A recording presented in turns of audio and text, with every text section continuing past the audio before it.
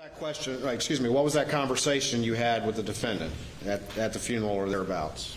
If I remember correctly, I'm going to kind of take care of you boys and kind of, you know. He's going to do what? I'm sorry? Take care of you boys. All right. Did he say how he was going to do that? Partially, yes. And what did he say? He was going to file a claim against his insurance company. He's going to what? File a claim against his insurance company. His insurance company? Yes. Did he say how much coverage there was? Like $505,000, I believe. $505,000? Yes. And did he say anything about how much money you may receive? The goal was to get me and my brother Brian at least $100,000 apiece. And did any other bills need to be taken care of? The medical bills. For who? My mom. When he told you that, did you agree to do that? Yes. Just to clear this up, how often would you talk to the defendant? 3 to 4 times a year or something, I believe. I can't recall. Every few months. Would you talk by phone or would you talk by text or both? Both. And when you would talk to him, would you ask about the status of your case? Yes. And each time you talked to him, what did he say? It was making progress. Making progress. Did he say it was a hard case or not? Yes. Did he ever tell you about how much money he might be able to get for you? The goal was to get $100,000 apiece for me and my brother. At any time over the years, did he ever tell you that there had already been a recovery in the case? No. At any time over the years, did he mention anything about having a $5 million umbrella policy? No. At any time, did he ever pay you 1 penny? No. All right. It is Friday. It is Richard Schoenstein time. My litigator, well, I say my litigator, but you know what I mean. Good to see you. Although I actually did think if I was ever in that kind of situation, you'd probably be the first call. So excellent. Hopefully I don't find myself in that situation. Try to stay out of trouble, will you? I'm going to try and stay out of trouble. Speaking of trouble, let's talk about what we're seeing right here. So you and I were debating this, right? I was torn a little bit on the significance of Tony Satterfield, and then I tried to connect it back to the murders, because if we go back to the timing of this, it is significant. He is yet another person that is in the orbit of Alex Murdaugh who is questioning, where's the money? And so, you know, it supports, doesn't, in a way, the prosecution's theory that is a way to quiet all the noise, distract attention, divert attention. He did this? I guess it does, and that's why the judge allowed it. My question about it would be this. Why did Tony Satterfield need to testify about these facts? He is a very sympathetic, very compelling witness, and it establishes what you're talking about, which is a timeline and a potential motive. But what it really establishes is that Alex Murdaugh was a garbage bag of a human being. I mean, for an attorney to do this, I haven't heard a story like this by an attorney taking advantage of a client, telling a client, I'm going to get you a couple $100,000 when he's looking at millions of dollars of recovery from an insurance company, and he's just going to pocket it. And it's not just a client. It's the children of a woman who worked at his home for 20 years. doing housekeeping, helping with the kids, part of the family. And for Alex Murdaugh to do that to the children of that woman, who are also his clients, it is disgusting on so many levels. So for me, the evidence that he is a terrible person is huge, and the connection to the motive theory is not that big. But that's the problem. The jury can't consider him a terrible person. They can't consider this for propensity evidence, right? In other words, wow, Alex Murdaugh's a terrible person. You know, he must have murdered his family. It has to be connected in the right way. And the jury is given a limited instruction on how they're supposed to consider, but they're human beings, right? The jury was given that limiting instruction. And in fact, they've been given that instruction several times. And will be given it again, I'm sure, before this trial is over. But Jesse, you're exactly right. I mean, how are they going to disregard the voluminous evidence in this case that this was just a horrible person? How are they going to disregard that when they decide his fate? I don't think it's humanly possible to disregard. So I'm going to filibuster a little bit right now, so you can prepare to take out what you brought with us. Nice. This is me on camera filibustering, because I could talk about financial crimes, but what I'd rather talk about is it appears that Rich has now gone in the realm of Michael Bryant. He has now become the carrot top of legal analysis, because you have brought with you two things that are of importance. Please explain. Okay. I think we have to say gray top. I don't think carrot top's going to work. All right. So here's your quiz. One's a tarp. Oops, I pointed. One's a tarp, one's a raincoat. Right. Can you guess? Can you tell the difference? I would say that's the raincoat. Yeah, and you would be right. Yeah. So they're both blue. But, you know, there's all this evidence that Murdaugh was walking around his mom's house carrying something sort of bunched up. And was it a tarp? And was it a raincoat? Yep. So I brought in these two, and they're pretty much the same. But this one folds out and is a raincoat, or really a poncho, which I think is more what that thing was. And remember, the significance is, could Shelley Smith have gotten it wrong about what she saw? Right. And I mean, what is your take on it? So I think if it's balled up and someone moves by quickly, maybe you don't know what it is, right? I didn't hear that it was folded neatly. These two happen to be slightly different in color, which I think is somewhat of a giveaway. Yeah. You know, the store I went to didn't have a lot of options. Fair. Well, but I think there could have been some confusion based on what it was. And what I still don't know about this is I'm not entirely sure where the prosecution is taking that story. I guess just to establish that Alex Murdaugh had in his hand maybe a raincoat. So their opinion is it's the raincoat. Yeah. That's what he had bunched up, and there was GSR all over it. That's what their take is. And look, it's going to be fact sensitive. It's going to be for the jury to consider what exactly he had, what exactly was crumpled up, what exactly Shelley Smith saw. I'm glad you brought it in. Maybe keep them there. We'll talk more about it in a second. I do want to get more into the cross-examination, though, of Tony Satterfield, because again, the defense's opinion is none of this evidence is relevant. Their opinion is this motive that was laid out by the prosecution is ridiculous. Let's hear. So let me ask you a few questions about your mother's death, and I apologize if in any way this brings back bad memories. I apologize. Y'all filed a lawsuit or made a claim against, I mean, basically Alex told you he would be the defendant. You'd be suing him, right? Yes. Okay. And it was based on some dogs tripping your mom as she was going down the stairs. Is that right?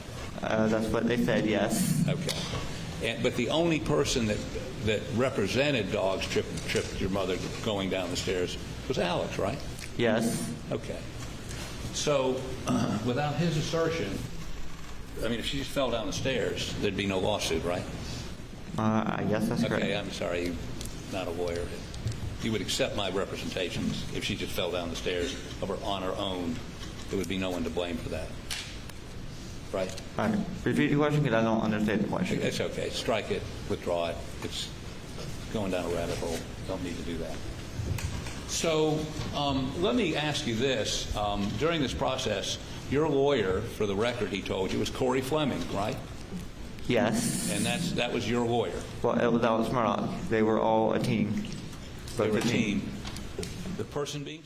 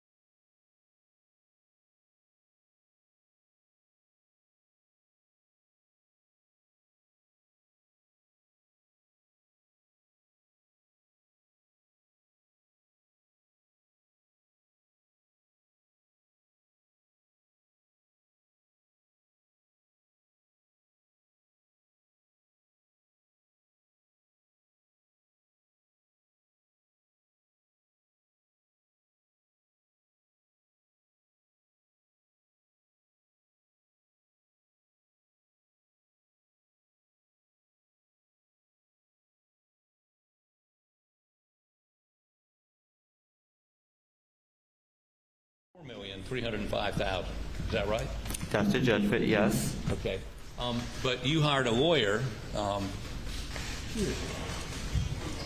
Eric Bland, very fine lawyer, and he actually sued Mr. Murdaugh's firm and some other folks and got you $6.5 million, right? Yes, or no, not that I'm aware of. Pardon me? Not that I'm aware of. The only thing I'm aware of is the judgment.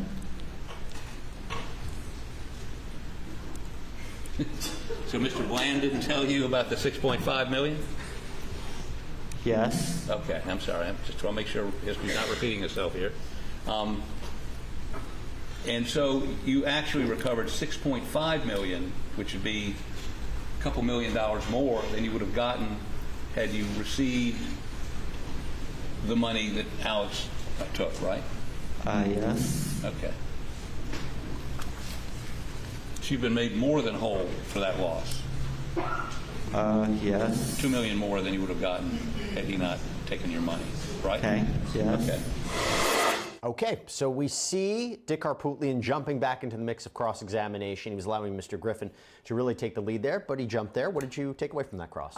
That was a strange line of questioning because Harpootlian's point was that the Satterfields ended up getting more money because Alex Murdaugh stole from them than they would have gotten if he hadn't stolen from them in the first place. Yeah. And I mean, that's a strange point. It doesn't, to me, soften at all what Alex Murdaugh did. You're welcome. Yeah. You should be thankful he stole from you because now you ended up getting $6.5 million. I mean, that's silly.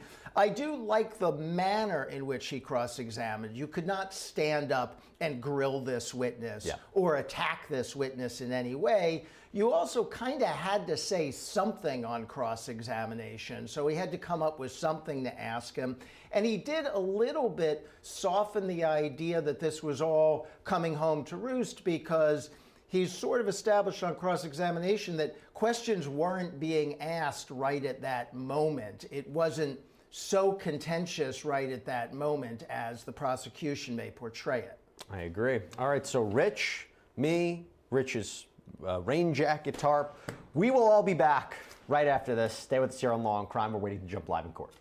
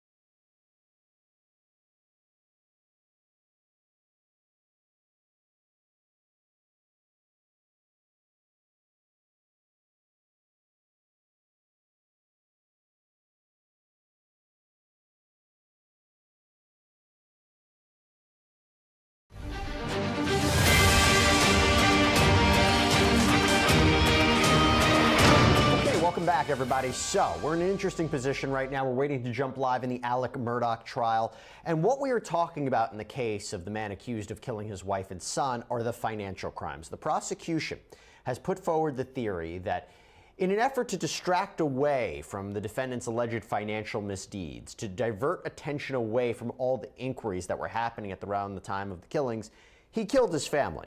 It's a wild theory, but this is where they're going. And I'll tell you, the last witness that we heard from yesterday was Mark Tinsley. Mark Tinsley is the attorney who represented the mother of the girl who died in a 2019 boating crash with the defendant's son, Paul. Now, eventually, Tinsley discovered that Murdaugh was broke, and then he filed a motion to compel to disclose his financial records. Again, that timing is very important of when this inquiry was happening. Let's hear what he had to say. You had some discussions with the defense about the strength of your case, as you've talked about, correct? Oh, yeah. And the strength of your case against the defendant, is that correct? Yeah, and, you know, one of Just the real other... quick, let me ask a question if you could. Sure. Had you had any discussions about a number that you were seeking from the defendant, roughly? Ultimately, I have that conversation. They pushed me for a number. By November, I've given them a number, yes. All right. And roughly what that number was? That number, he was going to have to pay $10 million out of his pocket. And did the defense have any response to you eventually? That he could cobble together $1 million. But Did he they was have any broke. other response? He was broke. He was broke. He can only get $1 million. Maybe could get $1 million. Based on your knowledge of the defendant and his practice as you've testified, did you accept that response that he was, quote, broke, end quote? No, I didn't believe it at all. Did you offer him any other sort of settlement, any sort of type of plan or anything like that? If you're broke, I'm happy to work out a payment plan. You can make payments. You can convey Moselle. I knew he had Moselle. He got Moselle right after a big settlement in 2012. So that's 1,700 acres. Conveyed Moselle, convey the beach house. He still had the house in Hampton. And we'll work out a payment plan on the rest. Did they reject that? He did. Having been told that the defendant is broke despite what you believe, did you have a response to them? I did. In October,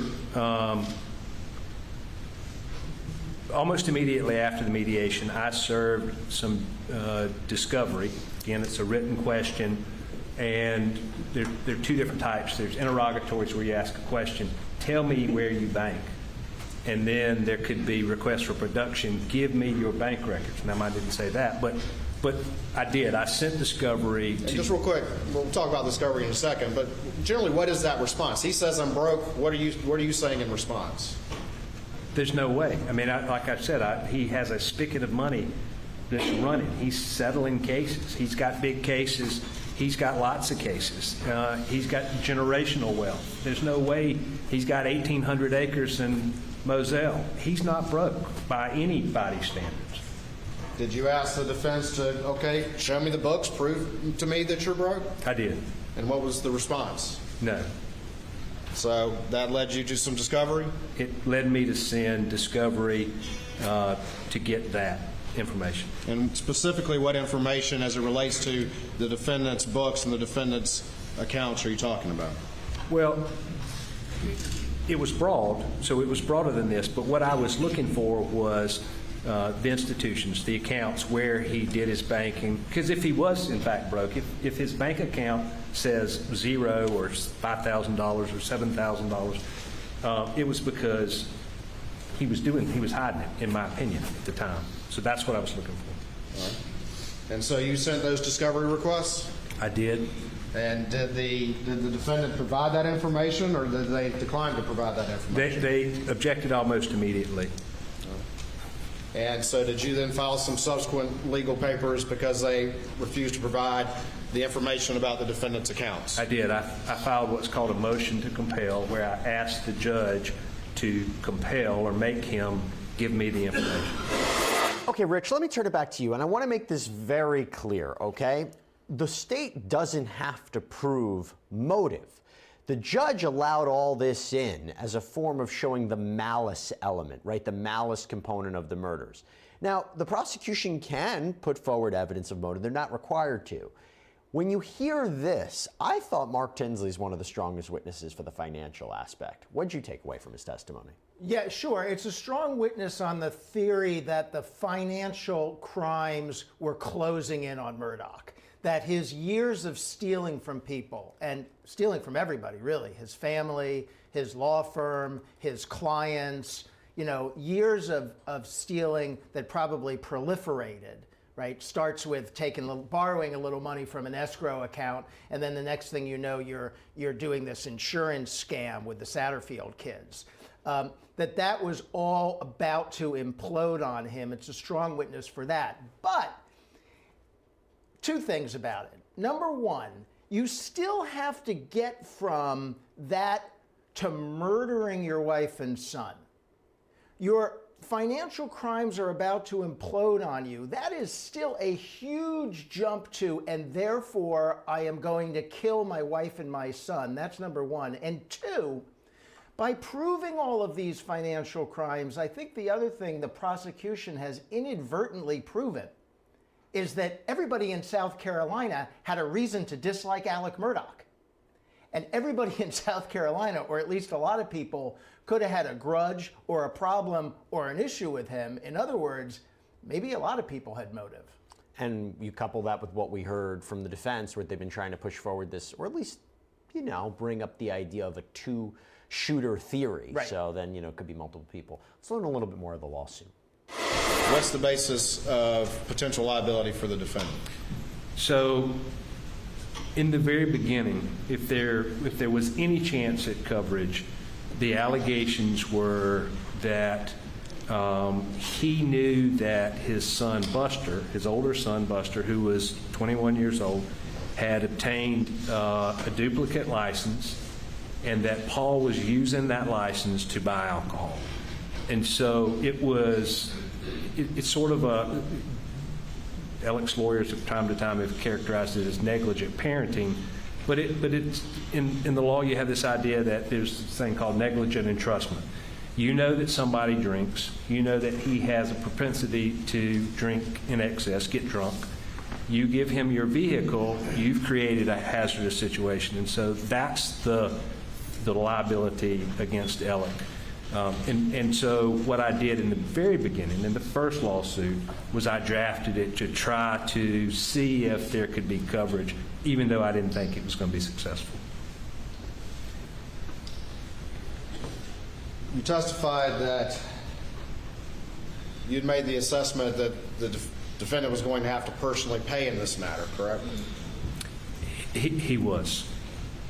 Did you ultimately communicate that to his attorneys and to the defense in this case? Multiple times and very clearly. Okay, so I should tell everybody, by the way, Mark Tinsley is going to continue his direct examination when it starts up again, and then we'll obviously see the cross-examination, which should get pretty heated considering he is already, he's already testified for us. We've seen it in a hearing that was in front of the judge, not in front of the jury. That got heated. Imagine might happen again today. What'd you take away from that? Well, I think that, again, the theory is pretty strong. When an accident like this happens, it's the job of the lawyer for the victim to look for as many sources of payment as possible. So you couldn't just sue Paul Murdaugh because he probably didn't have a lot of money. You have to find a claim against the father, which he found a basis for. That gives you access not just to the father's money, but to the father's insurance. So it opens up multiple deep pockets. And what he's saying is, I wasn't going to stop at the insurance. Alex Murdaugh was going to have to pay personally out of his own pocket to settle these claims. And that is the key, that those demands for $10 million or some large portion of that out of Alex Murdaugh's own pocket is part of what motivated him to take these acts. But so let's just talk about this also. You brought I was going to say the rain jacket, the tarp. This is not pieces of evidence that are in the Alex Murdaugh. No, I don't have. I don't have any of the actual evidence. But in your opinion, what is the strongest evidence for the prosecution right now? Is it you want to see where the raincoat goes? Is it the kennel video? Where do you stand on some of the most significant piece of evidence in the prosecution? The two strongest bits of evidence for me, number one is the kennel video. Yeah. Because that is Alex Murdaugh being on the premises immediately before the murders and at a time where he said he wasn't there. So he's got a lot of problems with that video. One, he's there on the scene, real near when the murders happened, and two, he lied about it.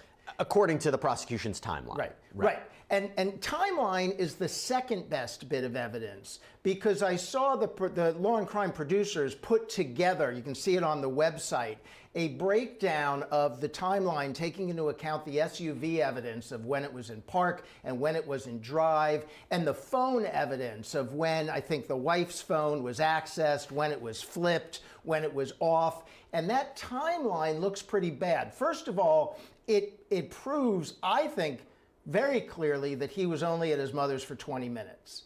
And that's another lie, because he said it was 35 or 40 minutes, and he tried to pressure the caregiver for his mother to say it was 35 or 40 minutes. So that, again, is two problems. One is the timeline means he probably had time to be at the murders, and two is, again, he's lying about the evidence. And all of the lying is obviously a pretty bad look. I will also add to that, I think the prosecution did a very strong job of establishing when the killings happened. Yes. I'm convinced at this point it happened at 8:50. I agree with you. That's part of the timeline. Right, yeah, I think the timeline is strong. And I think if you accept that, then as Rich said, you think about all these other pieces of evidence. So let's take a break. When we come back, we're waiting for the continued testimony of Mark Tinsley in the Alex Murdaugh trial. We'll be back.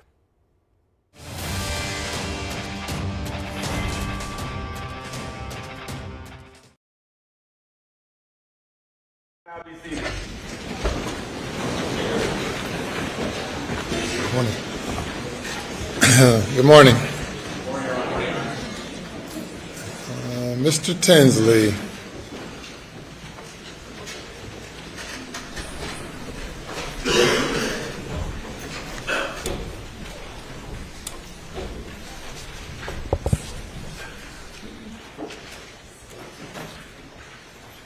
You may bring the jury.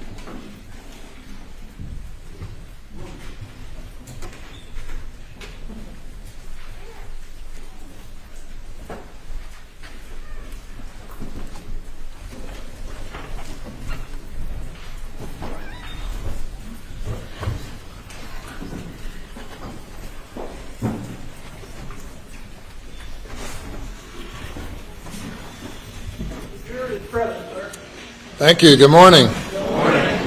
All right, ladies and gentlemen, welcome back. Day number 15, state's case.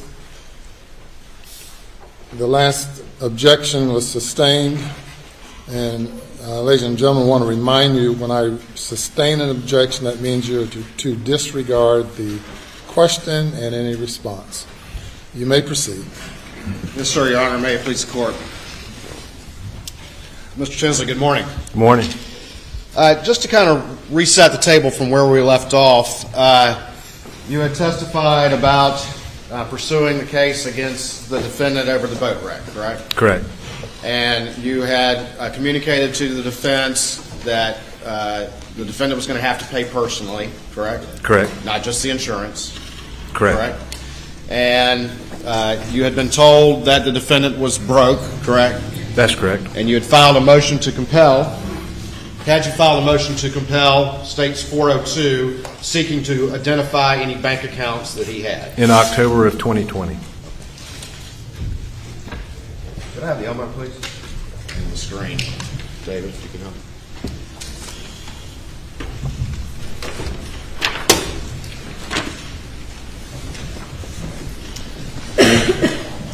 All right.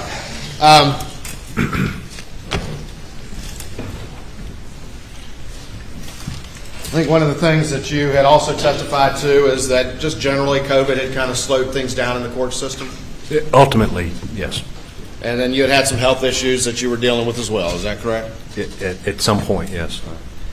At some point in time, did a hearing in the boat case that would include a hearing on this motion to compel that's on the screen get scheduled? It did. And when did it initially get scheduled? My recollection is it was set for May the 30th, 2021. All right, and let me show you an exhibit real quick.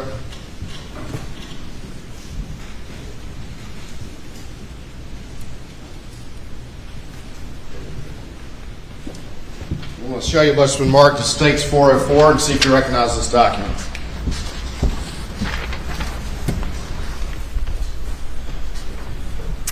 I do.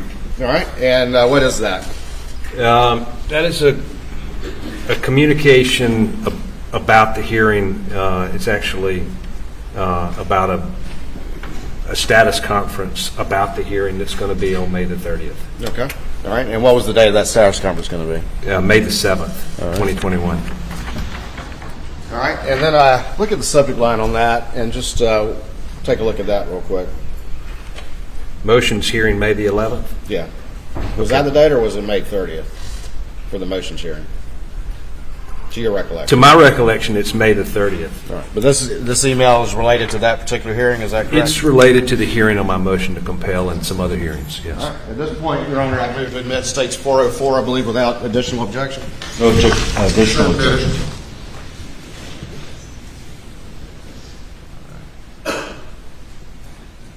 And is that the particular email we were just discussing? It is.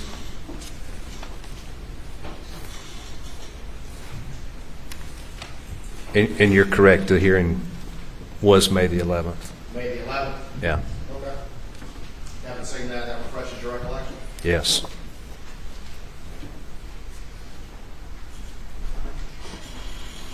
We'll show you now what's been marked as States 405.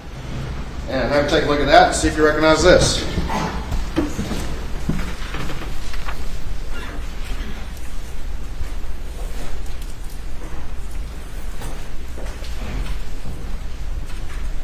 I do. All right. And tell me what this is, please. It's an email from Judge Hall, who had been assigned the case about the hearing.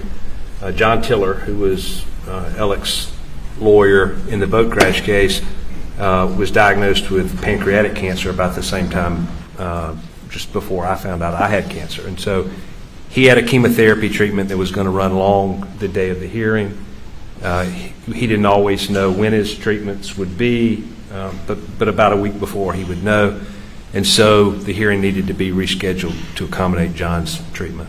All right. And just initially, when that request was made, what was the judge in that case's response? The hearing would go forward as scheduled, and one of Alex's other lawyers could attend. All right. So initially, the judge denied that continuous request. Is that correct? That's correct. And what happened after that that ultimately resulted in it being continued? I sent an email. John Tiller was my friend, and I didn't object to continuing it. And then the judge had a status conference, and at that point, we continued the hearing until June the 10th. In the course of this litigation, given that we were coming out of COVID, had the judge in that particular case been relatively aggressive in wanting to move this case forward, to your assessment? The judge knew that I was in Florida receiving treatment and was accommodating that. No, he wasn't being aggressive at that time. It was when I was ready, and so I was back and we were ready. And that's what led to this initial hearing, is that correct? Correct. But ultimately, you agreed to let this thing be continued, correct? I did. All right. Your Honor, this time I'd offer Stage 4 or 5 into evidence. No additional objection. Submitted. And down at the bottom of this email chain, what's the date on that? Can you read there on your screen, or I need to bring it back to you? May 5th, 2021. And that's communication from whom? That's from John Tiller to Judge Hall. All right. And that's relaying the need for the postponement for the chemotherapy treatment. All right. And then there were the communications from you related to that, is that correct? Well, let me go right here. This is the response right there, is that correct, from Judge Hall? That's the initial response, that he intended to go forward with the hearing as scheduled, and that Mr. Condon from the same firm could handle it.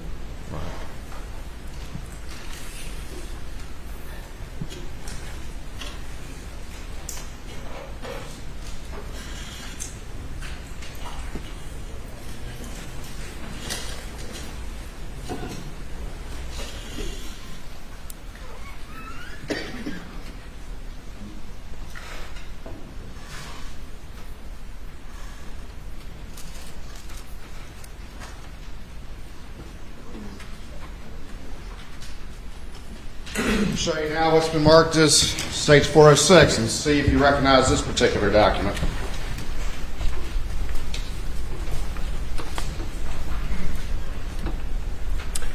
I do. All right. And what is this? Tell the jury what this is, please. That's an email from John Tiller. So after the email that's on the screen saying I intend to go forward, John Tiller sent another email explaining a little more detail what's going on, and that he had, I believe it says he had spoken to me and I had agreed. They were my motions. There were some other motions, but when it's your motion, you can agree to continue it. If a party wants it continued and you don't object, and so that's what that's doing, and trying to get the judge to not go forward with the May the 11th date. All right, Your Honor, this time I'd offer Stage 406 in the evidence. No additional objection. Submitted. All right, and the date on that particular email is? May the 6th, 2021. Did the judge ultimately, though, based on this series of emails, granted the continuance on this motions hearing, correct? Well, he gave us a status conference in which we did by video, and ultimately he agreed. Okay. And what day was the motions hearing that included the motion to compel rescheduled for? June 10th, 2021.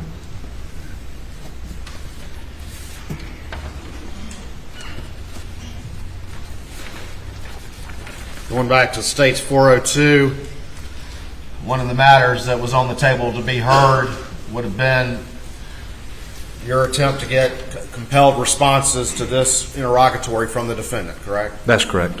Seeking identification of his bank accounts. That's correct.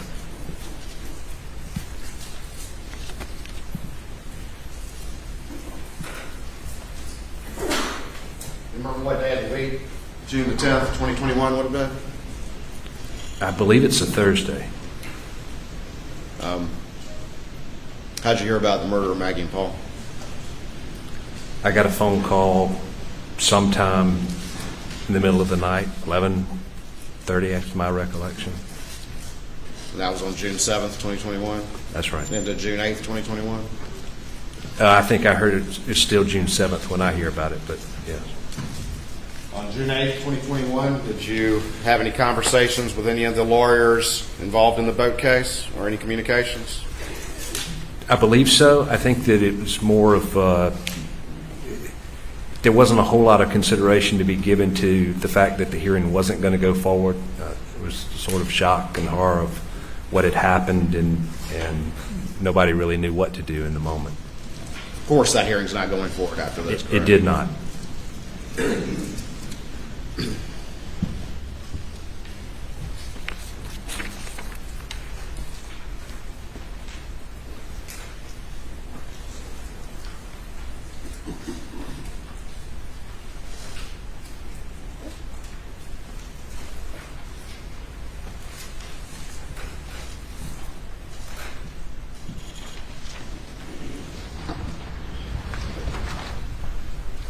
show you what's been marked as States 407 and see if you recognize that particular document. I do. This is an email from Judge Hall's law clerk. Judge Hall's over the boat crash case to me and the lawyer for Parker's, as well as about the fact that the hearing's not going forward. All right, this time I'd offer States 407. No objection. So admitted.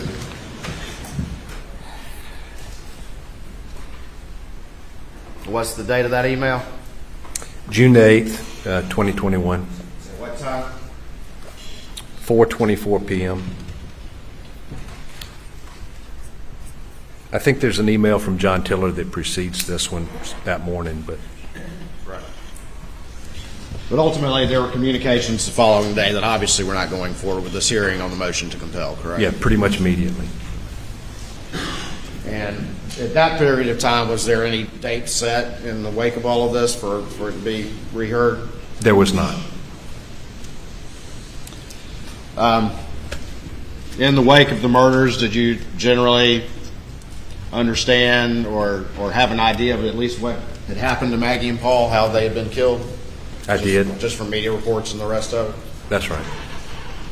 And did that have any effect, that tragedy of their deaths, did that have any effect on your assessment of the boat case and how everything fit together if things were how they initially appeared?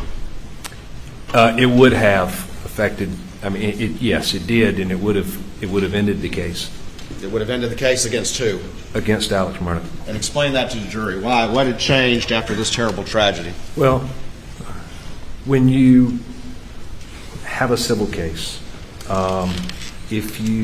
nice people get good verdicts, okay, just generally speaking. Yes, sir. Nice people get good verdicts. You really have to motivate a jury to want to help somebody in a civil case. And so if you compared, say, Attila the Hun with some sweet grandmother, who gets a better result? It's the sweet grandmother. If Alec is the victim of a vigilante, nobody's going to hold him accountable. Doesn't make any difference what he did or how clearly what he did contributed. The case would be over against Alec. And so initially, it could have been over. It appeared that it was going to be over against Alec because I had other defendants. I had Parker's convenience store that clearly violated its rules, and so you wouldn't want a very sympathetic person in your case when you have somebody who clearly violated the rules and caused this tragedy. So it would have been over against him. The sympathies of the case had changed if Alec had truly been, his family had been the victim of some vigilante or something like that. The sympathies would have changed if that had been true. And assessing those sympathies and those emotions in a case like this is what you do as a plaintiff's lawyer, is that correct? It's what we try to do. And it's what Alex Murdaugh used to do as well when he was a plaintiff's lawyer. I think he was good at reading people and knowing what made them tick. Thank you, Mr. Tinsley. Nothing further at this time. Please answer any questions the defense may have. Thank you. Mr. Barber.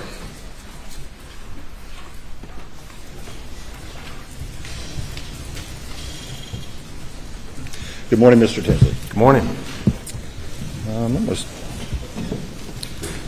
Maybe just start asking a couple of questions that I think are just some things that we could agree on before maybe getting to some other things. Was there any life insurance for Maggie or Paul? I don't believe there was any life insurance on anybody, including Alec. And if this motions hearing, which was not just the motion to compel, it was other motions, correct, on June the 10th? Yeah, there were some other motions. And if that hearing had gone forward, at least for the motion to compel, this would have been another step in a process? Right. In other words, I believe it was your previous testimony. I think it's fair to say that there wouldn't have been an explosion on June the 10th, that this would have been another step, but it wasn't the end point. So what happens? Is that correct, sir? Yes or no? Am I misstating your testimony? There Well, wouldn't have so- been an explosion on June the 10th? You're jumping around, so it's hard for me to follow. I apologize. Well, if you let me finish. No, Your Honor, I would like to ask the witness to be allowed to finish his answer to one of those questions, and I object to the form of the question. Pose one question. yes, Your Honor. Did you previously testify, I think that it's fair to say there wouldn't have been an explosion on June the 10th? I'm sorry, Yes you or were no? looking down. I couldn't hear what you said. I'm sorry, I was reading it. I think it's fair to say that there wouldn't have been an explosion on June the 10th. Quote.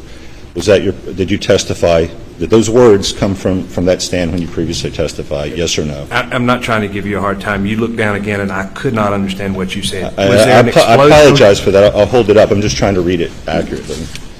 I think it's fair to say that there wouldn't have been an explosion on June the 10th. Yes or no, is that your testimony previously?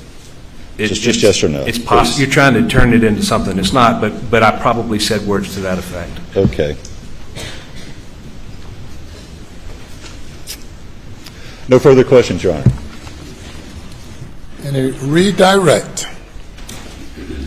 You're asked about the motion to compel being another step in the process. Is that correct?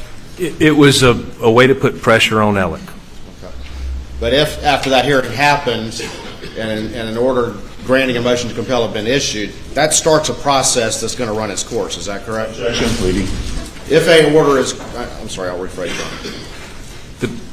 If a order to compel is granted, tell us about the process that happens after that as it relates to your specific interrogatory we've talked about here today. Sure. The process starts on Alec's side way before. If you look at those exhibits that they marked the email, you'll see Danny Henderson. Again, Danny Henderson was his personal lawyer. Danny Henderson is also a shareholder in the firm. Danny Henderson is reviewing every single document. That's how meticulous Danny Henderson is. He reviews all of the account information before I get it. And nobody knows better what Alec's making than Danny Henderson. I mean, you'll see all these checks going out and all these payments being made, and Danny Henderson would have known. So the explosion... Object. Your Honor, objection. Basis for the objection. Foundation. Speculation. Response. Your Honor, he is speaking of... Speaking of response to the objection. He has testified as to the fact of his interactions with that individual who actually brought him insurance documents to review. I think he has a basis to know. Foundation and your response to the objection. I believe he has sufficient foundation to address that from his personal knowledge, Your Honor. Overrule the objection. You may answer. Thank you, Your Honor. For instance, I had subpoenaed the phone records, not only Alec's, his father's, but we also had John Marvin, Alec's brother's phone records. Danny reviewed those records for a long time before I could get my hands on them. Danny was involved in everything. He was at every hearing. He was at every deposition. He was intimately involved in every aspect of the case.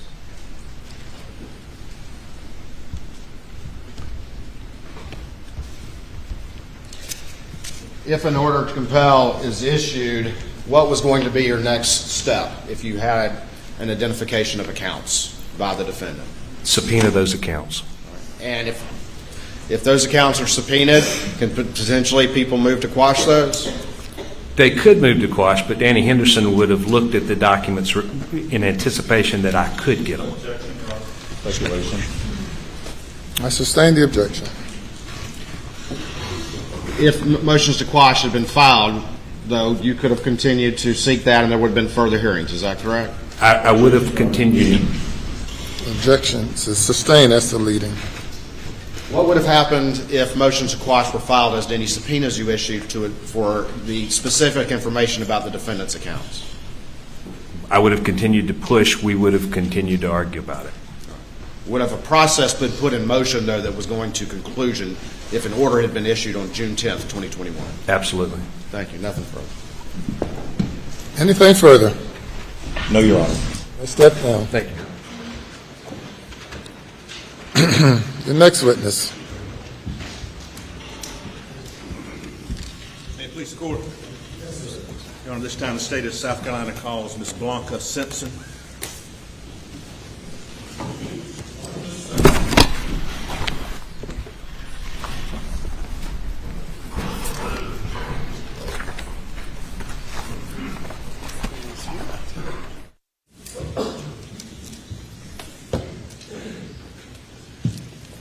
Be careful when you do it.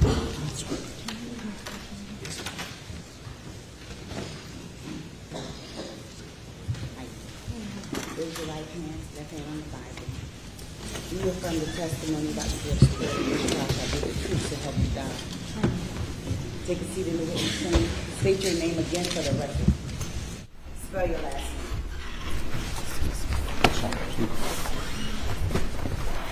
My name is Blanca Turrubiate-Simpson, Turrubiate-Simpson. Good morning. Good morning. Is this difficult for you to be here today? Yes, sir, it is.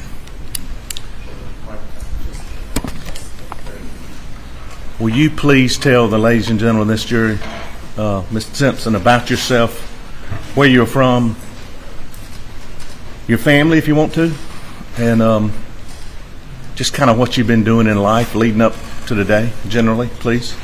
Yes, sir. I'm originally from Brownsville, Texas. I joined the military at the age of 17. I was in Norfolk, Virginia for almost 9.5 years. I was stationed on the USS Puget Sound, USS Shenandoah, Naval Air Station Oceana right before I left. What'd you do there? Heavy equipment operator. Okay. And my husband was also a heavy equipment operator. We were both in the same field. We decided that the military was just not going to be good environment for raising children, so we made a decision. Instead of moving to Texas, we moved to South Carolina, where he was from. And we have 5 children, 34, 31, 23, 21, and a 17-year-old that are all been raised down here in South Carolina. Any of them still at home? Yes, sir, 17-year-old. Where was your husband from? You said he moved back home. Where was he from? My husband's originally from Gifford, South Carolina. Say it again. Gifford, South Carolina. Okay. And what does he do? He's a police officer for Hampton. When you came to South Carolina, you'd never been here before, correct? No, sir. Okay. What did you do when you got here besides the hardest job in the world, being a mom and raising kids? What else did you do? When we moved here, we had enough leave built that we didn't have to work for almost 2 months. So I went to, after about a week, I kind of got bored because I'm used to having hands-on doing something. So I went to the local Piggly Wiggly store in town, and I asked I didn't know he was the owner at the time. I realized he was the owner after, if I could get a job because I was bored. And how many kids do you have? I have 5. Okay. But I only had the 2 oldest ones Okay. at that time. And so he said the only job he had was a stalker, and I actually had no idea what that meant because I had just graduated high school and went in the military, so I didn't know. But I told him I would take it as long as it would get me out of the house for a little bit. So I took that job, and then within a week I got a call from another job that I had put in where it was brazing or welding at Scotsman, which is in Allendale County. And I figured, well, it offers benefits and it would be better transition for the kids, dental, that sort of thing. So I went there. After about 2 weeks, another job called me and had better dental medical benefits for my kids.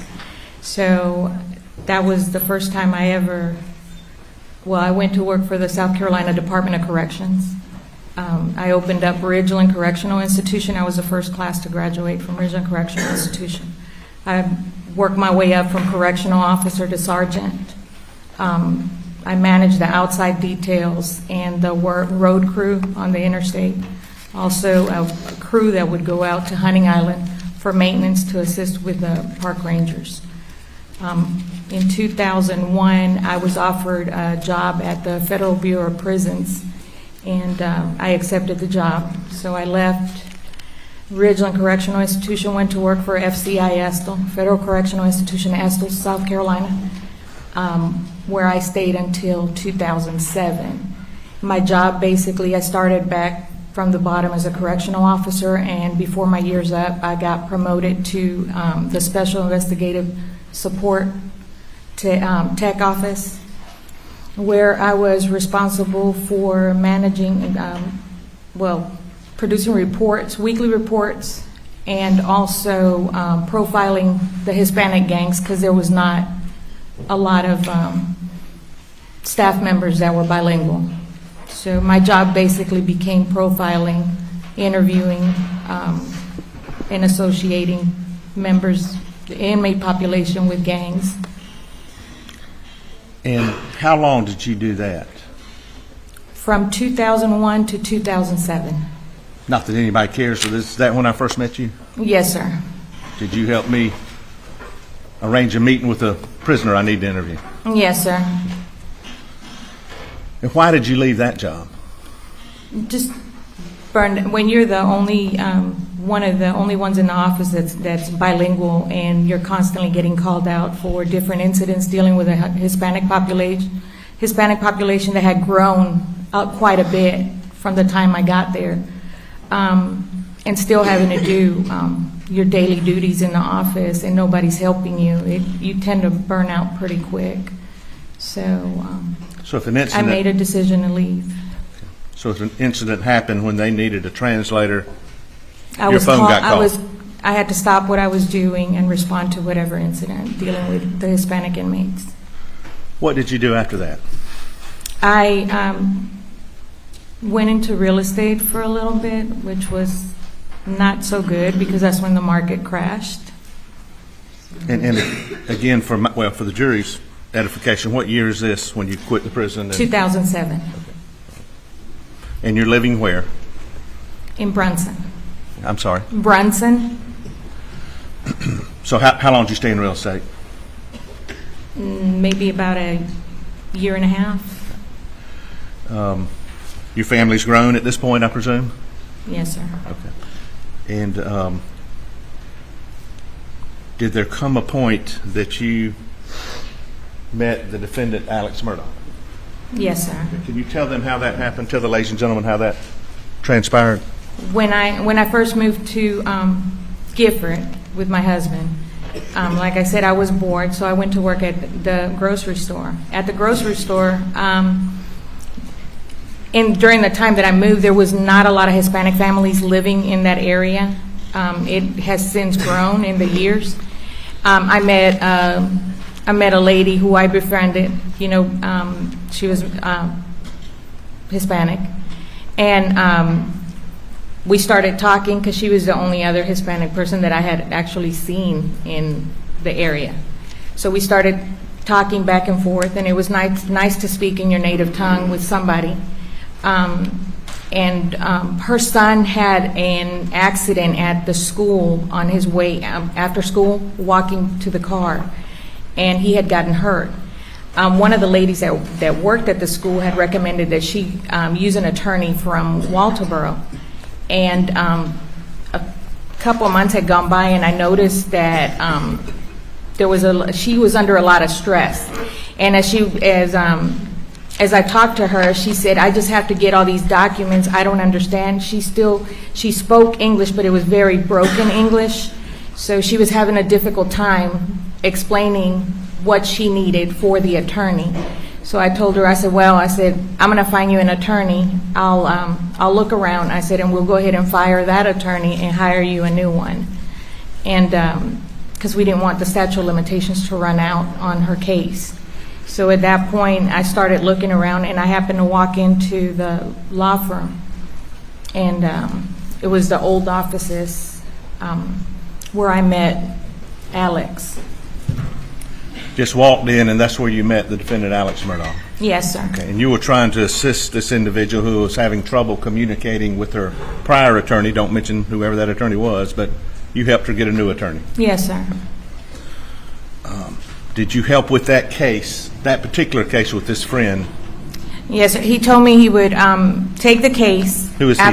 Who's Alex told me he would take the case as long as I translated and helped him with the details, because he didn't have anybody in the office that was bilingual, and I agreed. You were a hot commodity, weren't you? I mean, there was a need for a translator. Yes, sir. So you helped with that case. Yes, sir. I did. Did you assist in other cases with? Yes, sir. I did. At times, Alec would call me and ask him if I could assist in translating, or when there were accidents and the folks were injured, and if they were not, if they did not speak the English language, he would ask me to translate. And were you getting paid for this service? Yes, sir. He would. It wasn't a set fee. It was just depending on the case, you know, whatever I did, whether it was to get him signed up with a law firm, basically, you know, or if I had any type of, in the Hispanic community, when you are in trouble or you're in need of something, and a lot of times those accidents, when they happen in the area, they are not from here. The language barrier is a big thing for them. So my instinct was more to make sure that they were well accommodated and whatever they needed. So sometimes he would reimburse me for my out-of-pocket whenever I helped the individuals, you know, who were in the accident. And that went on for a period of time when you were assisting either Alex Murdaugh or the law firm. Is that correct? Yes, sir. Okay. Did that change into a caregiver, if you will, or respectfully, I don't mean housekeeper or whatever term you'd like to call it, for Maggie Murdaugh? Yes, sir. Alex had called me and said Maggie was looking for a person to help her in the home. And at that point, real estate wasn't really doing much for me, and so I couldn't find anybody. I had asked around, and at that point, I told him, I said, well, I'll help her. And he was like, are you sure? I was like, yeah, I'll help her. I said, it's no big deal to me. It's honest work. So I said that I would help her. You were clearly qualified. Yes, sir. So what did you start doing for either the Murdaughs or Maggie Murdaugh? I started helping the other ladies in the house with the cleaning, with running errands, running to the bank for her, whatever she needed me to do. And when did that start, Ms. Blanca? In 2007. Okay. And were the two young children, or the two children, Paul and Buster Murdaugh, were they younger? Obviously, they were younger when you... Yes, sir, they were young. And would you have interaction with them and/or Alex Murdaugh during this time period? Yes, sir. How often were you working for the Murdaughs? At that point, it was maybe every other day, depending on how often she needed me. And where was that? Where specifically were you working? Where was their house? At the house on Holly Street in Hampton. Okay. How long did that go on before you stopped? And tell them why you stopped. I worked there with them on and off, like I said, not on and off, I shouldn't say that, every 2 to 3 days, you know, or it wasn't a daily thing at that point. Then I did go probably about maybe, I can't recall whether it was a few months later or a couple of weeks later. There was an incident at the house, and somebody had tried to burn the house, so that's when I actually went and started helping her more full time, because she had to go through a lot of a lot of the damages and all that helped her. I helped her document a lot of whatever damages were done from the diesel and stuff that was spilled all throughout the house by the individual. And maybe I wasn't clear in my question. Did there come a point where you had some health issues? Yes, sir. At one point, I suffered a stroke, and I had to stop working and go through rehab for a while. And what year was that?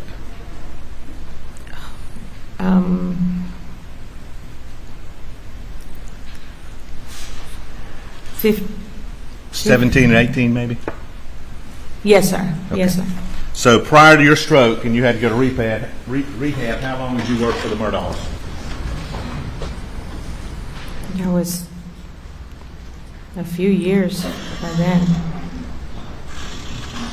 How long were you out after you had your stroke, Blanca? Maybe almost 4 years. Did there come a point where you went back and started working with Alex, with the Murdaugh family? Yes, sir. And tell these folks when that was. Shortly after the boating accident, I reached out to Alex and Maggie, and I told them if they needed anything that they could call on me. And at that point, Maggie said that she would like for me to come back if I was able to. So I told her I would. At that point, I was feeling better, so I told her that I would go back. And once I went back, it was like I actually never left. I was just informed the stroke was in 2015, not 2017. Yes, I apologize. Sir. Yes, sir.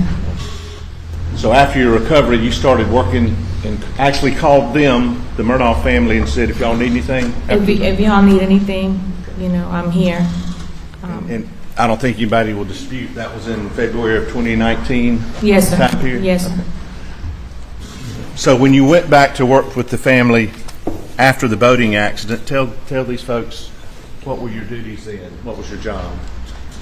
I started right back at the same thing. I was helping with the cleaning. I was helping running errands. I would cash checks. I would, and what I say by cashing checks for Maggie, sometimes she didn't have time or she was busy doing other things, so she would send me to the bank to cash checks to pay the people that she had working around the house. Go ahead, I'm sorry. Yes, sir. The maintenance, that sort of thing, whatever she was doing around the house. And where were they living, the Murdaugh family, at this point in 2019? Both places. Okay, and tell the folks where both places. Moselle and Hampton. So you're working at both residences? Yes, sir. Both. And did there come a time where they moved exclusively for the primary residence to, well, where was their primary residence? Their primary residence was Holly Street, and once they sold the house, they moved straight into Moselle, full-time.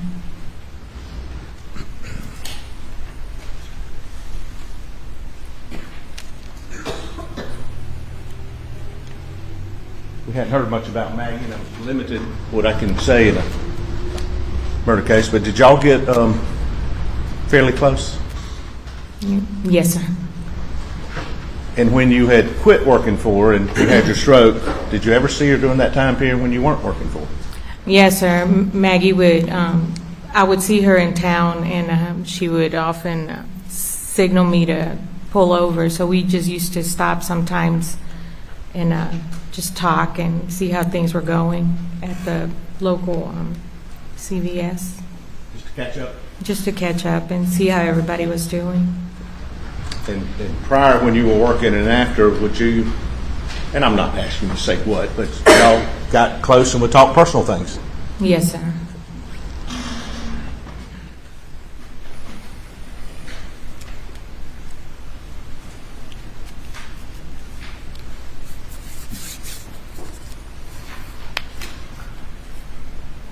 I'd like for you to go back in your mind now and take this jury back to June 7th, 2021. Yes, sir. You were working there for the Murdaughs then? Yes, sir. That's a Monday. Do we all know that, June 7th? Yes, sir. When had you worked prior to that? At At- the Moselle property for them? Friday. And at that point, had you seen, what family members did you see at Moselle on Friday, which would have been the June 4th of 2021? Do you remember? Paul. And what was your interaction with Paul that day? Paul walked through the door, his usual self. I was walking out of the laundry room, coming into the kitchen, and Paul came in the front door, and he was holding a laundry basket full of clothes. And as he was approaching me, he saw me, and he said, "What's up, Miss B?" And I just looked at him. I said, "Boy," I said, "if you got all them dirty clothes and you want me to take care of that," I said, "I'm getting ready to leave." He's like, "Oh, come on, Miss B. You can help me out." He said, "I need them for the weekend." He said, I said, "Well, just pull a couple of them out, what you need, and I'll take care of it." And I ended up staying late to make sure that he had his clothing ready for the weekend. So did you wash the clothes for the entire family? Was that part of your? Yes, sir, I did. And did Paul leave that Friday? Yeah, I saw him leave. I don't know whether he was actually gone for the weekend or if he was still. Did you ever see him again? No, sir.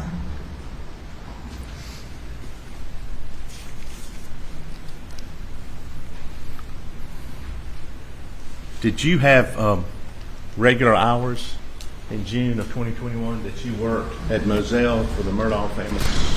They weren't really set hours. Maggie was pretty, she was just easygoing. If I had stuff to do, if I had stuff to take care of, she wasn't really too keen on any specific hours. So, if I had a doctor's appointment or if I had anything, she'd be like, okay, no, her main comment to me always was no worries. No worries. No worries. Well, June 7th specifically, were you scheduled to work at Moselle? Yes, sir. And did you have contact with Miss Maggie Murdaugh sometime prior to getting to Moselle that morning? Yes, sir. And I think it's in evidence, but tell these folks what contact you had with her. She texted me and asked me if I could stop at the grocery store on my way to Moselle because Alex wanted some Capri Suns. Wanted some what? Capri Suns. Okay. And she said apple, and I believe she said pineapple first, and then they changed. She came back with another text and said, no, he wants orange, I believe that's what he said. That's what the text said. I'm not. And did you try to get some orange Capri Suns? Yes. Where'd you go? I went to the Food Lion. And were you successful in your search for orange Capri Suns? No, sir.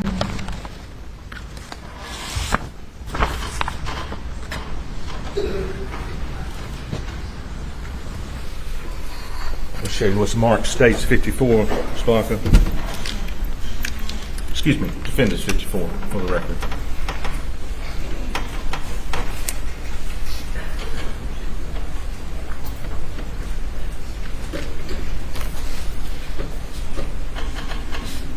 Did you have any other texts with Miss Maggie before you got to Moselle?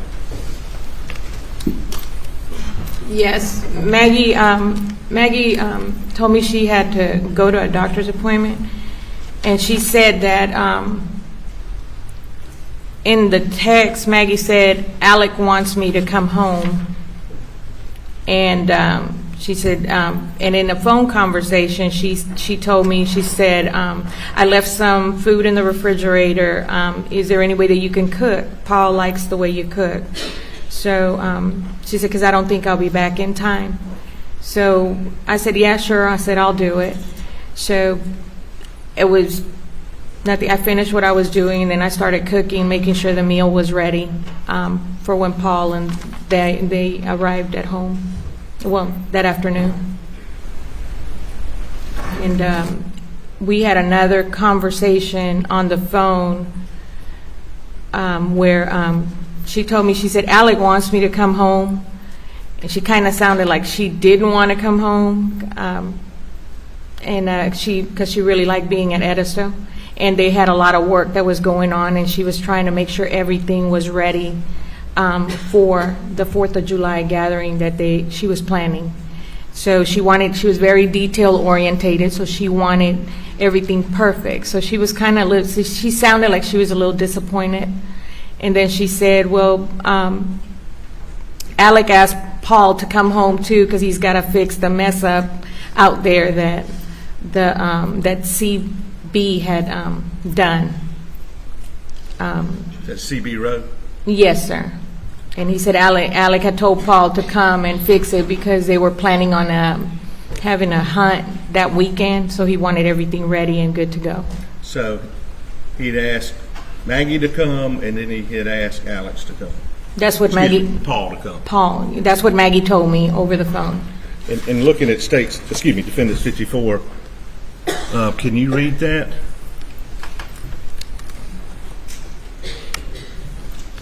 Text. He said, thank you. I'm waiting at doctor. Alex wants me to come home. I had to leave.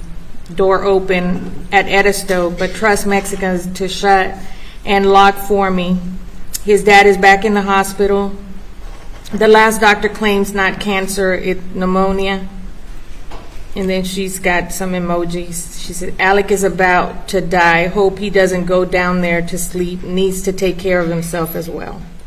And when she said, I trust the Mexicans to leave the door open, that didn't bother you? No, sir. Okay. When she said, I guess my question is, you said you didn't think she wanted to... Mr. Meadows, you're standing in front of the jurors. I apologize. When you had just testified you didn't think she wanted to come home, was work being done at Edisto? Yes, sir. Okay. And did she like being at Edisto? Yes, sir, she did. And when would she stay at Edisto? Any chance she had. Okay. Where was a time of year that she liked being there more than other times? Yes, sir. Come around spring, summer. She preferred to be in Edisto. And I guess, was she at Edisto the Sunday night, do you know? Where was she Sunday night? I'm not sure. Oh, speculation, unless she knows. She can answer if she knows. I'm not sure.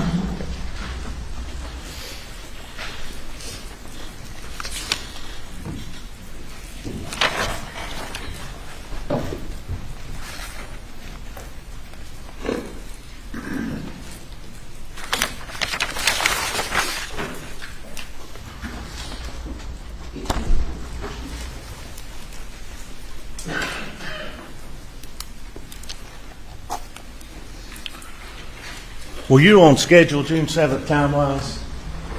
Were you running late? What time were you supposed to be there? I didn't have a set time to be there. After you and Maggie talked and texted, did you go to Moselle? Yes, I did. And when you got there, was Maggie there? No, sir. She had just left. Was Paul there? No. Was defendant Alex Murdaugh there? Yes, he was. Okay. When you walked in the house, was he up? No, sir. He was in bed. He was in bed. Based on the time you spent there and your experience with the defendant Alex Murdaugh, was he a morning person? No, sir. No. How long were you there working before you saw Alex Murdaugh? That morning on June 7th of 21? Probably a couple hours. And can you tell these folks, did there come a point that morning where he left the house? Alex Murdaugh, did he leave and go to work? Or yes, wherever? He did. Okay. And can you tell them what he was wearing, Alex Murdaugh, best of your memory, when he left Moselle? He had a pair of khaki pants,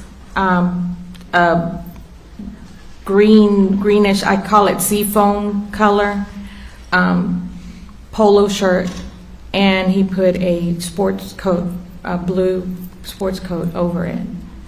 And he put his shoes on, which were usually right there next to a dresser that they had right there in the living room area. That's where his shoes used to go, right there, so he just used to kind of slide his shoes on his way out the door. Do you remember what type of shoes he had on June 7th, 2021, when he left? His regular work shoes, the brown, there was a pair of brown leather shoes. Was it a long sleeve shirt or a short sleeve shirt he left on? The polo's a short sleeve shirt. And staying out of everybody's view, do you remember anything specifically about that shirt? As he put his coat on, he was putting his shoes on, and he was putting his coat on, and he was getting ready to walk out. He turned around, and I said, Alec, I said, hold on a minute. I said, your collar's sticking up. So he turned around, and I fixed his collar inside his jacket because one collar was sticking up. So you actually helped, I'm sorry, but you helped move his shirt? Yeah, yes, I did. And you said it was a long or short sleeve? I'm sorry. That polo is a short sleeve. And did it have buttons on part of it, or do you know? Just from here to here. And was it a blue blazer It was, put on top of it? It was a dark color. He put a tie on? He didn't have a tie with that on? No, sir. I just... Where's ties anymore?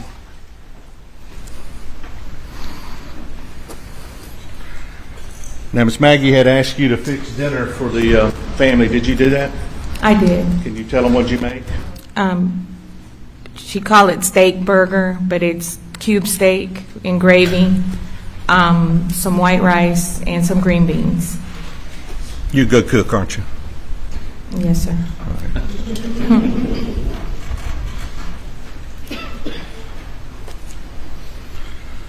Did you see or talk to Maggie ever again after this text or this phone call?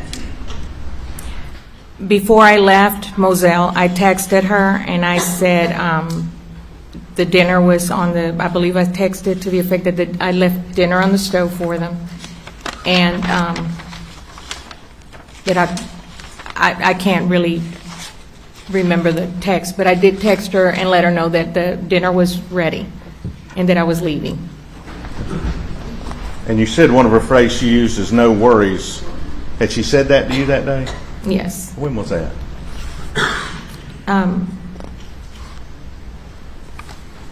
It doesn't matter. I can't remember. You got a family of your own, right? Yes, sir. Did you, when you left Moselle, what did you do? Pick up my son at school. And your husband's working? Yes, sir. Law enforcement? Yes, sir. And when you got home that night, did anybody call you that night? No. When did you hear about the murder at Moselle of Paul and Maggie Murdaugh? The next morning when I was getting ready to go out there. The next morning? Yes, sir. Okay. How did you hear? Alex called me. And what did he tell you? He didn't call. He called you the next morning. He called me early the next morning. And what did he say to you? He sounded shaky on the phone. You could tell he was.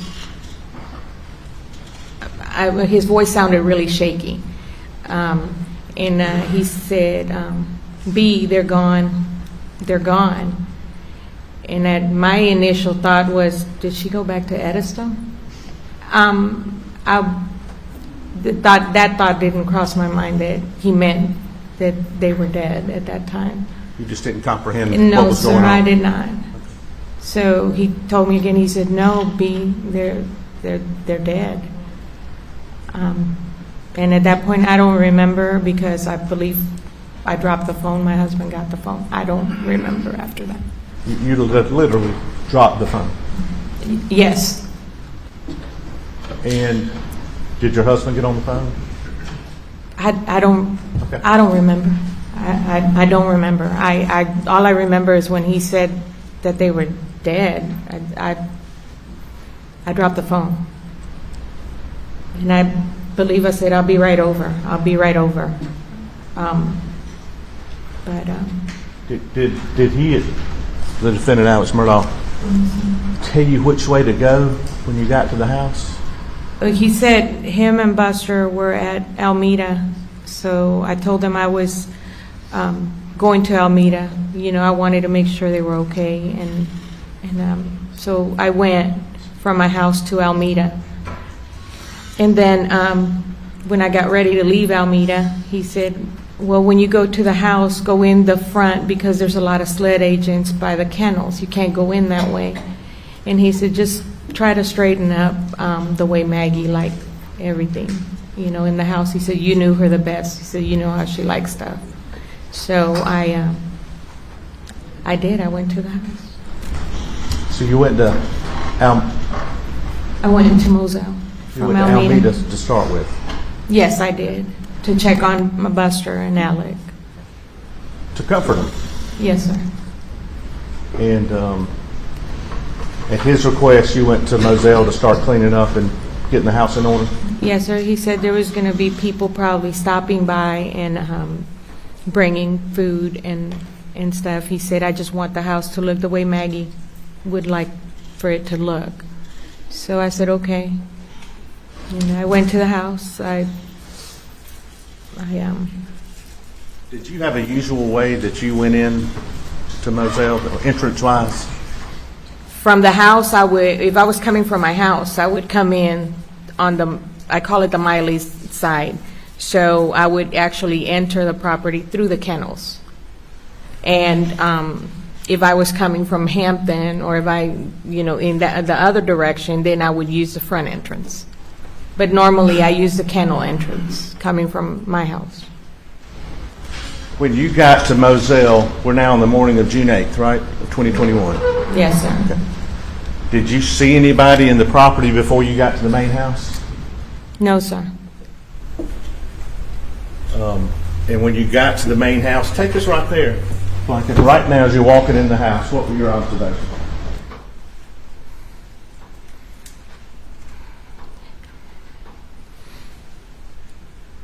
It was hard because I know she wasn't going to be coming back. And I didn't want to move her stuff.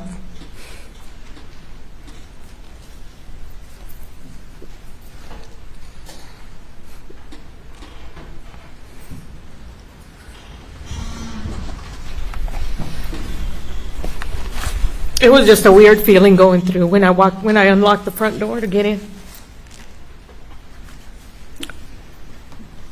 It felt cold. You really cared for her, didn't you? I did.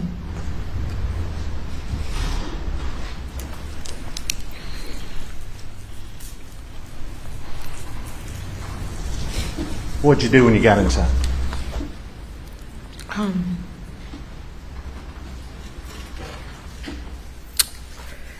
When I got inside, I didn't turn on any lights. I didn't do anything. I walked through the front door and I went in the kitchen. And I was kind of, when I looked in the kitchen, I kind of just stopped in my tracks and I looked at the stove, and I was kind of, I don't know what the word is. When I looked and I noticed the stove, that there was no pots on the stove, it was kind of unusual because usually when they ate dinner the night before, the pots usually stayed on the stove. Very, very seldom would she put, you know, certain meals in the refrigerator. A lot of times it was just left on the stove until the next day. And the pots were not in the sink and they were not on the stove. And then as I walked through, I if you walk through the kitchen, like you're going to, from the kitchen, if you walk through the kitchen, if you go to the left, there's two freezer and a refrigerator, and the laundry room sat right there to the left. There's a back door to the back porch, and then there's the laundry room door. They're both right there. And as I turned to go to the laundry room, I noticed that her pajamas were in the middle of the doorway, right in the middle, laid neatly in the middle of the doorway going into the laundry room. It was her pajama pants, a pair of underwear, and her pajama top. Was that unusual? That was very unusual.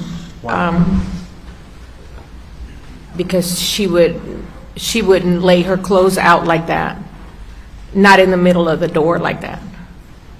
It just didn't look right to me. And you took care of the house? Yes. You took care of the clothes? Yes. And not to get too personal, but sometimes you can't help it. Were the underwear there with the pajamas unusual? Yes. Why?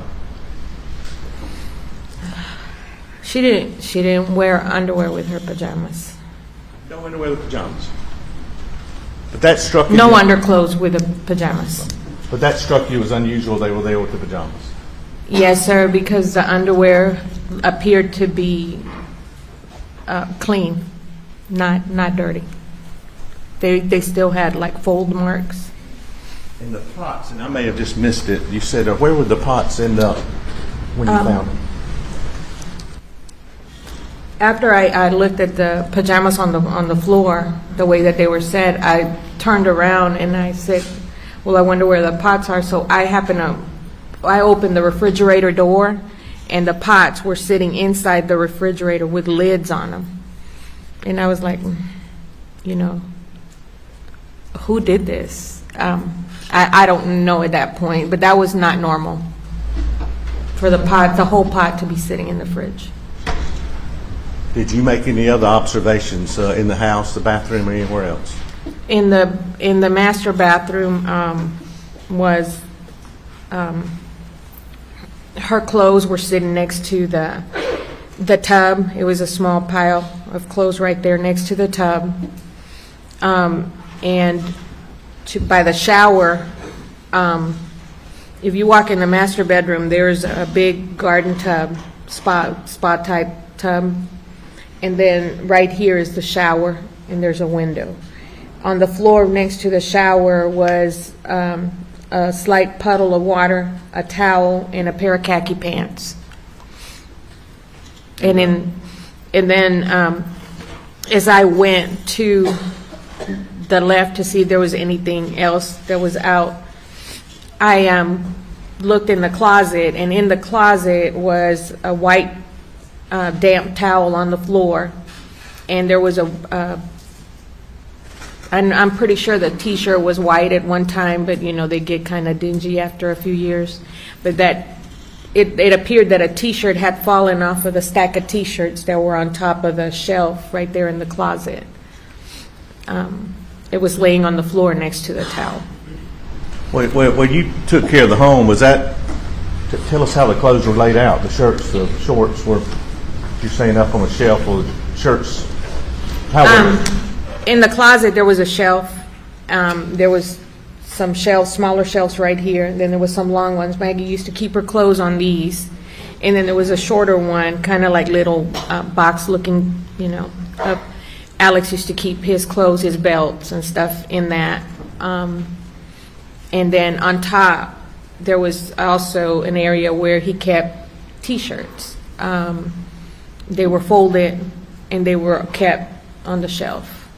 When you say T-shirts, I know what a T-shirt is, but I mean, were they T-shirts like I'm wearing now, or were they T-shirts with pockets? It was usually they would be T-shirts, like if they would go, like when you go to a restaurant and they have like the logo of those type of T-shirts. He had a big collection of those.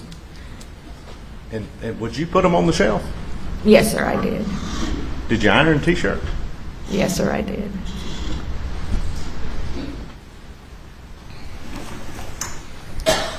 And you washed all the clothes? Yes, I did. Did he have a certain place that he kept shorts versus long pants? Yes, sir. When you walk in the master bedroom, when you enter the master bedroom, the bed was right here. At the foot of the bed, you had a dresser here and a dresser here. The right dresser on the top drawers were usually his underwear, his socks. The next drawer was his T-shirts. On the bottom drawer were the pajama pants that he would wear or his shorts that he would wear to sleep in. In the left drawer, and one sits on this side of the door going into the bathroom, and the other one's right here. On the left dresser, he kept his white T-shirts that he would wear under when he wore a suit. He would wear, the T-shirts were in one of those drawers. And then the other two drawers were shorts, the dressier shorts, and then the not so dressier shorts. You know that. So you testified a shirt looked like it had fallen when you saw it this morning? Yes, sir. June 8th, 2021, okay. Was it still clean? Yes, sir. Did you put it back? Yes, sir. My boss, Don Zelenka, just reminded me that the food that you cooked, did you look and see how much was eaten in the pots? No, sir, I did not.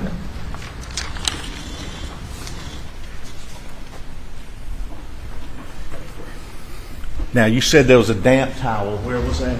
In the closet, on the floor. And I know what damp means, but when you touched it, did it feel? It was damp. Okay. What did you do with it? Took it to the laundry room. And you said there were some pants there. Yes, sir, there's a pair of khakis by the shower. And what'd you do with those? Took them to the laundry room. Did you wash them? Yes, sir. Can we go to the...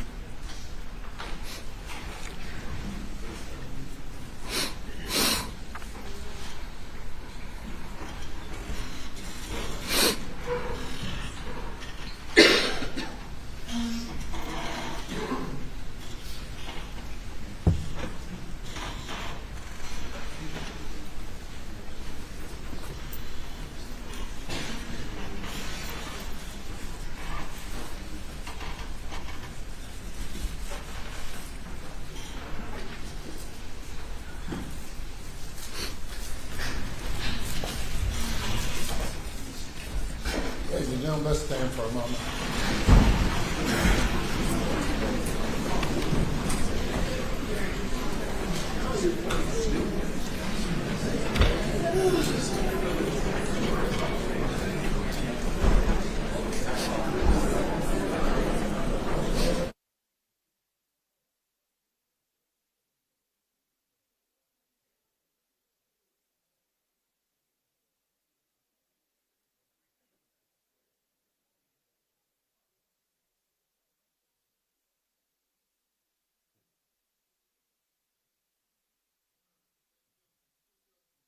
Please do not discuss the case.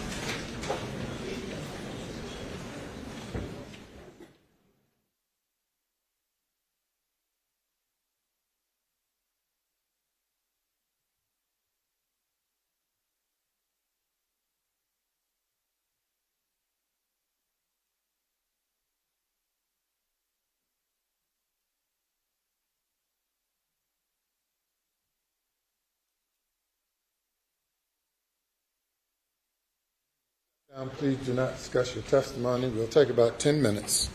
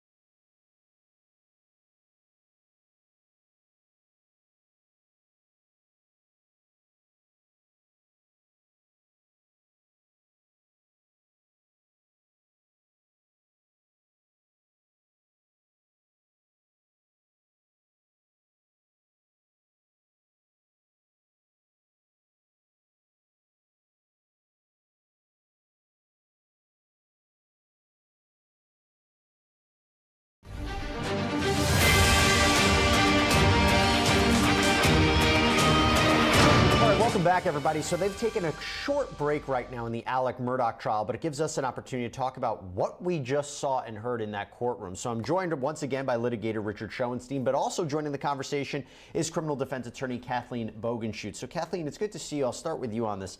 I want to start with what we had just heard from the housekeeper regarding she goes to the house after the killings.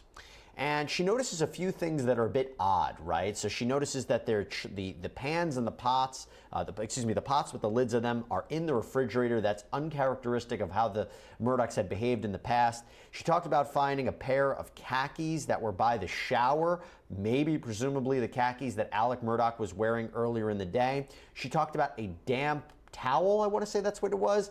Let's start on her observations of the house afterwards. What'd you take away from that? So we've already heard the testimony from some of the other family members, some of the other people around Alex Murdaugh, that he didn't spend the night there that night. So it's kind of leading you to jump to the fact that he must have showered prior to the police being called, because he spent the night, I believe, at his brother's house, if I remember correctly. And the damp towel, the pots in the fridge, the fact that he summoned both of them there within a period of time that seems to be pretty tight. I mean, all of this goes to intent and hiding evidence, and then summoning the housekeeper to tidy up too. I mean, that's sign number one that please help me, contaminate this crime scene. Okay, so Rich, I'll turn it over to you about what you took away from the direct examination, because I'll tell you one thing that we didn't hear. Apparently she had prepared them dinner, but she had left. So it's, I thought she would somehow help or add some context to the timeline, right? In the sense that Alex Murdaugh said he had dinner, he never went down to the kennels, he took a nap, then went to visit his mother. She can't really add more to that part, right? But she did add to the fact that she made the dinner. What did you take away from her direct? She doesn't resolve that point. I agree with Kathleen. The biggest takeaway for me was the notion that Alex had summoned both Maggie and Paul to come home. That's huge. If he called them there on the night that they were murdered, that's a fact I didn't know. But I want to raise this issue. Kathleen mentions Alex summoned the housekeeper home to tidy up. Why is there a housekeeper in a crime scene the morning after a double murder? This is absurd. Where was SLED? Where was law enforcement? She's walking around, she's picking up and washing khaki pants. Those pants might have been evidence. She's looking in the fridge.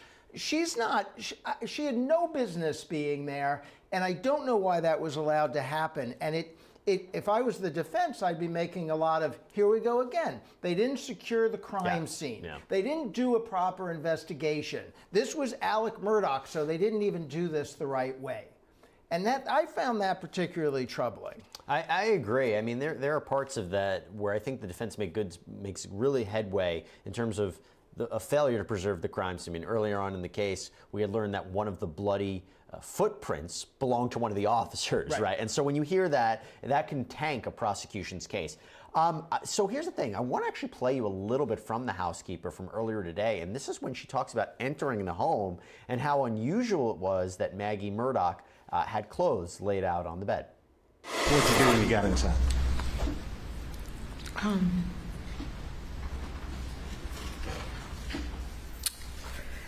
When I got inside, I didn't turn on any lights. I didn't do anything. I walked through the front door and I went in the kitchen. And I was kind of, when I looked in the kitchen, I kind of just stopped in my tracks and I looked at the stove, and I was kind of, I don't know what the word is. When I looked and I noticed the stove, that there was no pots on the stove, it was kind of unusual, because usually when they ate dinner the night before, the pots usually stayed on the stove. Very, very seldom would she put, certain meals in the refrigerator. A lot of times it was just left on the stove until the next day. And The pots were not in the sink, and they were not. Okay, let's go to our boots on the ground. Gigi McKelvey, our Law and Crime correspondent. Gigi, what a morning we have seen. What are some of the main takeaways? And let me ask you this: what has the jury been listening to, especially? Have they been attentive throughout the testimony this morning? Mark Tinsley and now Ms. Simpson, the housekeeper.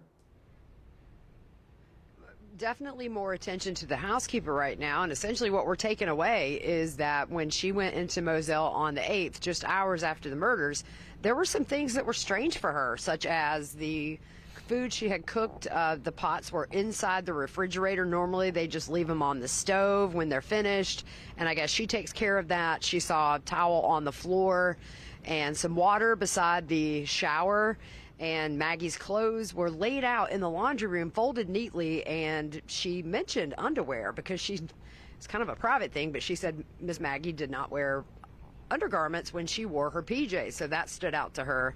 And then in the closet, there was a damp towel and a T-shirt that had fallen off of a stack of T-shirts and landed on the floor. So she took all the clothes and washed them, and so we're just trying to figure out where they're going with this. Well, it sounds to me we're getting maybe an explanation about if he had killed them in a certain with the clothes that he was wearing earlier on in the day, what might have happened. I mean, is this new evidence? Did we know about this at all, Gigi? Because it feels pretty bombshell.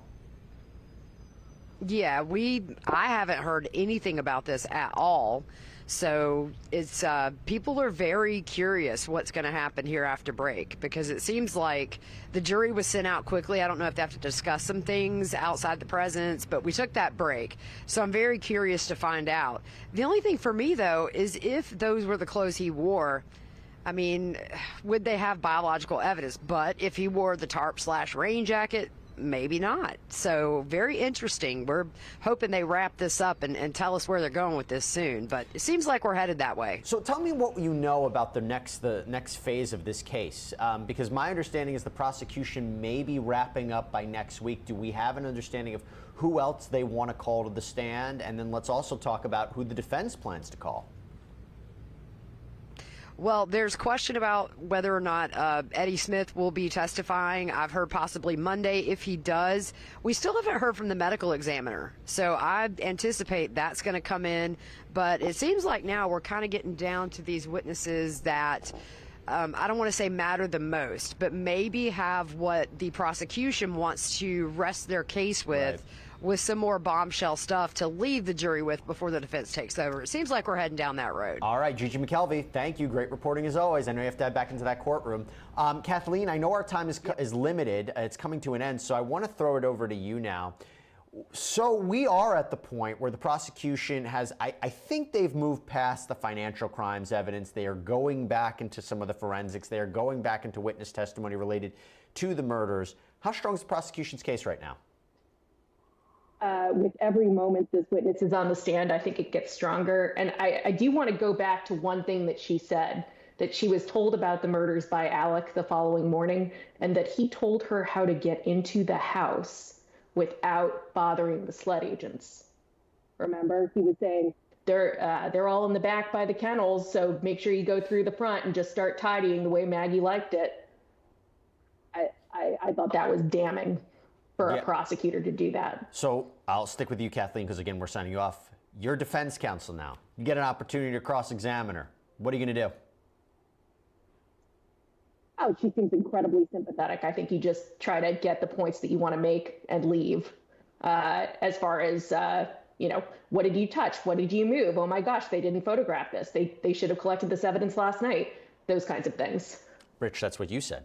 Yeah, well, I would do some of that. And assuming I already know the answer to this, I would say, so those khakis didn't have any blood on them. You didn't find any blood. You didn't find, other evidence when you were wandering around the crime scene the day after the double murder. I would just establish that other than some pots in the fridge and a couple things out of place, it wasn't that out of the ordinary. It wasn't that significant, right. Which is something that we've seen from the defense. Like they try to diffuse the bombs that have been put forward by the prosecution by saying it's not as big as they're making it seem.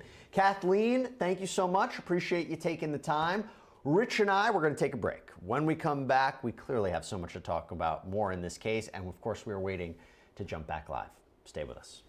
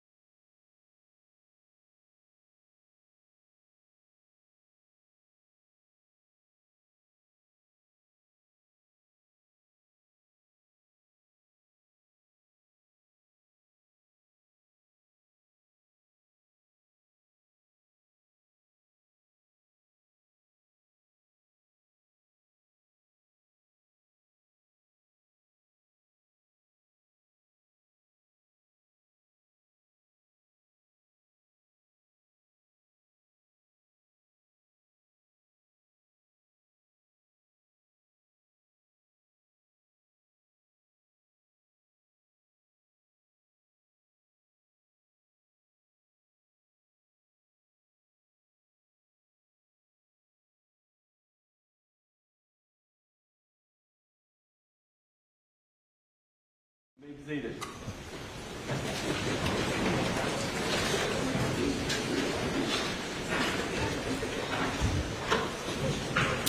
You may bring the jury.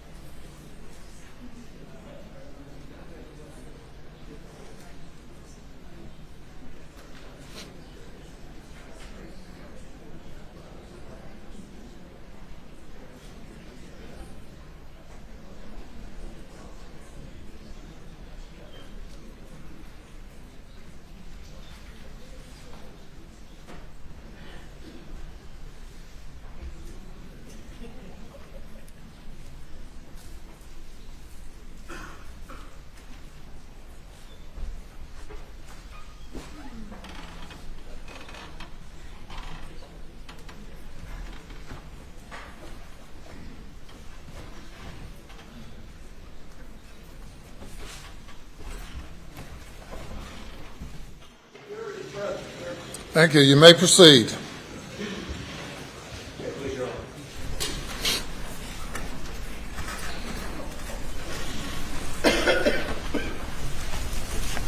Mr. Harpooni and Mr. Waters, if you all would be seated. Oh, sorry.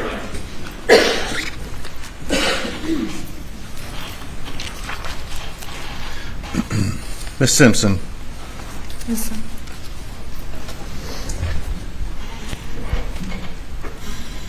I think where we left off, let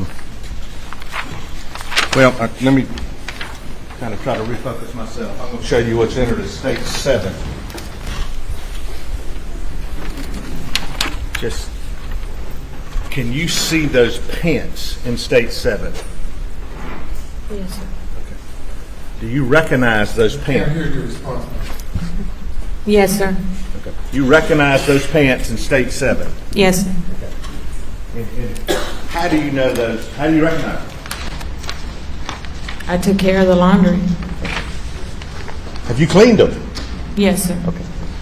Where were these pants kept in State 7? The left dresser and the third drawer, third or fourth drawer. You know They weren't in the ones where he had one drawer with shorts that he would usually wear on the weekends. You know, the dressier ones. Those were kept in the drawer underneath that specific drawer. So you know what drawers these were in? Yes.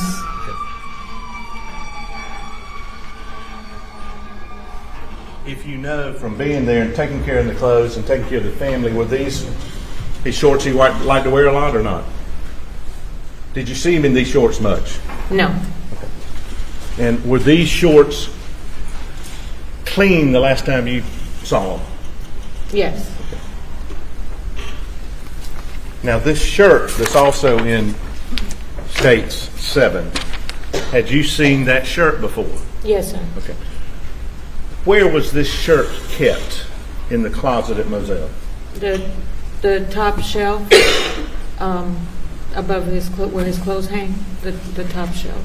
There was a shelf up there. And you've testified it looked like a shirt had fallen from that shelf when you got there on the morning of June 8th, correct? Yes, sir. Okay. Was this shirt kept in that same place as the shirt that had fallen? Yes, sir. And the shirt that had fallen, what did you do with it after you picked it up? I folded it back up and I placed it back on the shelf. Was it clean? Ma'am, Yes, sir. I understand that you all are apparently having a personal conversation, but you need to speak into the mic. Yes, sir. All right, look at me this way. I'm sorry.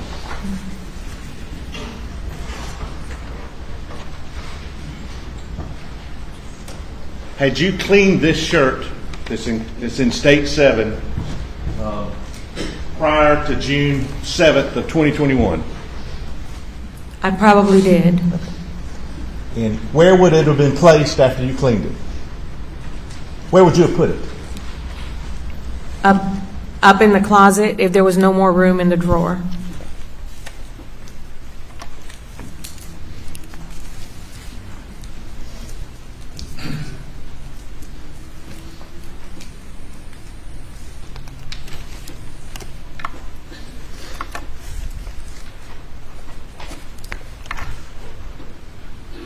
Now, could we please play States 306, please?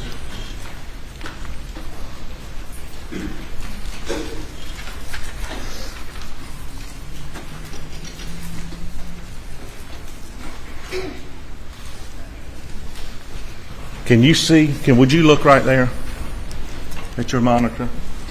Here, real quick.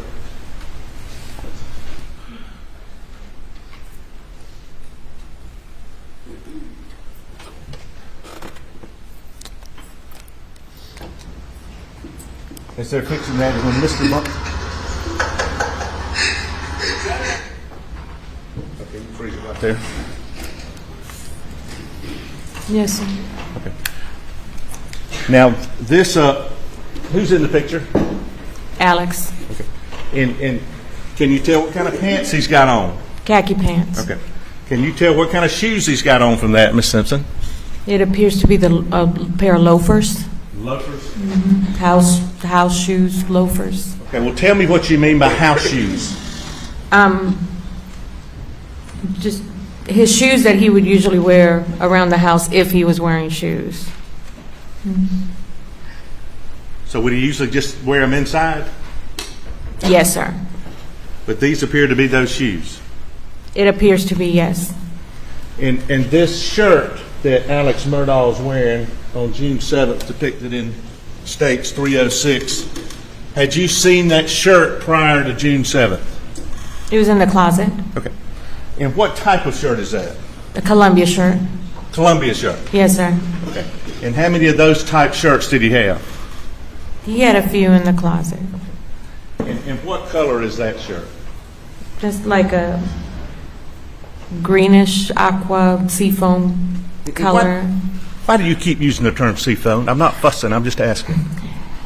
The term seafoam, when Maggie was looking at different color palettes to paint, that color came up in one of the color palettes. So we would refer to it as a seafoam.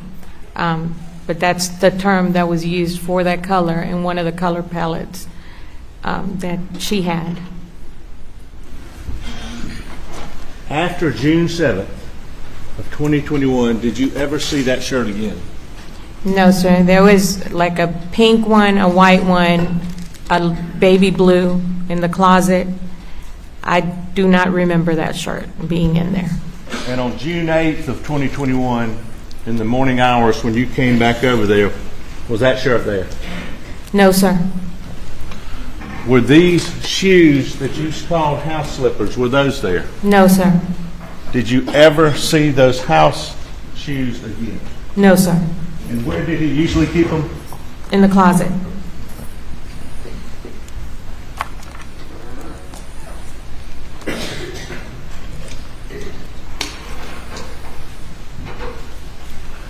Did he have any other type shoes? Canvas or any kind of boat shoes? He had a lot of shoes in the closet. Do you remember any shoes that were canvas type shoes? The boat shoes, like the Sperry. Sperry shoes? Yes, sir. And do you remember those? Yes, sir. They used to sit in the closet. They used to sit in the closet. After June 7th of 2021, did you ever see those Sperry boat shoes again? No, sir. I do not recall seeing them in the closet.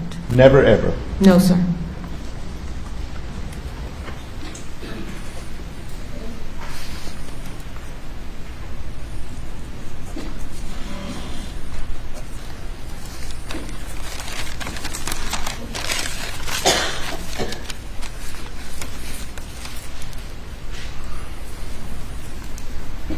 Did you stay on and work for a period of time for Alex Murdaugh at the Moselle? Yes, sir, I did. And did your day-to-day functions change after June 7th as far as Moselle itself? Yes, sir, they did. Well, tell them how that happened and what the change was. After Maggie and Paul were killed, Alec did not stay on the property. On the 10th, when I believe his father passed away, after the Murdaugh.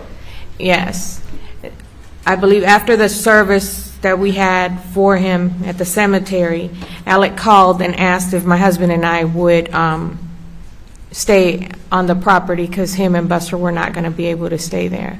So we agreed to take care of the property and maintain it while he said until he decides what he's going to do with it. And did, in fact, you and your husband start residing there for a period of time?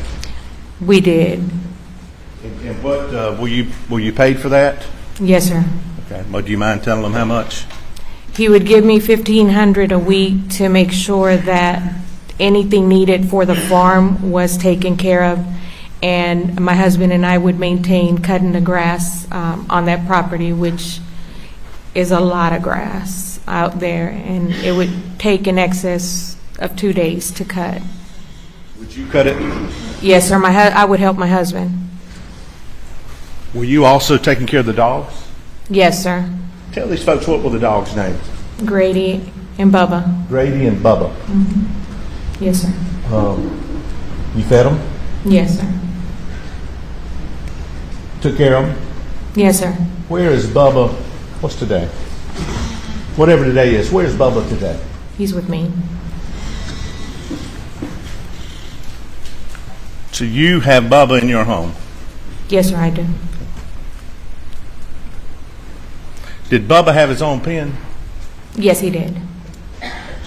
And I don't know if you've seen, but could at some point, and I'll keep going to the video of, well, could we play that now, please, so we can get it to the video, the kennel video, please? What is it? And before we get there, when, and I'm sorry, I'm going back to this real quick.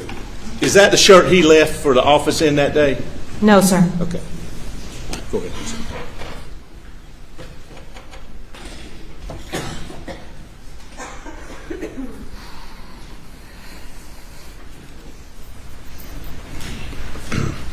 Had you ever seen Bubba with an animal in his mouth? Yes, sir. All right, tell them about that, please. Ladies and gentlemen. When Bubba was running around, if I or anybody, if the chickens were running out of the coop, he would chase the chickens and he would just go after the chickens or the guineas, whatever was out there. And would you ever catch them? Yes, he would. All right. And how would Bubba, the chicken, get out of Bubba's mouth? And You have to make several attempts to get the chicken out of his mouth, and at points he would growl at you if you tried to take his toy. Basically, that's what he... in your experience in being there, was it easier for a family member or somebody Bubba knew to get the chicken out? If he's stubborn.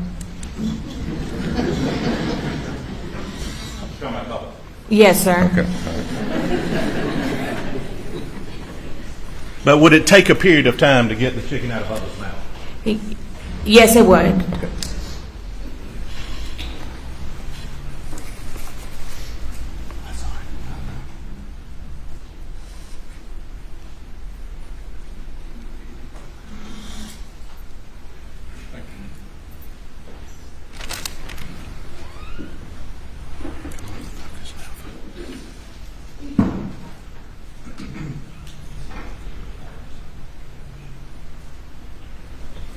August of 2021. Ms. Blanca. Yes, sir. Did you have a conversation with Alex Murdaugh about a shirt? Yes, I did. And let's go back.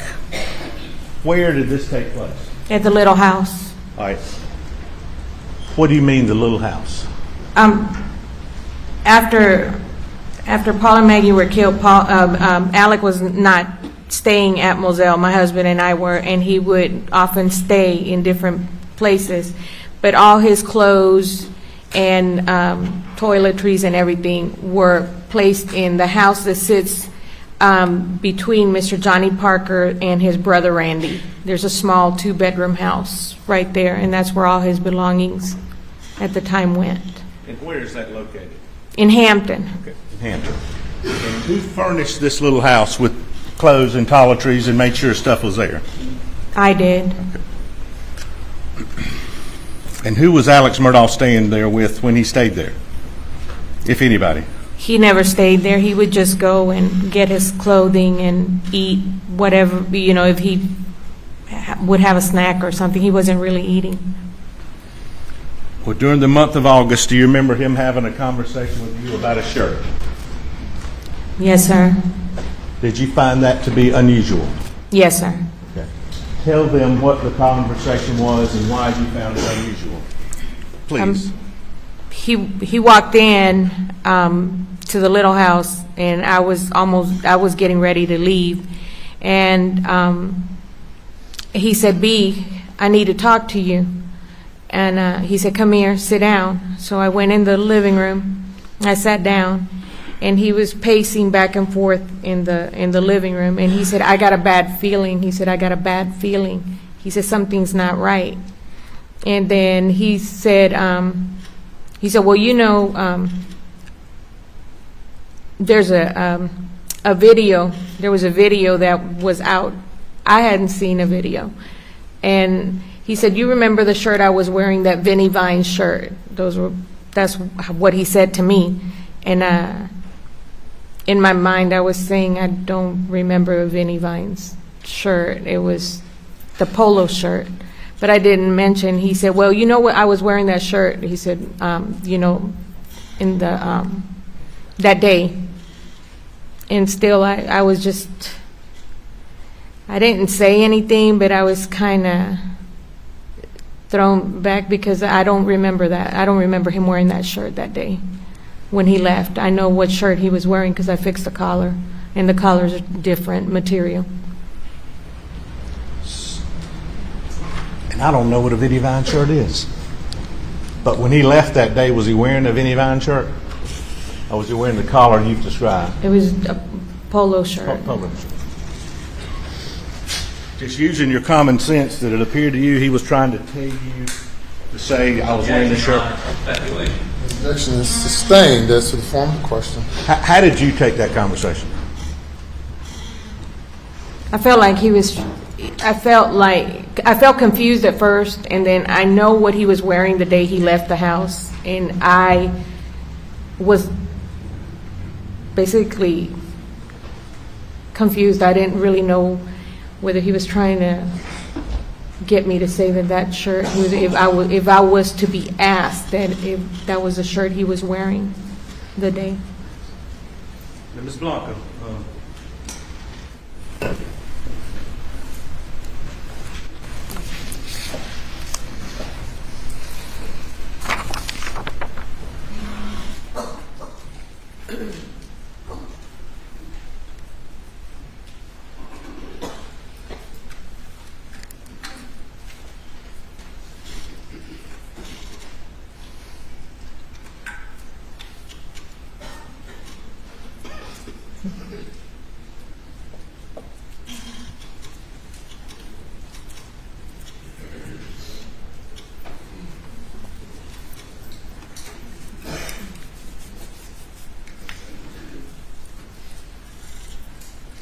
Show you what's marked 455, 457 for ID only.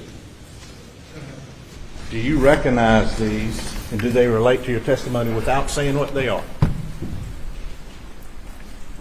Yes. Okay. On September 4th of 2021, did you have a conversation with defendant Alex Murdaugh? I did. Okay. And what did he ask you to do? He asked me to send him a photo of the insurance cards. And do you know what day of the week that was? And I'll go back here so you can talk. I'm sorry. I don't remember the day. All I know was it's on my phone. He asked you to send him a copy of his medical card? Oh, it was on a Saturday morning because the next day was my daughter's birthday. That early that morning when he called me, he asked me when I sent him the picture of the plastic insurance card, he said, no, I need the cardboard one. Well, the cardboard one was in Maggie's purse. It wasn't in the area where I usually kept the cards in the cabinet. So I told him, I said, it's in Maggie's purse. He said, well, go ahead and get the cards and send me a picture of them. And I asked him if he was okay, and he said, well, I'm just getting some routine exams done, he said, and I need the number so I could go ahead and schedule these appointments. And it was a Saturday because I was thinking, where's he going to go to get appointments done on a Saturday? But I didn't say anything. I went and I took pictures and I sent him all the copies of the cards that I found. John, we'd offer stage 455, 457.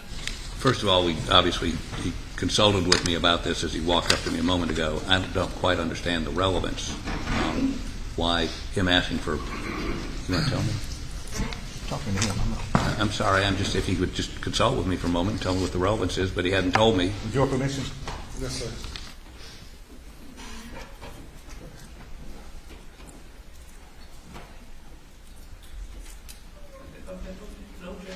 Sorry, Your Honor, we sort of just talked. Surprise. With that, that's 455, 457, without objection. Reserving our previously made objections, I apologize. What previous objection? What previous objection? You said reserving your previous objection. I apologize. I'm just so used to saying that. I apologize. I had no previous made objection to this document concerning this issue. I apologize. You did it without objection. There you are. 455, I'll stand right here, okay? Were you texting with Alex Murdaugh about sending these cards? Yes, I was. Okay. And that's the text, and is that his medical card you sent him a picture of? One of the medical cards I sent him a picture of, yes. Please listen to me carefully and don't go any farther than my answer and ask, okay? Yes, sir. After this date, September 4th of 2021, did you and your husband quit living at Moselle? We did.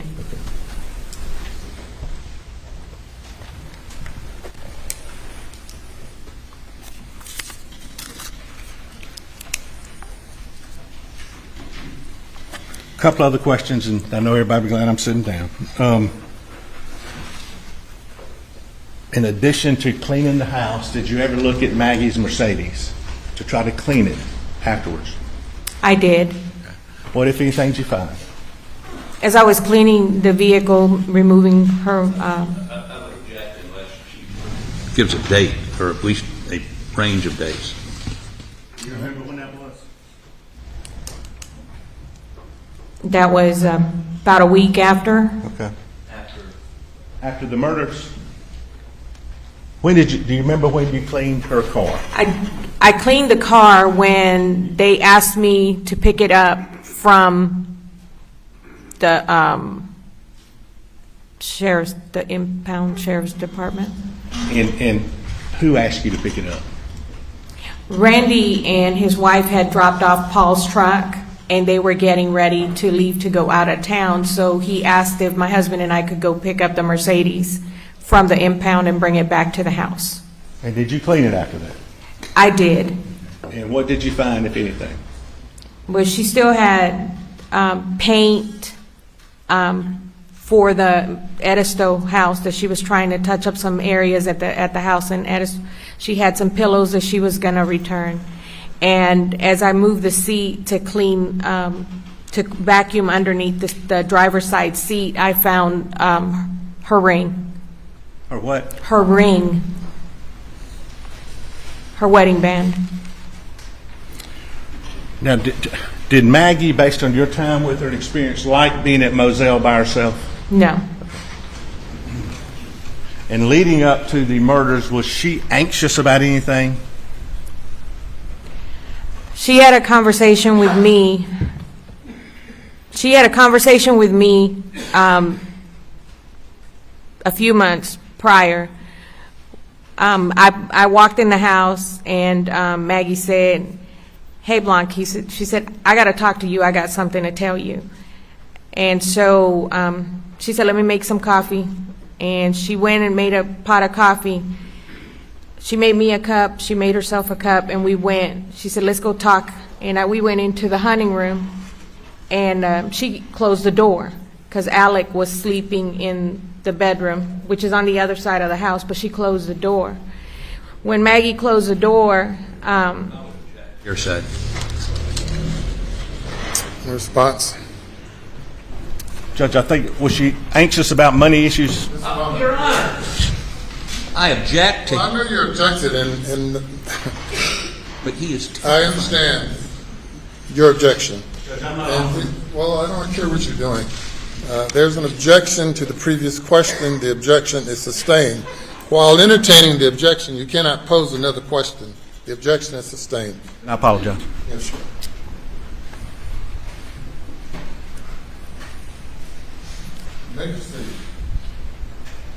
Your Honor, hesitate, but this is a matter that needs to be put on the record.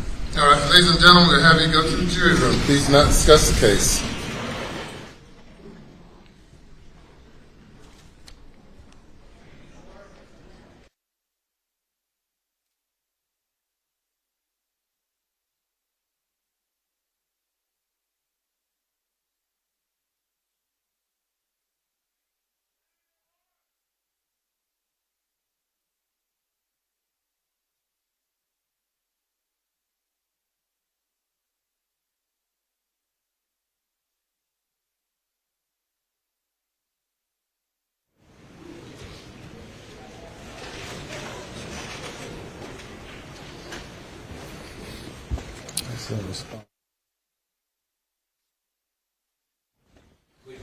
Yes, sir. If everyone will be seated.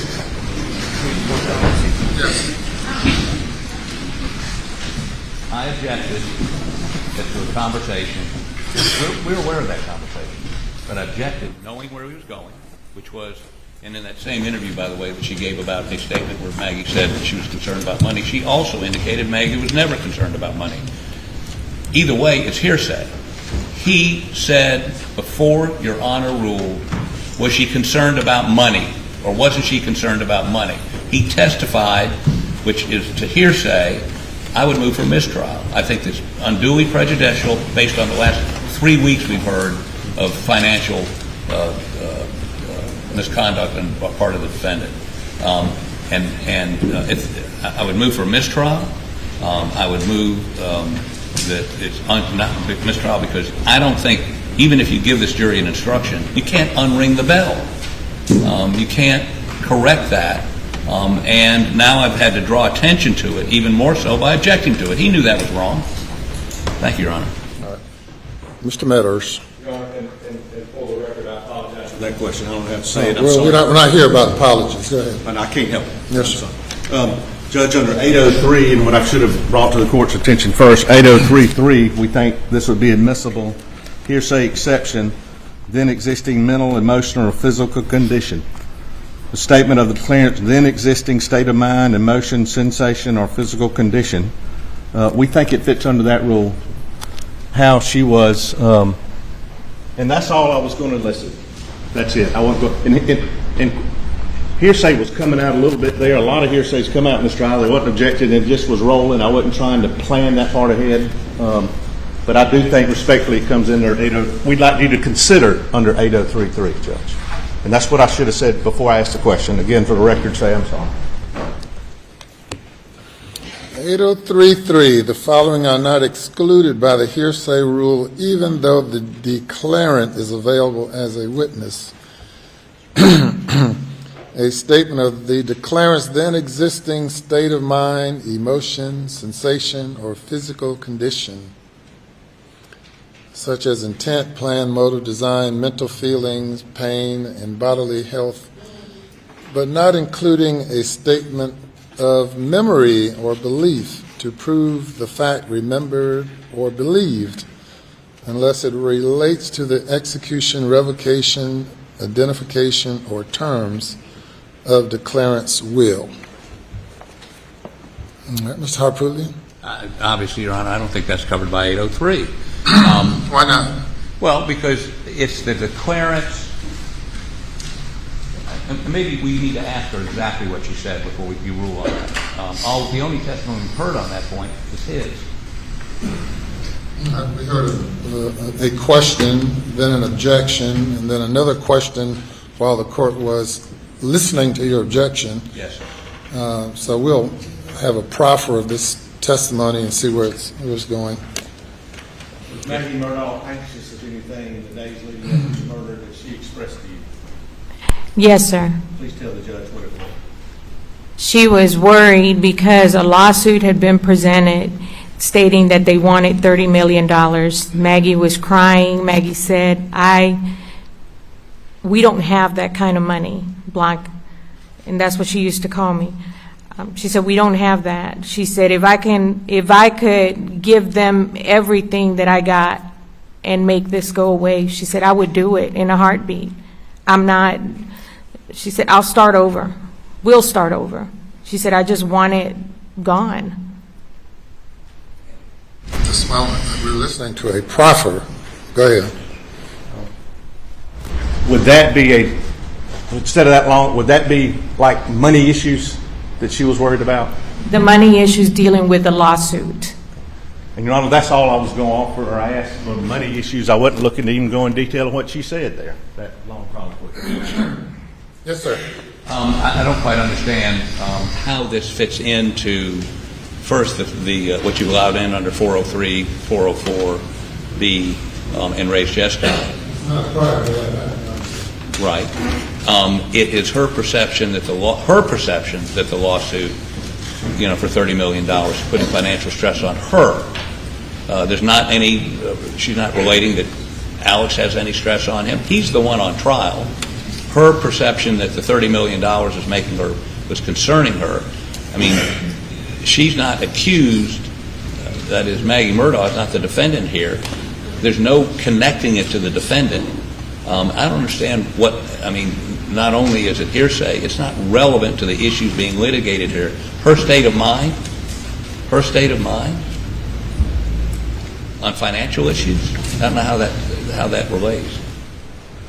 Anything further? No, sir. No. We've had testimony elicited by the defense throughout the trial from witnesses portraying the family as a loving and happy marriage. Question posed to Mr. Gibson, I believe it was, and to the other friend of Paul's and Buster's, as to whether the family was anxious or seemed to have any concerns or issues going on at the time.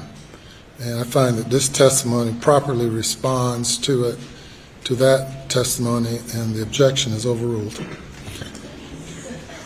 Anything else? All right, let's take a 1-minute stretch before the jury comes back.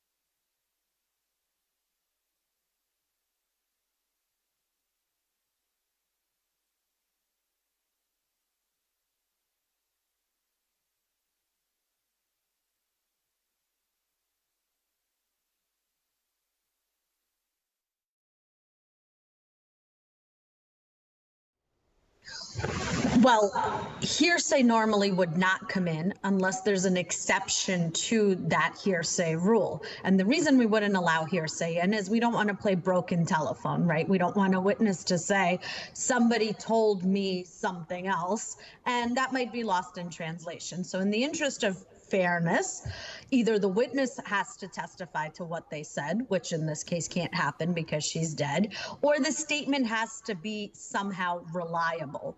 And so that's where there's other reasons for that reliability, and there's exceptions to hearsay.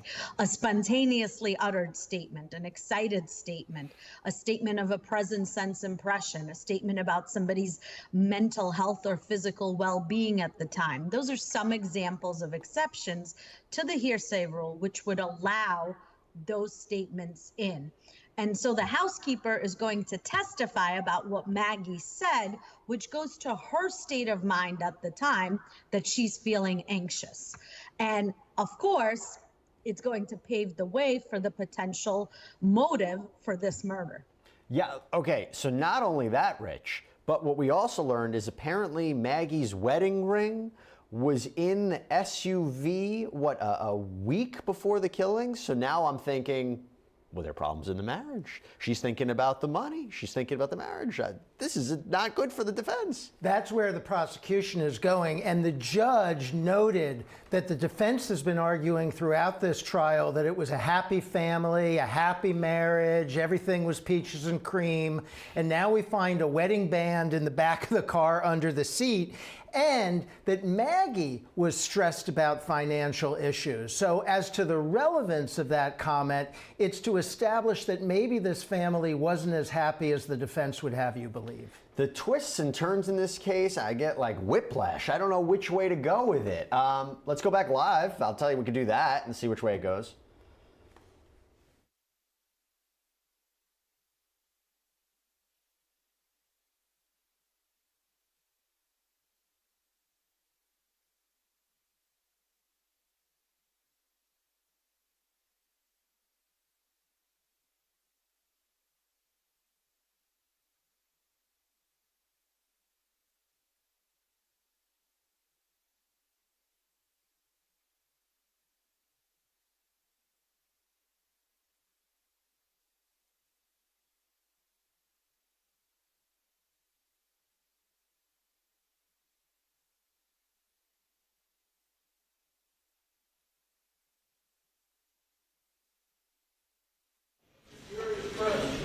All right, thank you. The last objection is overruled, and you may proceed. Ms. Simpson, in the days leading up to the murders of Paul and Maggie Murdaugh, based on your time with her, was Maggie Murdaugh anxious about anything? She was concerned about the amount of money that they were requesting on that lawsuit. $30 million is what she told me.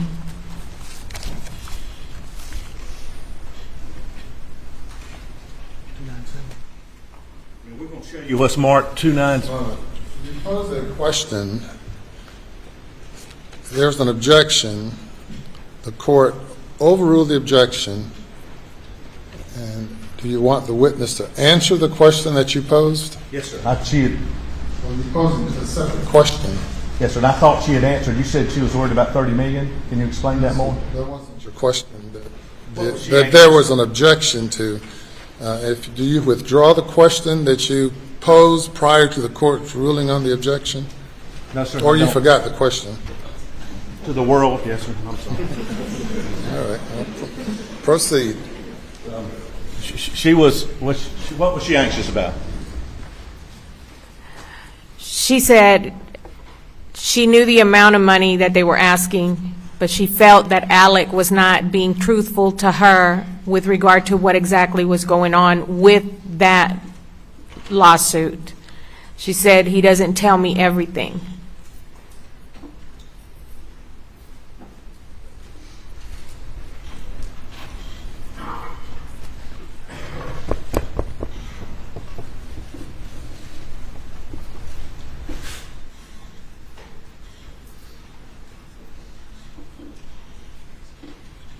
Show you what's marked states 297.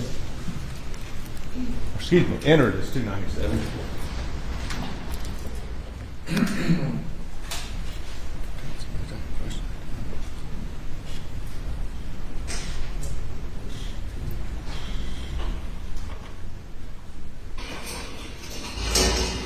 Get it. Get that.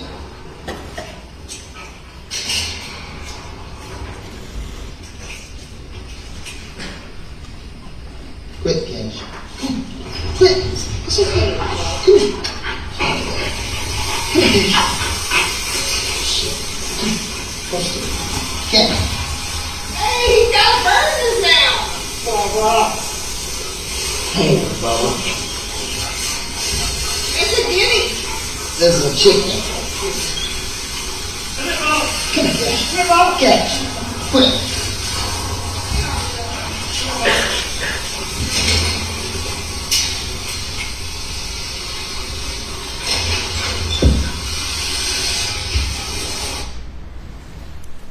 Ms. Blanca, had you seen that before?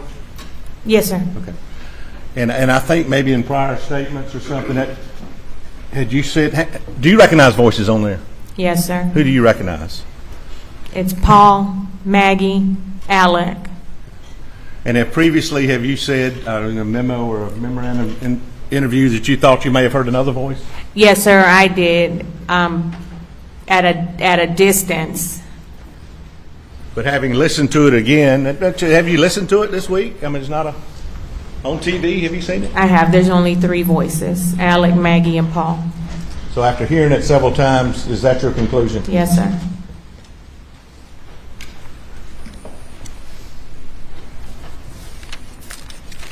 Just a few more questions. Yes, sir. Would Miss Maggie Murdaugh, did she go down to the kennels at night by herself? No, sir. Okay. And you say that emphatically. Why, do you know that? She was scared. Okay. It got dark out there. Okay. So would she go down there by herself? No. Did she like to go down there when it wasn't dark? She did. And did she like playing with the dogs? She always took the dogs with her. Which dogs were hers? Grady and Bubba were always with her. Okay. So when she was at Edisto, where would Grady and Bubba be? She would, sometimes she would take both of them, but the majority of the time, in the last few months, she was alternating. She would take one or if not the other. Can you tell us about the defendants? Did you ever see him with his cell phone? Alex Murdaugh, did you ever see him use his cell phone? Yes, sir. Can you tell the jury his habits with the cell phone? Would he have it a lot? Did he use it a lot? Yes, sir, he did. Okay. He was always on his phone. Say that again? He was always on his phone.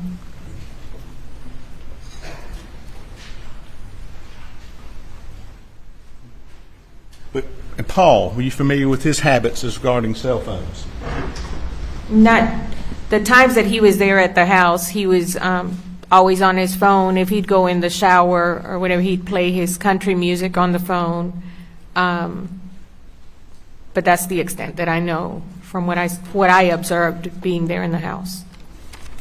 And when you were on June 8th, and you've talked about it, and I'm not trying to rehash that, but on June 8th of 2021, when you went to clean up the house, is that pretty much what you saw in the bathroom, the pants and the damp towel? Yes, sir.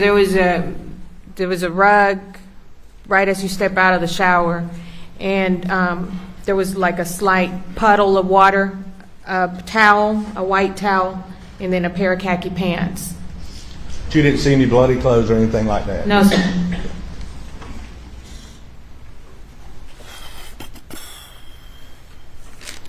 Beg the court's indulgence, just a few seconds, Judge.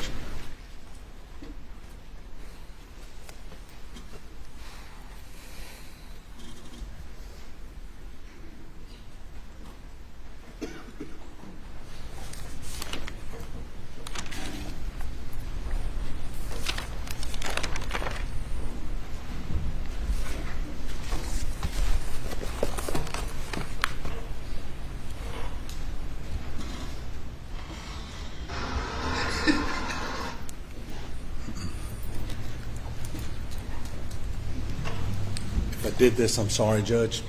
Is the individual in states?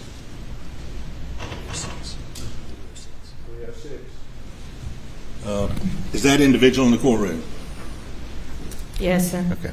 And would you please, is it Alex Murdaugh sitting between Mr. Harpoon Sitting and right Mr. there. Yes, sir. And the record is reflecting. Thank you, Judge. Have you ever seen that shirt again? No, sir, not to my knowledge. Have you ever seen these shoes again that he's wearing here? No, sir.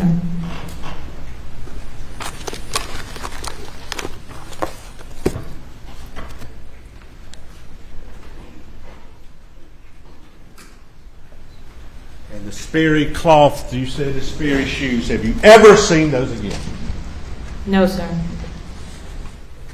That's all. Thank you. Your Honor.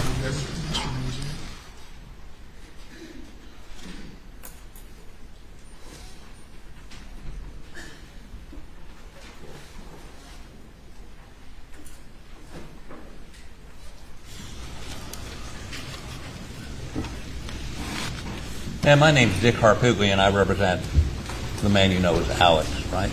Yes, sir, I met you before. I don't think we've ever met before, have we? Yes, we have. We've met? Yes, sir, at the house. Maggie's funeral. Oh, at Maggie's funeral, yes. I apologize. A lot of people there that day. Yes, sir. Alex has always referred to you when people ask who you are as his friend, correct? That is correct. Never called you his housekeeper, right? That is correct. He always, when he introduced you, as his friend. That is correct. Now, you've also, I think in multiple interviews with Sweat and other folks, described, I think the words were, Maggie was his all. Isn't that what you told Sweat? Yes, sir. What does that mean, Maggie was his all? He adored her. He loved her. He adored her. Worshipped her. I mean, just treated her as somebody he adored, correct? Exactly, yes, sir. Now, I think they also asked you if you ever saw them have any arguments. And No, I did not ask that. Objection. You restate the question, please. Sweat asked you if you'd ever seen them have any arguments. I don't quite quite understand the basis of the objection, Your Honor. You restated the question. You may respond. What was the question again, sir? Did you ever see them have any arguments? I never saw them have arguments. It was just minor disagreement because of the remodeling. And I think you cite specifically when you said they had arguments, it was about the paint colors, for instance. One of them was Maggie was set on getting a certain white, and Alex was saying just get whatever white, basically.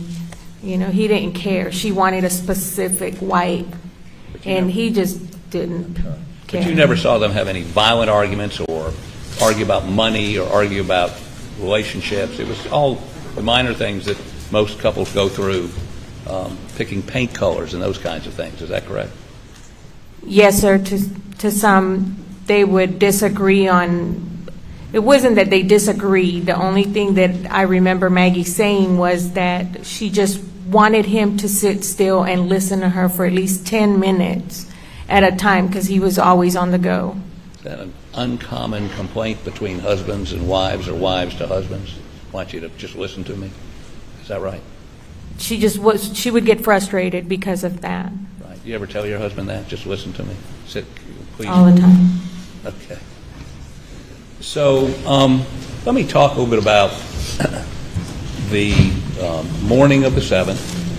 Yes, sir. And then the morning of the 8th, because I understand you left before Paul, Maggie, or Alec was on the Moselle property on the 7th, correct? Yes, sir. Okay. And we're going to talk about those texts in just a minute between you and Maggie, but you fixed some dinner for them. I did. And did you set a table, or did they have to go get their own plates and put them out? No, I left the food on the stove. Right. And normally the next day, the pots would still be on the stove, right? Yes, sir. Would they clean up their plates or leave those in the sink, or how would that go? Sometimes the plates would be in the living room. There was no plates in the living room. They were in the sink. Okay. When you got there on the morning of the 8th? The plates were in the sink. They were not in the living room. Okay. Now, are you aware of how many people were in there, how many friends, law partners, his sister, who was in the Moselle house on the night of the 7th? No, sir. Okay. If I told you there were 12 to 15 of them, would that surprise you? I mean, Maggie and Paul had just been killed. Was he very close with his law partners? Yes, sir. Okay. His sister, Lynn? Do you know Lynn? I met her at when Maggie passed. Okay. And would it surprise you to know that the... Your Honor, I'm going to object. I'm just going to ask her if she knows, Your Honor. Well, the objection is sustained. You cannot testify. Well, let me make it more general than this. Do you know if anyone that evening of those people moved the food from the stovetop to the refrigerator? I don't know. Okay. Now let's talk a little bit about the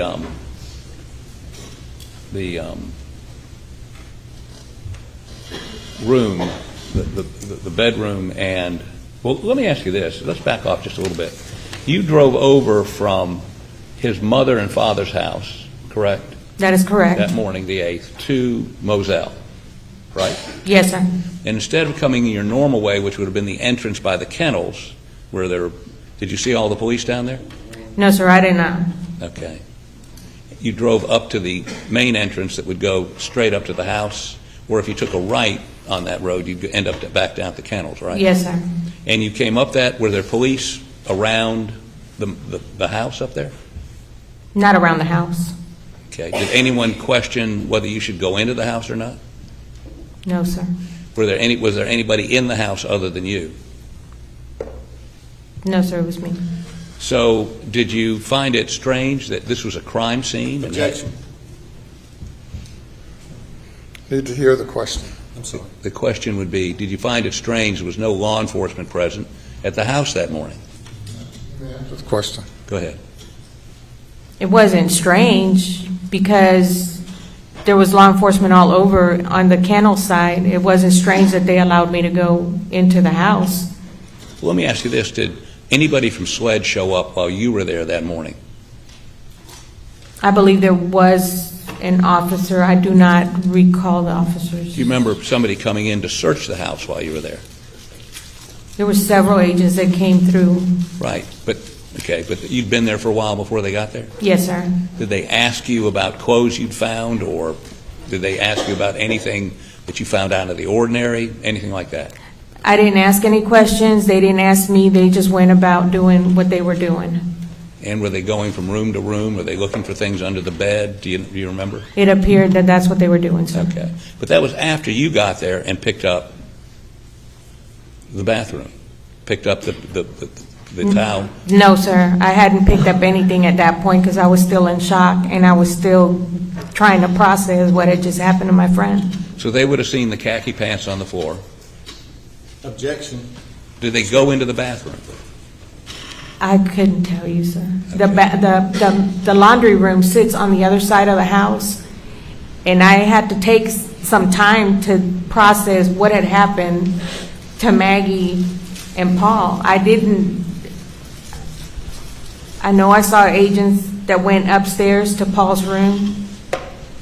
I saw them walking through the house, sir, but I don't know what they took, what they didn't took. All I can tell you is what I saw when I got there. Okay. While they're there or after they left, is that when you went into the bathroom and saw the khaki pants, somebody taking a shower, there was a towel on the floor, khaki pants on the floor? Was that before or after they left? Yeah, after. Okay. So all those items would have been there for those folks to see, as far as you know? Yes, sir. Now let me ask you a couple of things and about what you saw. They keep showing you this picture by the tree of Alex, and he appears to have on a khaki pair of pants in that picture, correct? Yes, sir. And I'm sure he had a number of different pairs of khaki pants, but were those khaki pants similar to the ones he has on in the picture? Could they be the same ones? They could be, but he had several. Right.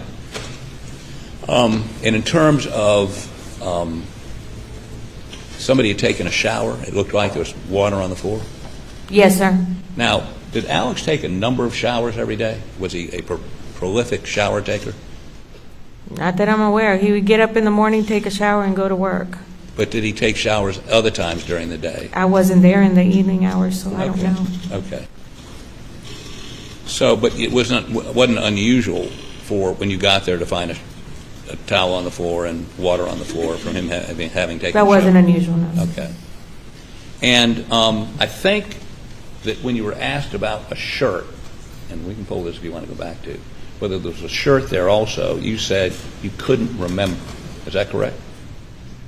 With regard to? Whether there was a shirt with the khakis on the floor. You said, I couldn't remember. I could not remember whether there was a shirt with a khaki pants. All I remember is a white damp towel sitting there. Okay, and the khaki pants? Yes, sir. But you don't remember whether, and I think you told the grand jury, I don't remember whether it was a shirt or wasn't a shirt, correct? That is correct. And that's today. You can't tell this jury there wasn't a shirt on the floor. You just can't, you can tell them you don't remember, correct? What was your question? You can't tell this jury there wasn't a shirt on the floor because you can't remember whether there was a shirt on the floor or not. Isn't that what you told the grand jury? Yes, sir. Okay. So we know there's a pair of khaki pants. There may have been a shirt. And those shoes, well, let me ask you this. You know on the night of the 7th, yes, sir, Alec had left, correct? He wasn't there when you got there the next morning. No, sir, he wasn't there. Okay. As a matter of fact, he never spent another night at Moselle, did No, you? sir, he did not. She knows, Your Honor. You can answer if you know whether or not he's ever spent another night there. After the murders, did he ever spend another night at Moselle, to your knowledge? He did not. So when he left that night, on the night of the 7th, and went to his mother and father's house, you don't know what clothes he took with him, what shoes he was wearing? You have no idea, correct? That is correct. And were you aware that SLED had confiscated the clothes that he had on? At that moment, I didn't. Okay. Well, you are now. Yes, sir, I do know that. Okay, a white T-shirt, pair of shorts that he showed you, and whatever shoes he had on, some sneakers, right? I didn't see the sneakers, but I saw the clothing items. Okay. And so he had to put on, if they did that, other clothes to go over his mother's house, correct? Objection. Would it stand to reason he'd have to put on other clothes or go in his underwear? I would assume so, yes. Okay. Do you know what he wore over at his mother's house? No, sir. Do you know whether he wore those shoes? No, sir. You don't know. So Your when, Honor, objection to. Objection. Basis for the objection. To which question? To that last one, shoes. I don't know what specificity he says to those shoes. I don't know what he's. I'm sorry, the shoes that you say you saw in the Snapchat photo, you say you never saw again, right? That is correct. Okay, you don't know whether he wore those shoes the night of the 7th over to his mama's house, do you? I don't know that. I wasn't Okay. there. You don't know what he wore over there, correct? That's correct. I wasn't there. He may have even worn that shirt that you said you never saw again, correct? Objection. Objection is overruled. Right? Correct. Okay. Now,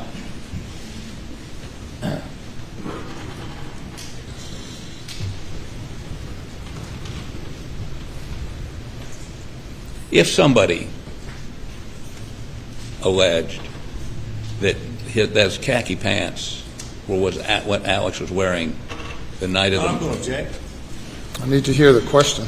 I can't finish the question. I'm sorry, Your Honor. Let me state this. If somebody were to say that Alex Murdaugh, as ridiculous as it sounds, was wearing those khaki pants when he... Objection. Objection sustained. Okay. Let me put it this way. Did you see any blood on those khaki pants? No, sir. He washed them, right? Yes, sir. Did you put anything on them to get blood stains out? I mean, would there be... Are you been saying that I removed bloodstains off of khaki pants? I'm asking you rhetorically. I'm asking you, did you see any blood stains? There appeared to be no bloodstains on those pants. Okay. And in the bathroom, did you see any bloody footprints? I did not. Did you see any blood on that towel? No, sir. Did you see anything indicating to you there'd been anybody wearing bloody shoes or washing blood off, or anything that would indicate that somebody, after a murder, had gone back to that room, changed clothes, covered in blood, took a shower and changed clothes? Did you see anything that would indicate that? Objection is overruled. Go ahead. This is the first time that I have ever been in a situation where somebody was murdered. Right. I didn't know, as far as what you're asking me, if there was anything bloody in there. No, it did not appear to be anything bloody in there. Did you clean the shower that day? Yes, sir, I rinsed it off. You rinsed it off. Nobody told you not to rinse off the shower? No, sir. Okay. And again, nobody from SWED, as that group went through, asked you, did you see bloody footprints? Did you see any evidence that there was anything bloody in that bathroom? Did anybody ask you that? No, sir. And your testimony is those khaki pants were there after SWED left? Yes, sir. And maybe even a shirt, you can't remember? Yes, sir, possibly a T-shirt, but I did not see it. I don't remember. Okay, you don't remember what kind of shirt, if there was a shirt? Not objection. The objection is overruled. Thank you. Do you remember, I'm doing like Mr. Meadows now, I forgot the question. But let me see if I can get this back on track. These interruptions are getting me a little askew. So, I think you've already asked and answered that. Now, let me talk a little bit about the cell phone service in Moselle. You had a cell phone? Yes, sir. And the servicer was who? What was it, Verizon? Or do you know? The cell phone carrier is Verizon, yes, sir. Okay. And so, did you ever have any trouble getting a signal anywhere on the Moselle property? Up at the house, down at the dog kennels? Was it sporadic? Yes, sir, it was. Okay, and sometimes you'd be talking to somebody and they'd drop off, or the call would end, not because you ended it, because the service was bad. Yes, sir, if you were moving around in the house, certain areas, you could not get a signal. What about down from the kennels? It was touch and go in the kennels. You really, once you got signal, you better stay where you were at, because if you moved, you were going to lose your signal. Okay. So it would not be unusual at the kennels, if you did move, that if you were having a conversation or getting text or trying to answer a text, you wouldn't be able to do so. Like I said, it depends on where you were. You kind of knew the areas. At least for me, I already knew that if I had to make a call or send a text, I would walk out the kitchen door straight to the edge of the corner right there on the porch and make my call and not move. If not, I would lose the call, or I would not be able to make my call. What about at the kennels? At the kennels, like I said, it depends on the area where you were at. And once, basically everybody, we all kind of knew that if you moved out of a certain area and went to another, you were going to lose signal. Okay. Now, at the kennel, do you know what area you could get a call? Keep that. I mean, was there? You just talked about up at the house. There was a sweet spot, if you'll. Yes, sir. Was there a sweet spot down at the kennel, or do you know? I'm not sure at the kennels, but I do remember Mr. CB saying that the signal out there was horrible for making calls or getting calls. Or sending texts or getting texts. Exactly. Yes. Okay. Now, let me talk to you a little bit about this conversation in August of 21, after the murders. Yes, sir. Mr. Alec came over and was inquiring of you what shirt he had on that day, correct? It didn't feel like he was inquiring. It felt more like he was trying to convince me of the shirt that he was wearing. Did he tell you that he just finished? Objection. I'm sorry. I'm just asking if he told you something. Objection. Cross-examination. Your Honor, objecting to hearsay for the record. I need to hear the question. Number one. Number two is cross-examination. Go ahead. Did he tell you that he just finished? Objection. Meeting. Do you want me to pose the question, Your Honor, or not? All right. I'm going to send the jury to the jury room. Please do not discuss the case.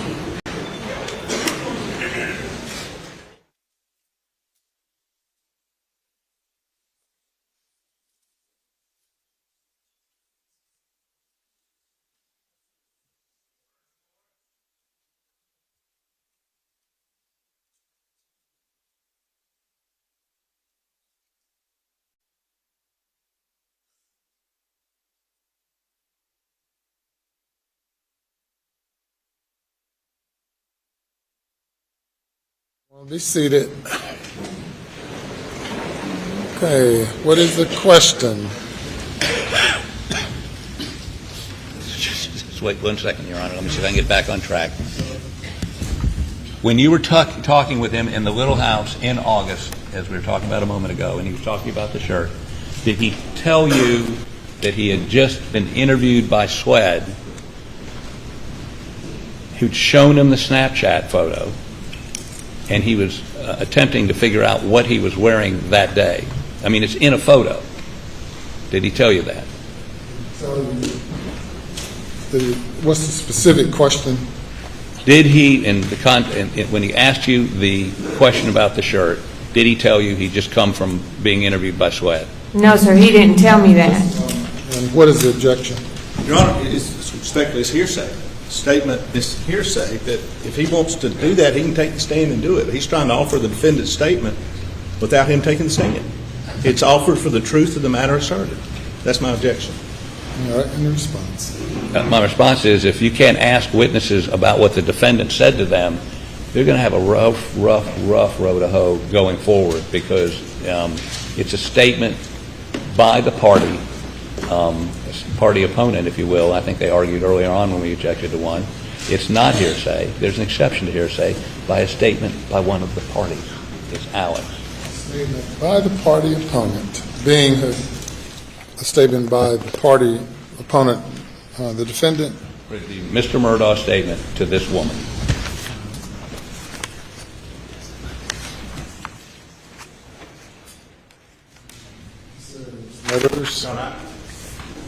This matters. I've been doing this 35 years. He's on trial. We know that. But I'm just saying it's not a party opponent. He's trying to get in a statement from the defendant. Statements against interest, that the state, there is a difference between the state asking what the defendant said and the defense. And if they hadn't objected to something they thought, that's their prerogative. But they're trying to offer the defendant's statement in evidence without him taking the stand. I respectfully think that's objectable as hearsay. He's the defendant on trial. They're offering it for the self-serving hearsay. They're offering it for the truth of the matter asserted. And I respectfully think that he's got to take the stand and get that information in. And Your Honor, maybe I'll make this simple. What would your answer to that question be now? Did he tell you about talking to Swed that day? No, sir, he did not. Okay.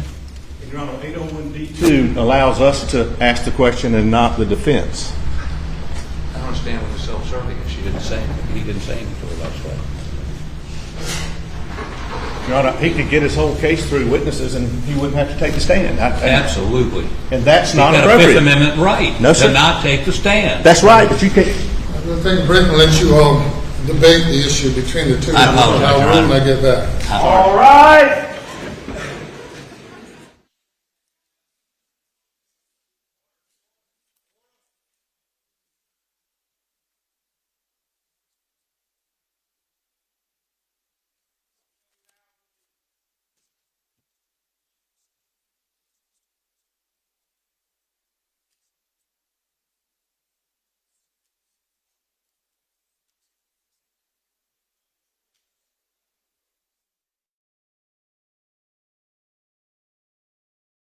That connects the defendant, Alex Murdaugh, to the crimes. It's a very circumstantial case. There's stuff missing that maybe you would like to see in a case of this sort, like maybe the guns, maybe what I'm calling the preppy clothes, the khakis and the blue shirt that were being worn during the tree bending incident when he was out there with Paul. We've learned a little bit from this witness that maybe they were back in the house and maybe this witness, Blanca Simpson, washed them. Give me your broad brush, Tracy, on that level of presentation in this case, just the hardcore evidence. Well, it's good to be on with you, Michael. I think that that is really the place where they can point the most reasonable doubt in this case. Just from listening to Harpootlian at the beginning, sort of poke holes in terms of the initial investigators, right, and their collection or really lack thereof of footprints, of fingerprints, lack of securing the crime scene, the fact that things were done, a few hours later, a few days later. I think that's also what he's doing here when he was asking this housekeeper about whether or not Sled had asked her for these things or asked her to not clean, quite frankly, before she actually went ahead and did so. And her saying that they never did really sort of makes a jury question the veracity and question the competence, quite frankly, of Sled. And so that you already have a circumstantial case, right? And then now on top of that, you have the defense poking holes in the collection of really what evidence there was even in the first place. Yeah, it's bizarre, I think, that the day after you have the housekeeper just showing up, hey, just another day on the job, and she gets a call from Alex Murdaugh saying, this tragedy has happened, but, just stay away from the kennels, go in the front door and clean up. So, Catherine, that's weird. That is definitely weird. I say that's one of the top critical testimony that she provided us, which is Alex Murdaugh actually told her to go to the house, clean, and instructed her where to go to avoid the Sled agents. He is a trial attorney, so he should have known better that if you want to catch the killer of your wife and son, wouldn't you want to preserve the evidence as much as possible? And I think it's not unusual for the Sled agents to give him some slack, him and his family. During the Mallory Beach boating incident, Mallory Beach's mom stated in an interview that she saw the Murdaugh's family able to go to the crime scene, but she couldn't. So there are some slacks giving to that family because of their stature. Yeah, and I think it's very interesting that the big issue, or one of the issues, was the pots of food on the stove. Why were they not on the stove? Seems to me, give me your take, Tracy. If I'm in a rush because I've just killed family members and I need to clean up, I'm not sure taking the pots off the stove and putting them in the fridge is a high priority for me, especially if we never do that normally. What's your take on that bit of info? You know, it's definitely not a high priority for me. And I completely agree with Catherine that I do feel like this family is sometimes afforded a bit of leniency because of their stature within the community. No, it's not logical behavior. You're absolutely right. However, to say that, I have investigated cases where people have done a lot of very illogical things. I had a gang violence case where the guy wanted to finish putting cream cheese on his bagel. So there's that type of thing is, yes, unusual and does perhaps speak to guilt or innocence, but it's not something that I haven't seen before. Yeah, and I think you're absolutely right, both of you, that the morning after there was a lot of leeway given to the Murdaugh family. I don't think there was a shred of concern that he had done this. That developed over time. Okay, before we take a quick break, I know that Rich Schoenstein earlier today had a tarp and a jacket on, and I've got an injunction against him for using props. But anyway, my question is bigger than that. What is this? Is it a tarp? Is it a poncho or rain jacket? Remember, the housekeeper for Alex Murdaugh's mom said somebody came in just holding this thing rumpled up. We don't know what it was, so maybe it's not so easy to tell what something is. I know this is a little unfair in this 2D world, but Tracy, what is it? Is it a raincoat, poncho? Is it a tarp? What's your thought? Guess. In all honesty, it looks a lot like my FBI raid jacket, just folded up. Okay, I'm going to give you that. I'll give you that one. And Catherine, your thoughts? I would say it's a raincoat as well. And I agree, it's so difficult to figure it out when it's clumped up like that. I mean, I tell you, it's got grommets on it. It's got grommets. See that? It's a grommet. I don't know if that makes a difference. Okay, we'll figure that out over the course of the afternoon. Let's take a break. We'll come back. They are on a break in the courtroom while they sort out an objection over hearsay. It seems like sort of a lesson that's being dealt with in the court to figure out what that really means. We'll take a break here and come back, figure it out.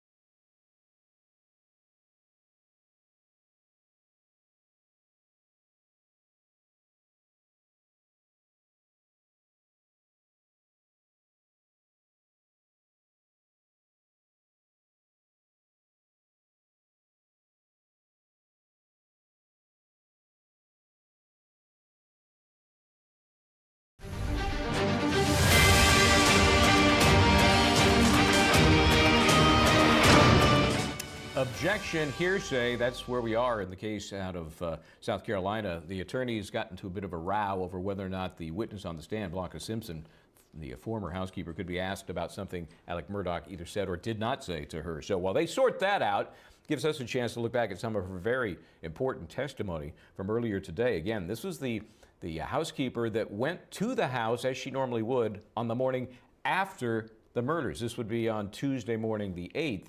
Went in, started doing some cleaning, and observed some interesting things that maybe helped shed light on what was going on at the time of the murders. Anyway, let's look at some of her testimony and how she and Alex Murdaugh actually got together.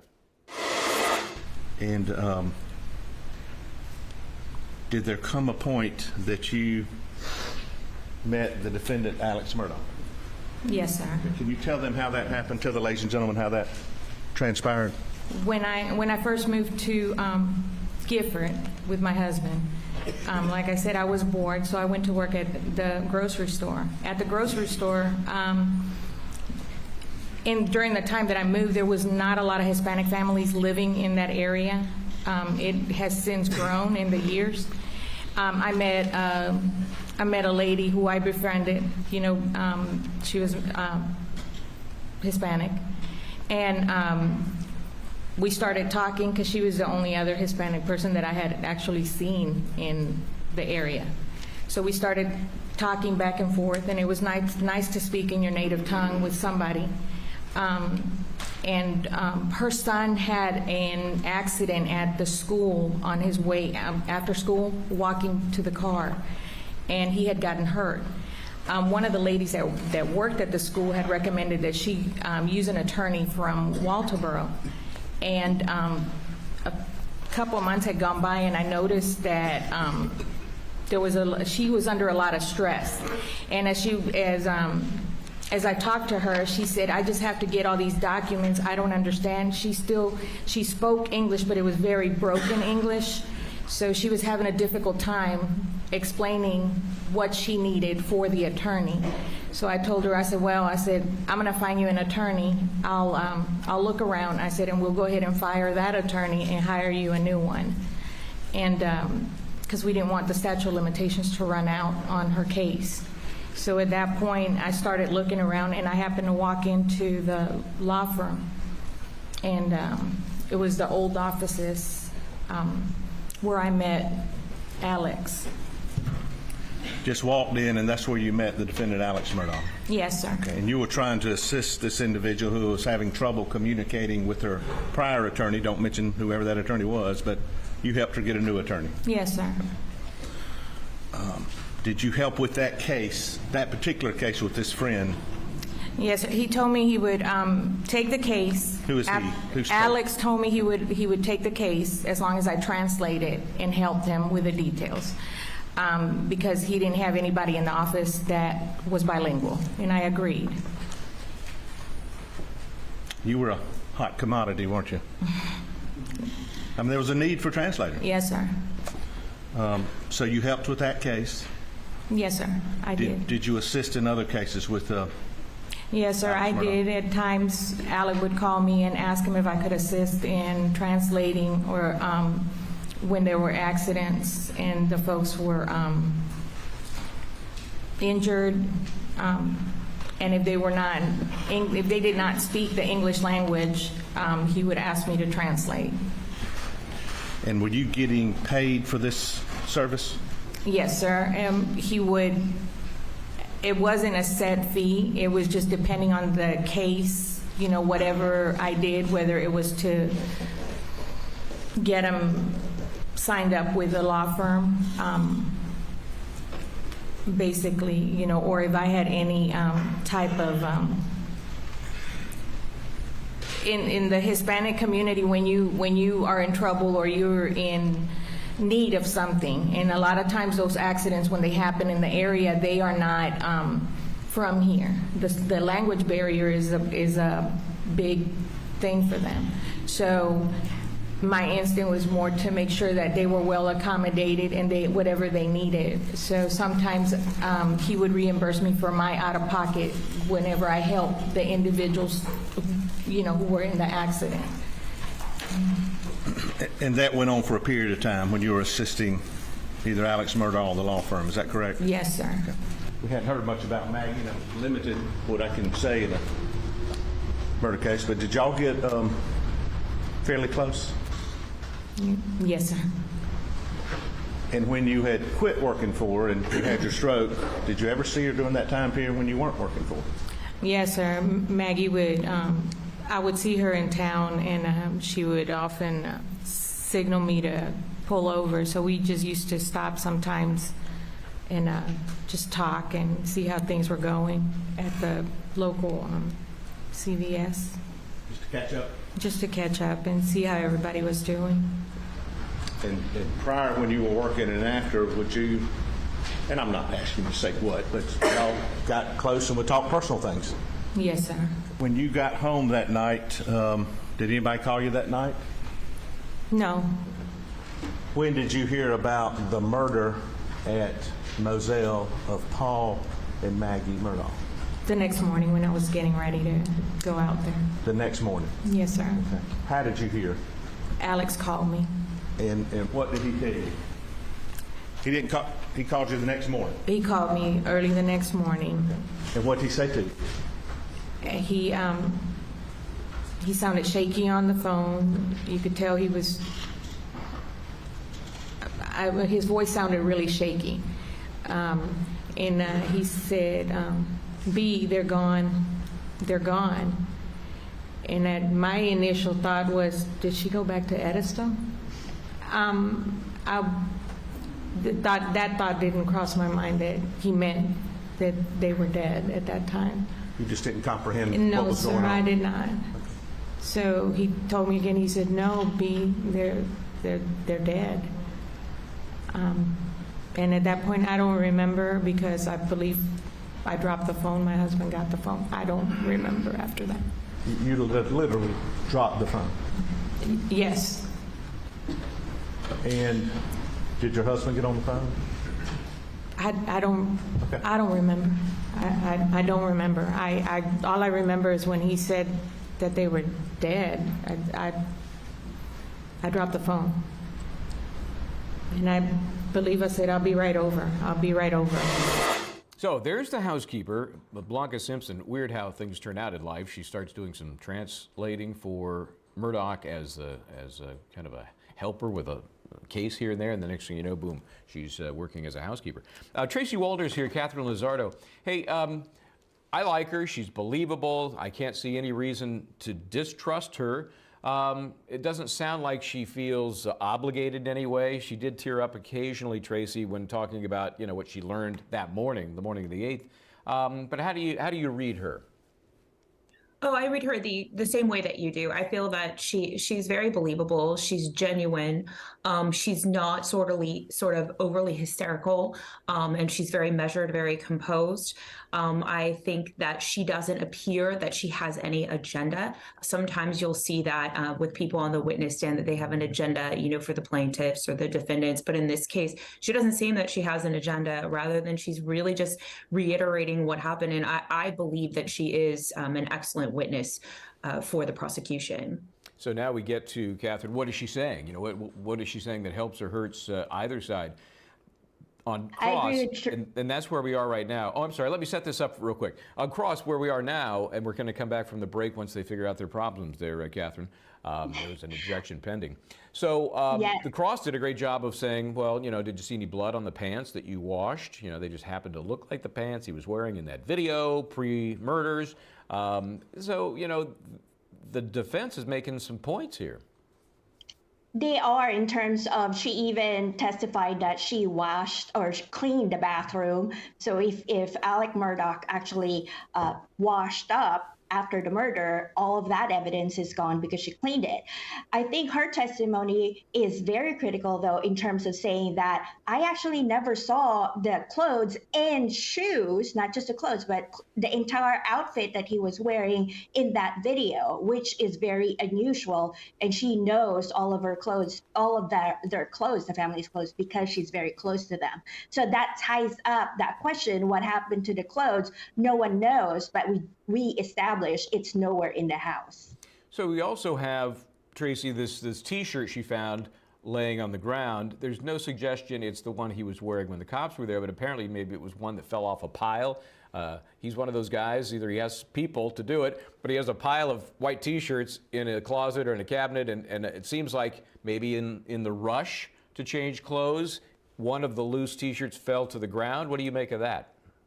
You know, that very well could be the case, and then that one fell to the ground, or he's just, you know, not an orderly person. But to your point, he does have someone that helps him with that. I do think in this case, as Catherine pointed out, sometimes it's about the absence of evidence rather than, you know, a lot of evidence. And the fact that we haven't been able that she was not able to see those items, and she's so familiar with the family, that actually could be a critical piece of evidence, simply the fact that you don't have them. So that's something to think about as well. Yeah, it's fascinating. I mean, that's why we're so in tune to this case, because there are so many things that can cut both ways. It really is amazing. And we're going to take a quick break here. And as I've said, what is this, folks? Is this a tarp? Is it a poncho? Is it a rain jacket? If you just see somebody bring this in one night, this is all you see? What is it? All we know for sure is the tarp was never tested, and the rain jacket poncho had GSR on it. So make of that what you will. Taking a break. We'll come back. The court should be back soon. A little tussle over an objection is underway. We will go live there when they come back, though. Stay where you are.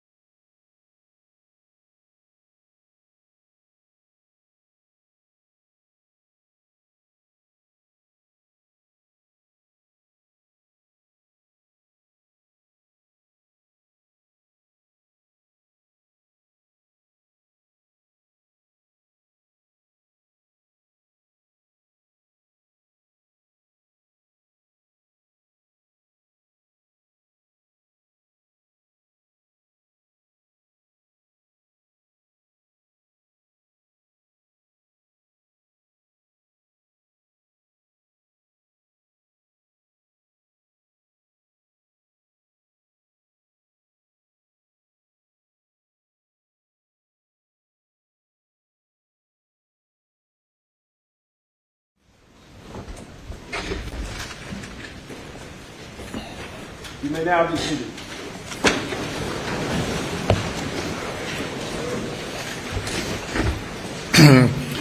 The objection is sustained. It's hearsay. You bring the jury.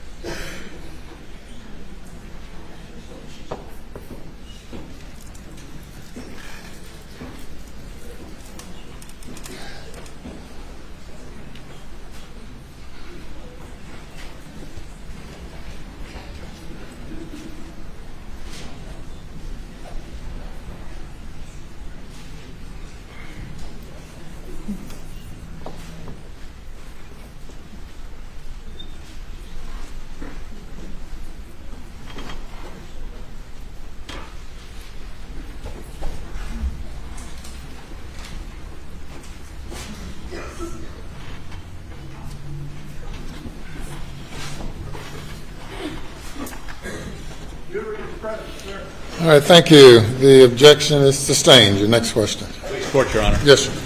So this conversation occurred, I think, did you say prior to them going on a golf tournament? Going to a golf tournament? Yes, sir. He said Randy had just dropped him off so that he could get his clothes because they were, him and Buster and Randy were going golfing. Him and Buster and who? Randy. Randy, yeah, okay. We're going to a golf tournament that weekend? I don't know if it was a golf tournament or what, but I know he said they were going away, they were going golfing. Okay. And speaking of Buster, can you point Buster out in the audience for me, please? Buster, where? Oh, you're back there. Okay, I'm sorry. Stand up, please. Yes, sir. Is that Buster? Yes, sir. Okay. Y'all always had a great relationship, right? Yes, sir. Okay, He's a good kid. I'm sorry? He's a good kid. He's a good kid. Okay, so one of the other questions I have is, did you ever see Paul with any guns? Yes, sir. No? Yes, sir. I'm sorry. And did he have guns around all the time? Yes, he did. Matter of fact, they're all guns all over that place, right? In the vehicles, on the go-karts, sometimes in the hangar. So did Paul ever leave guns? Just where, if he was, for instance, down at the hangar, would he ever leave guns down there? I have found one occasionally out there. A pistol or rifle? A rifle. You know what kind it was? No, sir. Okay. And do you know if he ever left any down in the feed room? Not in the feed room. I'm not sure about the feed room. You never saw anything in the feed room. I believe in one of your statements I read that sometimes he'd leave him somewhere and actually there'd be rust on the rifle or the shotgun or whatever. If he left it on the golf cart outside, he would sometimes leave it laying across, and I would get it in the morning, and already the dew would rust off. And that would be a golf cart he would drive down to the kennels, for instance? Yes, sir. Whichever one he was in, and he preferred the gas. The gas one is usually where I used to find gas. Golf cart? Yes. Okay.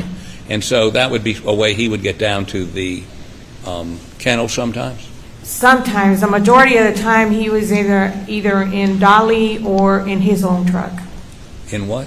Dolly. What is Dolly?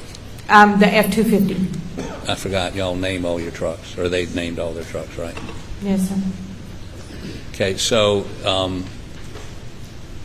most of the time he would be in a truck, but sometimes he would take the golf cart, if you will, down there. Yes, sir. And apparently sometimes he had guns in the golf cart. Yes, sir. Okay. Now, let me touch a couple of other things.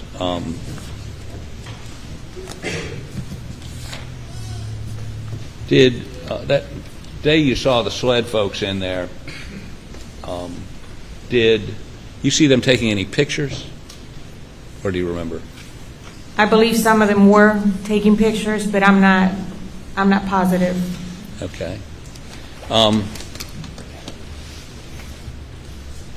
You were shown a picture of a rain jacket?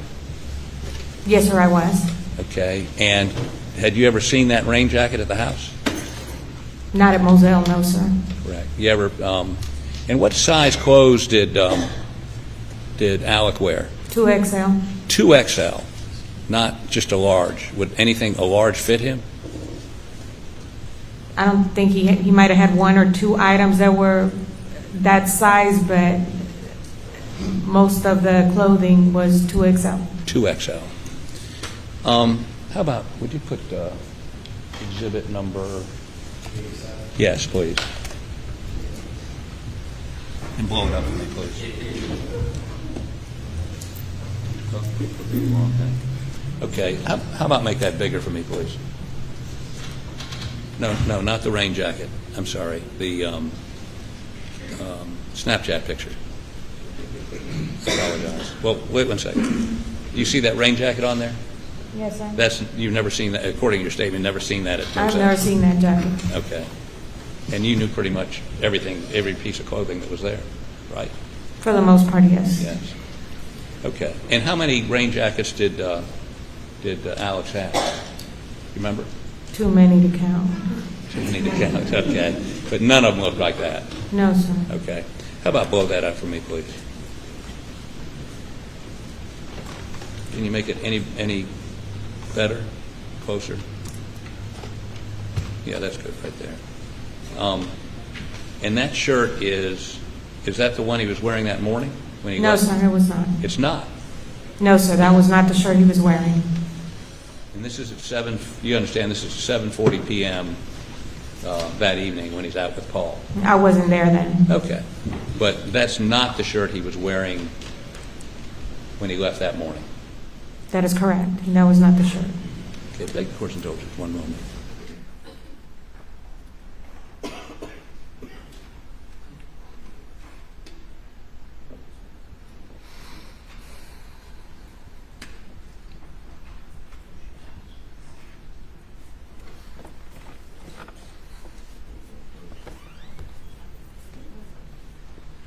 You were aware he had clothes at his office, kept clothes at his office? Yes, sir, among other places. Where else would he have Car. clothes? He have it in a car? Yes, sir. Where else? In Edisto. I'm sorry? In Edisto. In Edisto, okay. But if he was in the Moselle area, if he was going to change his shirt from in the morning, would he have changed it at the office or got something out of his car? You don't know? I don't know. Okay. Okay. Now, let me show you.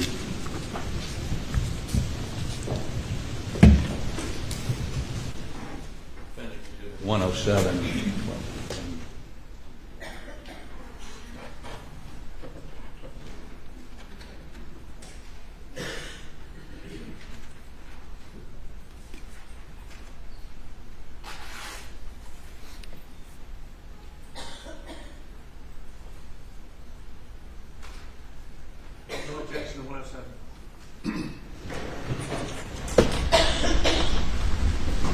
Can you tell the jury what that is, please?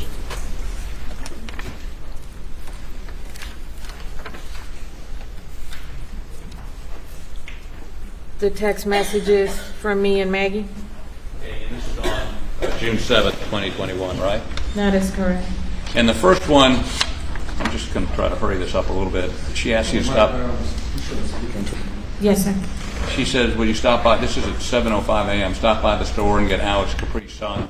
He likes orange and pineapple flavor plus mountain cooler. Thank you, I'll pay you back. You say, I will.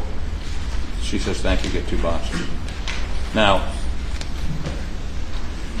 after that conversation, there's a text at 3:28 p.m.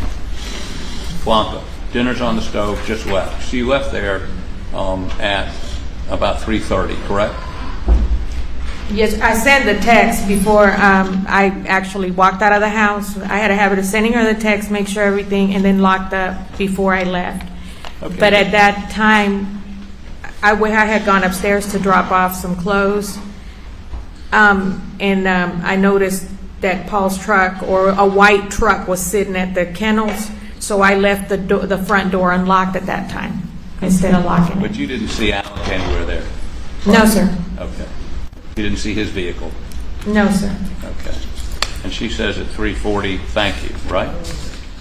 Yes, sir. Okay, then at 3:54, you said, you're welcome, I just made your deposit. Maggie then says, I guess this is one exchange, thank you, I'm waiting at the doctor. Alex wants me to come home. I had to leave the door open at Edisto, but trust the Mexicans to shut and lock for me. Yes, sir. And then she says, Alex's dad back at the hospital. The last doctor claims not cancer, pneumonia. Alex is about to die. Hope he doesn't go down there to sleep. Now, you know what she meant by that? What she meant was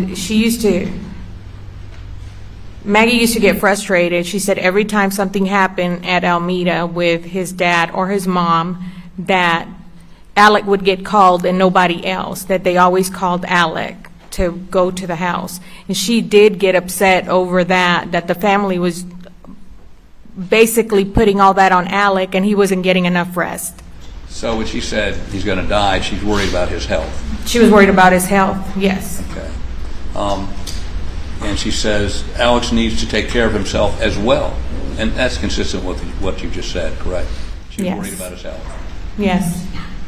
And you said, yes, he does. He told me he was tired when he left. I hope they can treat Mr. Randolph. Maggie says, I'm scared for him and Alex and all of us. What do you mean by that? Because Alec hadn't had much sleep. That was her main concern, was the fact that her main frustration was the fact that in the middle of the night or whenever, if Mr. Randolph or Miss Libby were uncomfortable, that they would always, she seemed to think that they always called Alec, and there goes Alec, to take care of it. And she felt that it wasn't fair that he was the only one having to take them. And your response to that is, I know, just pray about it and hope he gets a little better. Is that what you said? Yes, sir. Okay. And you say, Alex and you really need to relax. Always being on the go with little or no sleep is not healthy. Remember, I have a doctor's appointment in the morning in Beaufort. If I get done early, I'll go to Moselle.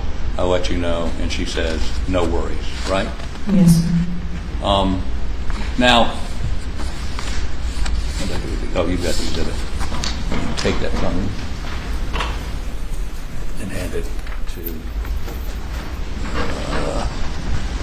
Okay. So,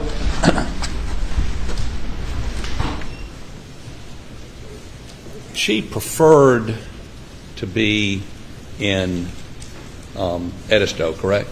That's correct.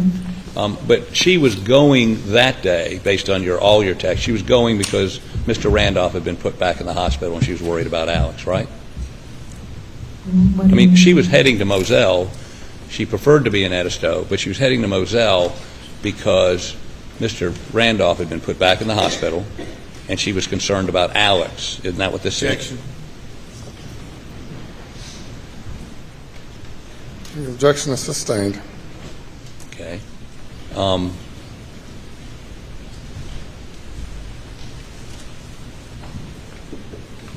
She indicated to you that Paul was coming in your telephone conversations, correct? That is correct. And did she indicate in your telephone conversations that she needed dinner for her, Paul, and Alec, right? Yes, she did. And did she indicate in any way that she did not want to go to Moselle to have dinner with Alec, Paul, that night? Her conversation with me was that Alec wanted her to go to Moselle that day, and she was concerned about the workers that she had in Edisto, and she would have preferred to be in Edisto, taking care of the final details. But for Mr. Randolph's condition. She was concerned about the work being done and leaving the house open in Edisto. She wasn't concerned about Mr. Randolph. She was, but her more concern was that her house was open. Okay. Now, she preferred to be at Edisto in the summertime as opposed to Moselle at all, correct? That is correct. Now,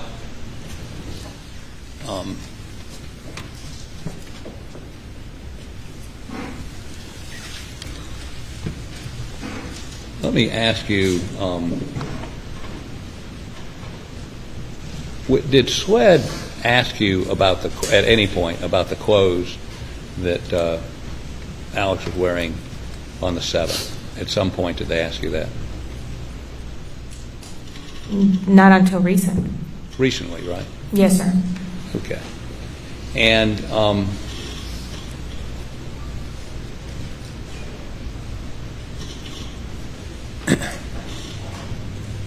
is it clear to you, you've been asked recently to recollect something that happened in June of 21, which is almost 2 years ago. Did they ask you other questions about what happened on June 7th when they asked you about the clothes? They asked me where I was. They asked me what I was doing. They asked me when I saw Alec leaving that day, my discussions with Maggie. They requested to see my phone, which I gave them so they could see the text messages, phone calls that we had had. Okay. You and Maggie were very close. We were. You and Alex were close also, were you not? Yes, sir. And did you feel like a member of the family? Yes, sir. Had you ever heard from anybody about any, well, strike that. Did you indicate that Maggie, one of the things Maggie told you was that she was not, after the boat case, she was not being treated very well by the people in Hampton, correct? That is correct. They shunned her, they were rude to her, those kinds of things. That is correct. Did she also indicate to you that she was concerned about Paul because he'd received a bunch of threats? Objection. Your objection's overruled. Did she ever indicate to you she's concerned about Paul because Paul had received threats? Yes. Okay. Beg the court's indulgence.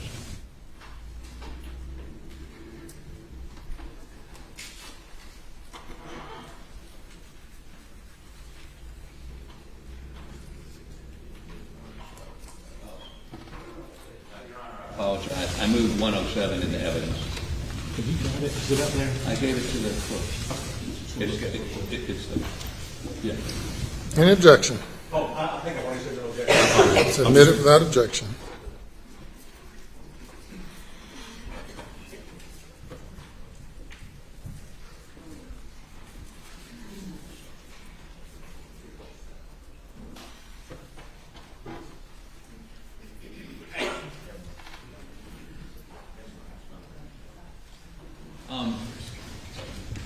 That same morning of the 8th, did you clean the gun room? I didn't go in the gun room. I went in there, but I didn't do anything in the gun room. Didn't pick anything up? No, sir. Okay, and when you went into the kitchen that morning, was there anything that would indicate to you that other people had been there the night before? Like glasses or bottles of water or anything? No, sir. Okay. Thank you. Any redirect? Okay, please court.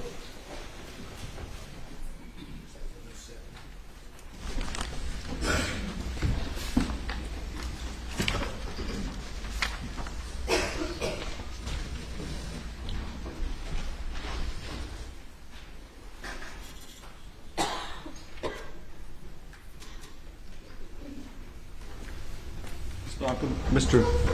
Harpootlian,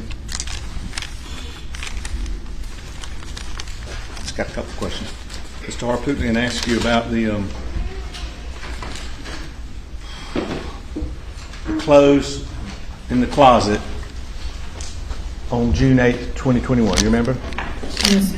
And he asked you if there could have been another shirt in the room. Yes, sir. And was your response maybe a T-shirt? Yes, sir. Okay. Did you see another dress shirt there? No, sir. And while we're getting to that, did you work at Alameda? No, sir. Did you ever go there?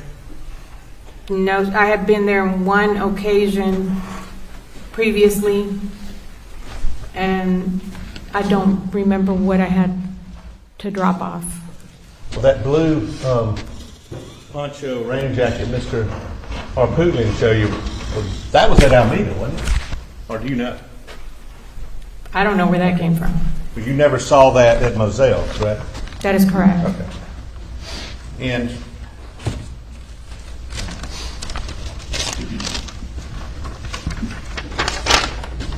State 7, well, first of all, this is States 2. States 306. Have you ever seen that shirt again since you went back the 8th, the 9th, until today? Have you ever seen that shirt again? No, sir. Once I moved a lot of the belongings to the little house, he had packed some of the clothes up, but over the weekends and stuff, when they were going from place to place, I noticed that he was purchasing different clothing items, shorts, shirts. So there was a couple of new ones in there, which still was not that shirt. It was some of the newer ones. Who was purchasing a lot of shorts and shirts? Alec. After this event? After the murder? Yes, sir. On the weekends when they were gone with the family, if he was going different places, he would come back like that Monday or Tuesday, and there was like new items within the clothes. New shirts? New shirts. New shorts? Yes. You know what kind? Vineyard Vines. They were buying Vinny Vines? Yes, sir. After the murders? Yes, sir. They were like polo type Vineyard Vines. And what shirt had he suggested to you he was wearing in August on this day? What shirt had he just suggested to you he was wearing? Vineyard Vines. Vinny Vines is what they call them. In State 7, you said you recognize these shorts and shirts? Yes, sir. Where was this shirt kept on States 107 in Moselle? In the closet, if there was no room in that drawer. On the shelves? Yes, sir, on the shelf. And looking at 306, is that outfit different from this outfit? Yes, sir, it is.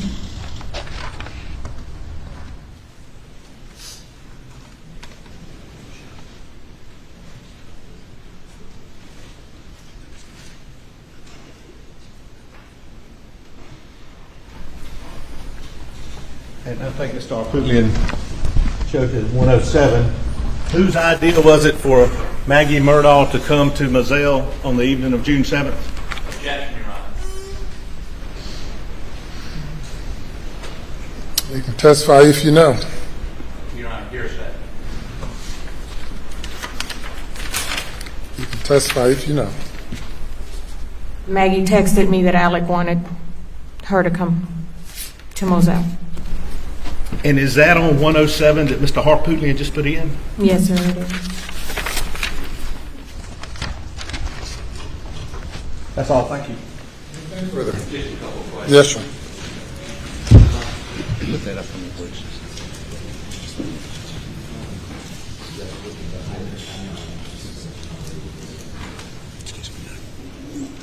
What's that exhibit?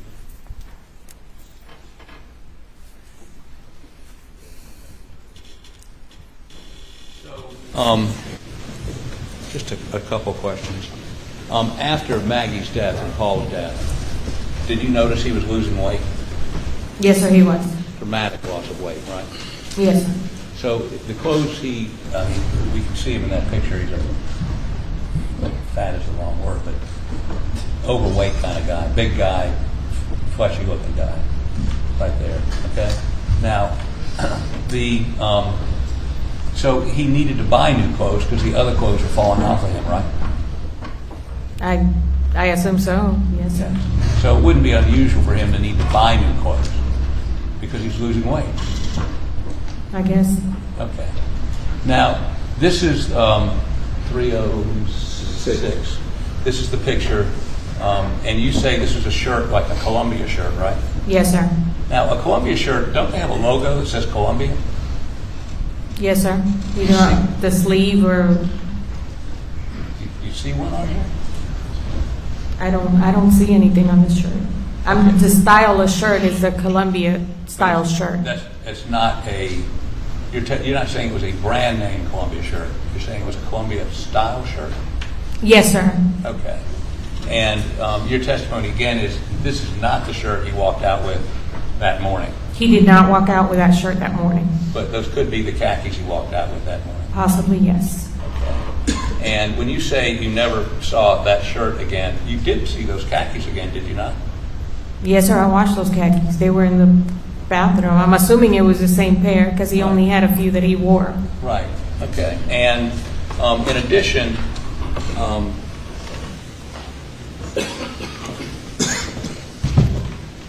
your testimony would be that the only, well, I guess you're saying that morning he didn't have that shirt on, but he had those pants on. Could possibly have those pants. He had several. Okay.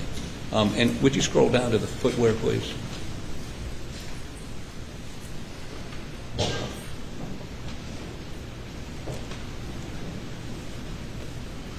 Okay, those are loafers, right? Yes, sir. And what do they seem to be made out of? Like soft leather. So your testimony is that those were shoes he only wore around the house. He had like house slippers. Usually when Alec would go outside, he had them Georgia boots that he would wear or the duck boots, and those would be left by the front door when I would walk through the door in the next morning. In June, it was pretty hot down there in Moselle. Yes, sir, but those were his go-to shoes when he would go outside or mess around, like he said, with Paul that day. What kind of shoes was he wearing when he went to work that day? The dress shoes, a pair of brown leather. Okay.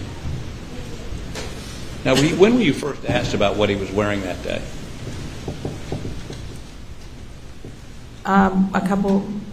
Maybe a couple of days when they interviewed me. When they interviewed you the first time? Yes, sir. They asked you what he had on?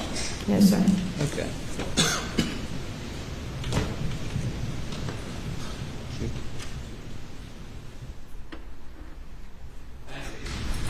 You may step down.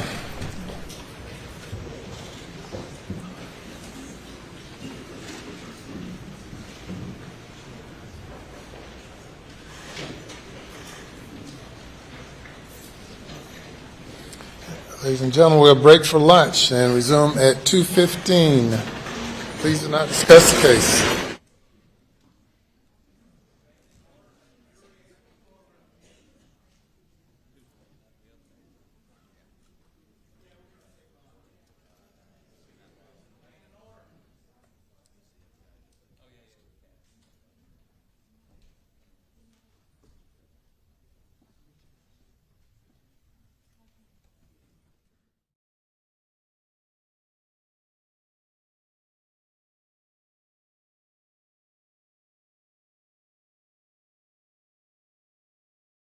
Standard issue preppy clothes they seem to wear a lot down there. The khaki pants, the blue shirt, and the thing missing in what I'm calling the bending tree video.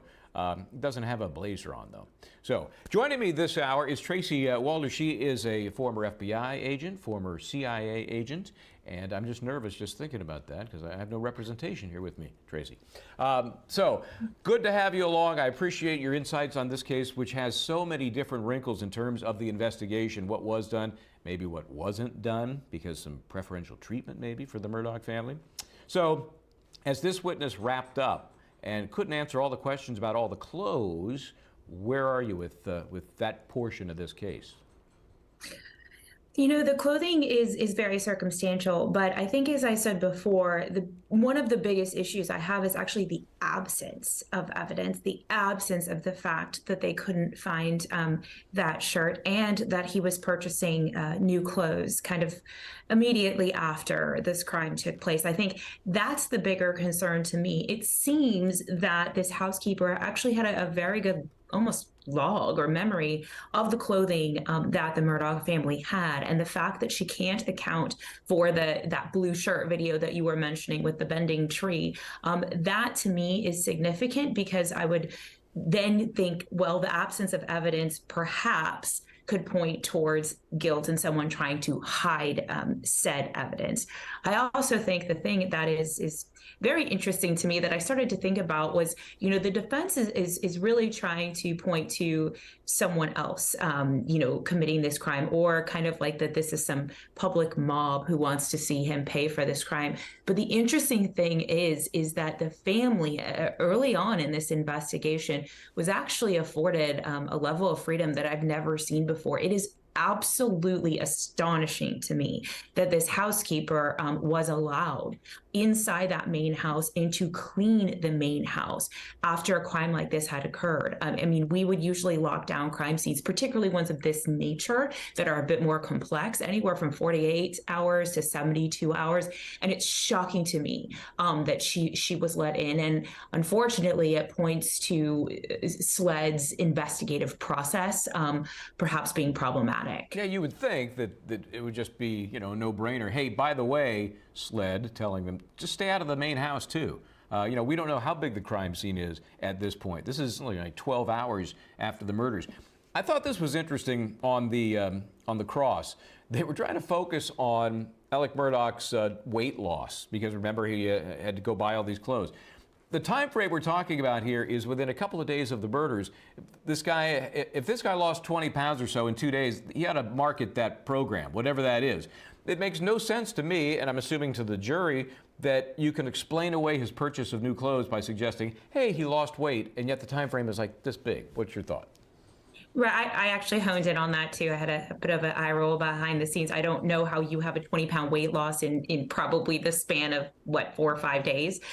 So no, I think that is borderline ridiculous. And clearly, if we were talking about, months and years after, okay, fine, that's a believable defense in regards to this. But immediately buying new clothes after your son and wife have basically been butchered, quite frankly, is very surprising to me. It's not that he had a lack of clothes. And also, occasionally if I did see people going out to buy new clothes, it was because they couldn't access their homes that had these clothes in them. But in this case, we know that housekeeper went in there. We know that they were all allowed into the crime scene. So in my opinion, there's no real reasonable explanation for him having to go out and buy volumes of new clothes. It wouldn't be the first thing on the top of my mind after my wife and son were brutally murdered. Yeah, that is interesting. I guess you could argue that, hey, that was just his way of handling things, just trying to do something normal, just some shopping. And I have to believe that even if he's missing one outfit,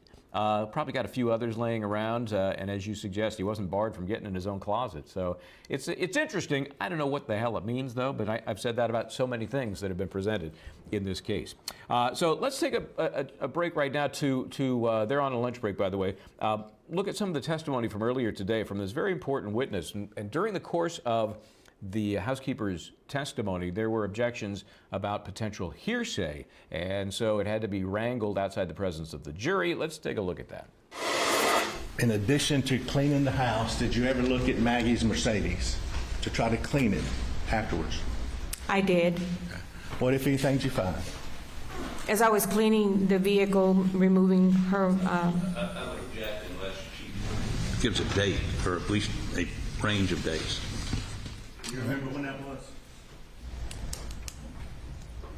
That was about a week after. Okay. After the murders? Do you remember when you cleaned her car? I cleaned the car when they asked me to pick it up from the impound sheriff's department. And who asked you to pick it up? Randy and his wife had dropped off Paul's truck, and they were getting ready to leave to go out of town, so he asked if my husband and I could go pick up the Mercedes from the impound and bring it back to the house. And did you clean it after that? I did. And what did you find, if anything? Well, she still had paint for the Edisto house that she was trying to touch up some areas at the house, and she had some pillows that she was going to return. And as I moved the seat to clean, to vacuum underneath the driver's side seat, I found her ring. Or what? Her ring. Her wedding band. Now, did Maggie, based on your time with her and experience, like being at Moselle by herself? No. And leading up to the murders, was she anxious about anything? She had a conversation with me. A few months prior. I walked in the house, and Maggie said, "Hey, Blanca," she said, "I got to talk to you. I got something to tell you." And so she said, "Let me make some coffee." And she went and made a pot of coffee. She made me a cup. She made herself a cup, and we went. She said, "Let's go talk." And we went into the hunting room, and she closed the door because Alec was sleeping in the bedroom, which is on the other side of the house, but she closed the door. When Maggie closed the door, Your side. Response. Judge, I think, was she anxious about money issues? Your Honor, I object to... Well, I know you objected, and but he is. I understand your objection. Well, I don't care what you're doing. There's an objection to the previous question. The objection is sustained. While entertaining the objection, you cannot pose another question. The objection is sustained. And I apologize. Yes, sir. We were aware of that conversation, but I objected, knowing where he was going, which was, and in that same interview, by the way, that she gave about a statement where Maggie said that she was concerned about money, she also indicated Maggie was never concerned about money. Either way, it's hearsay. He said, before Your Honor ruled, was she concerned about money, or wasn't she concerned about money? He testified, which is to hearsay. I would move for mistrial. I think it's unduly prejudicial based on the last 3 weeks we've heard of financial misconduct on the part of the defendant. I would move for mistrial. I would move that it's not a mistrial because I don't think, even if you give this jury an instruction, you can't unring the bell. You can't correct that. And now I've had to draw attention to it, even more so by objecting to it. He knew that was wrong. Thank you, Your Honor. All right. Mr. Meadows. Your Honor, and for the record, I apologize for that question. I don't have to say it. I'm Well, sorry. we're not here about apologies. Go ahead. And I can't help it. Yes, sir. Judge, under 803, and what I should have brought to the court's attention first, 803.3, we think this would be admissible hearsay exception, then existing mental, emotional, or physical condition. The statement of the declarant's then existing state of mind, emotion, sensation, or physical condition. We think it fits under that rule. How she was, and that's all I was going to elicit. That's it. I won't go. And hearsay was coming out a little bit there. A lot of hearsays come out in this trial. They wasn't objected. It just was rolling. I wasn't trying to plan that part ahead. But I do think respectfully it comes in there. We'd like you to consider under 803.3, Judge. And that's what I should have said before I asked the question. Again, for the record, say I'm sorry. You've had testimony elicited by the defense throughout the trial from witnesses portraying the family as a loving and happy marriage. Question posed to Mr. Gibson, I believe it was, and to the other friend of Paul's and Buster's, as to whether the family was anxious or seemed to have any concerns or issues going on at the time. And I find that this testimony properly responds to that testimony, and the objection is overruled. So a lot happening there. Again, most of that taking place outside the presence of the jury, including a motion for mistrial, primarily because the prosecution had asked a question that really was more of a statement that the jury would hear as, wasn't Maggie concerned about money? And we know how big money has been in this case. Although they're talking about a point in time months before the murders. So I'm not sure which way that cuts, because remember the prosecution's suggestion is that all of these financial issues boiled over on or about June 7th, 2021, the day of the murders. That was a little bit removed from that. So the mistrial motion, of course, was denied. No surprise. There was an objection for hearsay. That was sustained, so they didn't get further into that. They're on a break right now, and you know what that means. Coming up very soon, we will have a Q&A session. And Jeanette Levy standing by. But for the moment, Tracy Wilde is here. She's an FBI agent, former FBI agent, and CIA agent. Let me ask you this. Did you go from the CIA to the FBI, or vice versa, or can you tell me that? I went from the CIA to the FBI. Okay. Is that unusual? It's my understanding, yes. I don't know too many people that have worked on the operations side, right, of both of those agencies, but it's my understanding, yes, it's unusual. Interesting. So, burning question I have: have you ever done one of those escape games, or is that just unfair for you to play those games? I have never done. Are you talking about like escape rooms, those kinds of things? I actually have never done one of those. I've always wanted to, but I never have. Sorry. Okay, no, I think it would be unfair. So anyway, back to business here. So we have this witness on the stand. She's now done, by the way, Blanca Simpson now done providing some very interesting information today. Does it get us closer to pointing the finger at Alex Murdaugh, or is it just another mix that we just have to sort through? You know, I'll just be very blunt. I thought that she was a great witness. Obviously, she was composed. She was clear in her answers, but I still don't think it was a slam dunk sort of situation. I think it does just provide sort of more circumstantial anecdotes. Quite frankly, again, we still haven't located that shirt. She testified she didn't see any blood. So I don't view this as something that was really definitive. Yes, it helps sort of speak to people's mindsets. It sort of, in terms of the prosecution, it helps with mindset. And in terms of with the defense, it shows sort of the poor investigative job that SLED maybe did. So I think it helps them both, but in different ways. But I don't view this testimony as definitive in any way, shape, or form. Here's something I found interesting about her testimony, and that had to do with Maggie's car, which was impounded initially. Sounds like the right thing. And then Ms. Simpson is asked, hey, can you go pick that up? She does.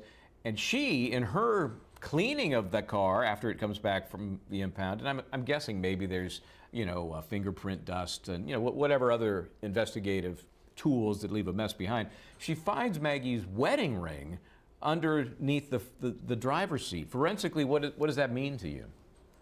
I find that actually incredibly interesting. And that's, to me, one of the biggest takeaways from this. Yes, vehicles are incredibly dirty when they come back after forensic processing. We don't clean them for the person. And so it's not unusual that she would have been asked to clean it. But what I think is unusual is, in the recovery of Maggie's body and then the returning of her belongings to the family, the fact that she didn't have that wedding band and that wasn't noticed or made note of by her husband is interesting to me. Also, why did she take it off? Did it fall off? Was it something she was hiding? Did it just fall off her finger because it didn't fit? But I find all of that to be very interesting. And perhaps it's a symbol of something, I don't know. But I do think that to me is one of the most interesting developments out of this today. It's surprising to me that it went that long without people noticing it wasn't on her person. Yeah, that's what makes you wonder, okay, was it just that day? She had to take it off for some reason, it fell off, had there been issues with it being too big and it was falling off?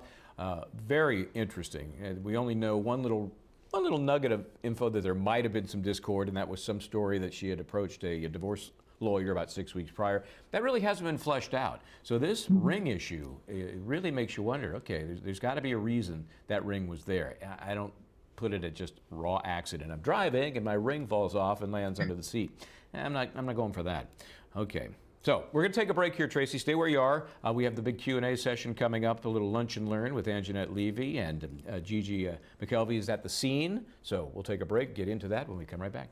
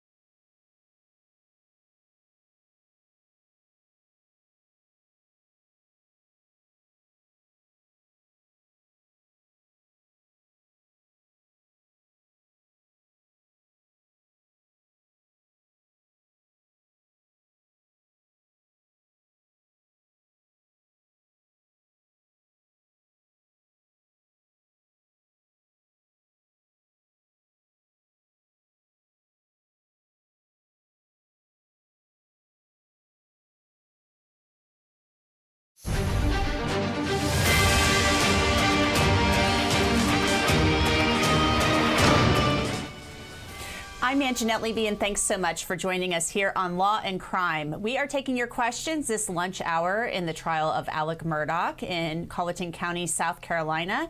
And we have a great group with us today to take all of your questions. So keep those coming to us both on our Twitter feed and in our YouTube chat, and we'll get to as many of them as we can. So with me this hour is Michael Bryant, Law and Crime Network host, also an attorney. Gigi McKelvey is here with us from Law and Crime. She's actually at the courthouse there in Walterboro.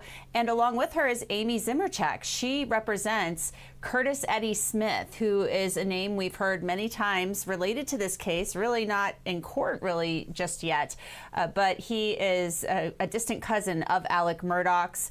He is facing some charges for allegedly assisting Alex Murdaugh in laundering some money and some drug-related charges as well. So welcome to everybody. Gigi, I will start with you right now. What's been going on in court this morning? The testimony from Blanca Simpson I have been finding quite interesting. It is interesting because if you think about it, she is the last person likely to see Maggie and Paul alive other than Alex. And she just testified about going into the house on the 8th, finding a towel on the floor, some khaki pants, a puddle of water, t-shirt laying in the closet. And it's been interesting, you know, the one thing we've been talking about during one of the several times they've sent the jury out is why did they not tell her, don't touch anything in this house? That's kind of been the chatter in the courtroom, is she went in and started cleaning up. But the biggest thing, I think, Anjanette, is this wedding band underneath the driver's seat that she found, Blanca found, when she went and retrieved Maggie's car from impound. I mean, that makes you think, why was it there? Why, you know, that's a pretty important piece of jewelry. So that seems to be the biggest chatter in court right now. Most definitely. I think the fact that anybody, you know, the whole family should have been typically kicked out of that house so a search warrant could be executed. We know what happened there. Katie McAllister said she didn't execute the search warrant because, you know, she didn't want to displace the family. Very unusual in a double homicide case. Plus, Blanca was allowed to go in there and clean. Amy, I find the wedding band thing pretty interesting, too. I've taken my wedding band off many times in my life. I've never put it under the seat of my car. That's one of the places I've never put it. Your thoughts on that briefly, and then I want to talk to you about your client, Curtis Eddie Smith. Certainly. You know, it is unusual. There are questions that it seems like we're not going to get the answers to. I do find it unique, though, that the government said that they focused directly on Alex and really focused on all this stuff, but really didn't secure the crime scene like he was a suspect. And so I think that a lot of things, it was very chaotic.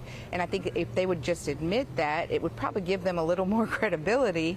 But it's unusual how this crime scene was processed, or not processed, as it were. And it sounds like it wasn't really processed. So let's talk about your client, Curtis Eddie Smith. We've been hearing a lot of chatter. We don't know how much of it is true, that his health is very poor. We know he's incarcerated right now on some criminal charges. Do you expect him to testify? Is the state going to call him? That literally, I used to say if I had a quarter every time somebody asked me that, I wouldn't have to take any more cases this year. Now it's like to a penny. Like if I had a penny every time someone asked me that, I would not have to take any more cases this year. But I don't know. I think that one of the challenges that this case has seen on both sides, quite honestly, was sometimes you have to be careful what you wish for or ask for, and the defense asked for a speedy trial, and it really appears that there's kind of a lack of organization and quite honestly thorough preparation on both sides, and also I think it just depends on how the judges rule, or how the judge is ruling on different admissible evidence, because obviously Mr. Smith kind of opens up even more than just the financial. And so I think that even if I don't know if he's going to testify, and I don't know when. I do know it's not today. So anybody who keeps saying they want to see him, unfortunately, it's not today. And so I think that it's really fluid depending on who testifies to what and kind of what it's going through. I think that the jury and everyone probably is a little more thankful that there are more what we call lay witnesses, because I know the technical information can get very dull, very dull. And unfortunately, it's kind of the part and parcel of everyday court. But I know that the jurors in particular are probably interested in what any of the lay witnesses have to say at this point. And briefly, is Cousin Eddie, that's what we kind of call him here, is he in poor health, or would he be up to testifying?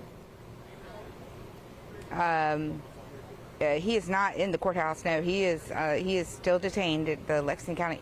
He's under safekeeping at the Lexington County Detention Center, and he is still there. I just got an email from him on the way here, so I can assure you he is still there. Okay, so he's not in poor health. What about Good to know. his We had health? heard some stuff. There's been rumors about poor health. Well, his health actually, I mean, he had poor health before this all started, and the problem is that the types of medications that he was taking, they won't let him take in the jail, quite honestly, and the environment, the food, all of these things have really affected his physical health, which then in turn affects, I think, his mental and emotional health. So he's incredibly frustrated just at the whole thing, and we can't even have a bond hearing or any hearing while this trial is going on, because this is the only judge that can hear it, and so I can't even file for a bond hearing because it won't be heard until this judge is not on the bench, which will be who knows at this point.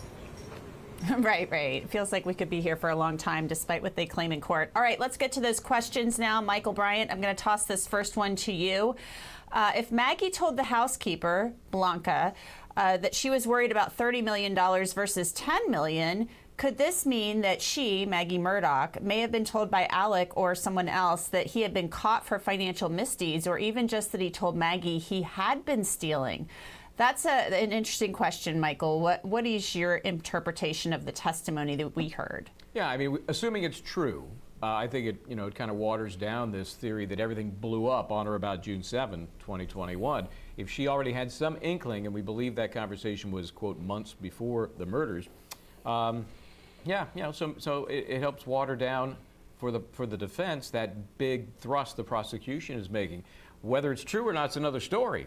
We don't know what she actually knew, and unfortunately, that's gone to the grave with her. So if it's true, I think it helps the defense. Interesting. All right, let's get to another question. How important is Alec asking her to clean his house going to be? Does it prove the idea of calculating and that this was planned? So, Amy, I'm going to toss that question to you. It comes to us from @CJ9212399. Lots of numbers there, and I think that's from Twitter. So I think that it shows several things, to be quite honest. One, this whole notion that he was aggressively targeted and pursued as a suspect, I think has really been blown by the wayside now, I hope. It could be seen either way, and I think that the defense will probably capitalize on it. He was just trying to make sure the house looked nice, or B, he was trying to ask her to help clean or cover up things unknowingly. And the thing that I think that's incredibly, we would love to know the answers to is what he was doing when. I think that one good point that the state has gotten across, they probably should have weaved it in an opening statement, but the question, like, did you really know Alex, or did you know him? And because I think that unfortunately, due to his past manipulative behavior, I think that that's what they're trying to say, that the state, of course, wants the jurors to believe, hey, this is another example of him, knowing that he could play on the emotions of Blanca, who I think was very close to Maggie, and to couch it how she would like it. I mean, I can't imagine the pressure on Blanca. Especially not knowing what was going on, and then now that he's charged with it, probably going back and second guessing herself. What did I do wrong? Did I mess something up? And I certainly hope that's not what she's experiencing, but I imagine that's probably an emotion she's having. Mm-hmm. Let's get to our next question. This comes from Sonia Linko from Twitter, and I'll toss this one to you, Gigi. Why did the Murdaugh name always get special treatment? That's so, in all caps, unfair. Guess with money and power, they can buy anything and anyone. So, Gigi, tell us a little bit about why the Murdaughs, I guess, were perceived to or actually did receive special treatment. Well, I mean, the 14th Circuit solicitor position was held by that family for almost 100 years. And so, you know, that's a lot of power over 5 separate counties, not just one. And so I think that, you know, we've heard stories of how when somebody had an accident and it was not their fault, but Alec wanted it changed, it got changed. You know, so I think it's one of those things that the reputation probably was passed down generationally, between generations. Well, I knew the old Buster, and now I know the new Alec. And I think that maybe that's how, you know, over the decades that this family has held this power position in this community, and to this day still is very much here. Just a little different, but still here. I think it's definitely still there in some form. We're going to take a quick break. If you're watching on YouTube, don't leave us. We have to do this for the network. We want you to keep those questions coming to us both on Twitter and in our YouTube chat. I know Michael Bryant has a prop, and look at this. I'm taking off my wedding ring and my engagement ring because my fingers are swelling, and I'm putting it right here on my desk. So keep those questions coming to us. We will be right back. I'm Anjanette Levy, and you are watching Law and Crime.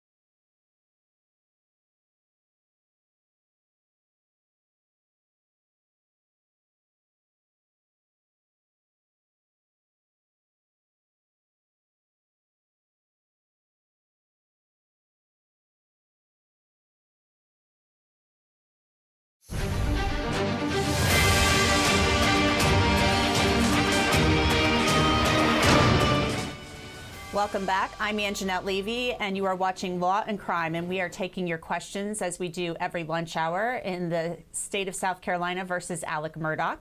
He, of course, is on trial for the murders of his wife Maggie and son Paul back on June 7th of 2021. Keep your questions coming to us both in our Twitter feed and on YouTube, and we'll answer as many of them as we can. Let's take this first bit, though, to look at some of the testimony of Blanca Simpson. She is a woman who worked for the Murdaughs as a housekeeper, but sounds like she was also really a friend of Maggie Murdaugh. And she was asked some questions about the clothing of Alex Murdaugh because she did the family's laundry.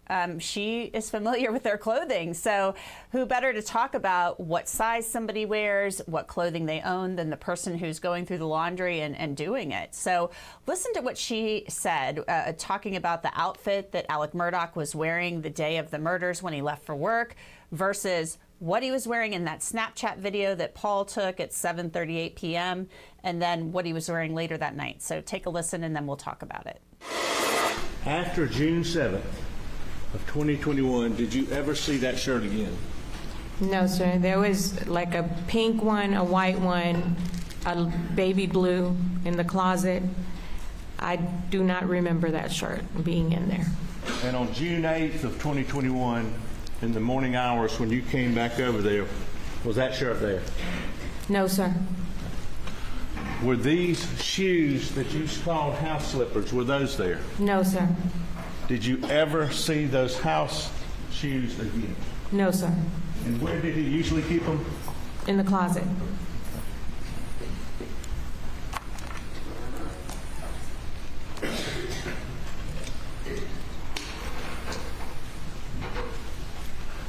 Did he have any other type shoes? Canvas or any kind of boat shoes? He had a lot of shoes in the closet. Do you remember any shoes that were canvas type shoes? The boat shoes, like the Sperry. Sperry shoes? Yes, sir. And do you remember those? Yes, sir. They used to sit in the closet. They used to sit in the closet. After June 7th of 2021, did you ever see those Sperry boat shoes again? No, sir. I do not recall seeing them in the closet. Never ever? No, sir. Did you have a conversation with Alex Murdaugh about a shirt? Yes, I did. And let's go back. Where did this take place? At the little house. All right. What do you mean, the little house? After Paul and Maggie were killed, Alec was not staying at Moselle. My husband and I were, and he would often stay in different places. But all his clothes and toiletries and everything were placed in the house that sits between Mr. Johnny Parker and his brother Randy. There's a small 2-bedroom house right there, and that's where all his belongings at the time went. And where is that located? In Hampton. Okay, in Hampton. And who furnished this little house with clothes and toiletries and made sure stuff was there? I did. Okay. And who was Alex Murdaugh staying there with when he stayed there, if anybody? He never stayed there. He would just go and get his clothing and eat whatever, if he would have a snack or something. He wasn't really eating. Well, during the month of August, do you remember him having a conversation with you about a shirt? Yes, sir. Did you find that to be unusual? Yes, sir. Okay. Tell them what the conversation was and why you found it unusual. Please. He walked in to the little house, and I was getting ready to leave, and he said, "B, I need to talk to you." And he said, "Come here, sit down." So I went in the living room. I sat down, and he was pacing back and forth in the living room. And he said, "I got a bad feeling." He said, "I got a bad feeling." He said, "Something's not right." And then he said, "Well, there's a video. There was a video that was out. I hadn't seen a video." And he said, "You remember the shirt I was wearing, that Vinnie Vine shirt?" That's what he said to me. And in my mind, I was saying I don't remember Vinnie Vine's shirt. It was the polo shirt. But I didn't mention, he said, well, you know what, I was wearing that shirt. He said, you know, in the, that day. And still, I was just, I didn't say anything, but I was kind of thrown back because I don't remember that. I don't remember him wearing that shirt that day when he left. I know what shirt he was wearing because I fixed the collar, and the collar's a different material. And I don't know what a Vinnie Vine shirt is. But when he left that day, was he wearing a Vinnie Vine shirt? Or was he wearing the collar you described? It was a polo shirt. Polo shirt. Just using your common sense, did it appear to you he was trying to tell you to say, I was wearing the shirt? Objection is sustained as to the form of the question. How did you take that conversation? I felt like he was, I felt confused at first, and then I know what he was wearing the day he left the house, and I was basically confused. I didn't really know whether he was trying to get me to say that shirt, if I was to be asked that if that was the shirt he was wearing the day. So there's Blanca Simpson, Michael Bryant. She's talking about how Alex Murdaugh, it sounds like he was suggesting information to her. This is the second time we've heard a witness kind of say that they felt like he was providing them information about that day, and it made them feel a little weird. So what do you make of that bit of testimony? Yeah, you know, I'm very confused about all these shirts already. But that's not the point here. Got a lot of The point shirts. is that this guy orchestrates 2 months after the fact a sit down. You know, I'm very concerned about something, and then talks about something that is really to her inconsequential. Say, I don't know what the heck shirt you were wearing. I think it was this one, but not that one. Yeah, the fact that he did it and made a big deal out of it, far more important, I think, than which shirt we're talking about.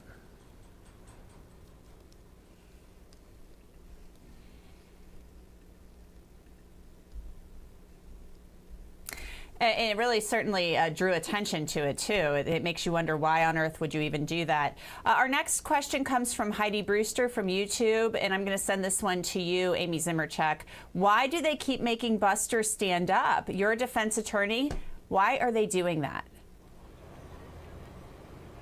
Well, I think, you know, I would love to be in the minds of the attorneys right now. I find it easy to play armchair quarterback, but I mean, certainly he's not going to testify.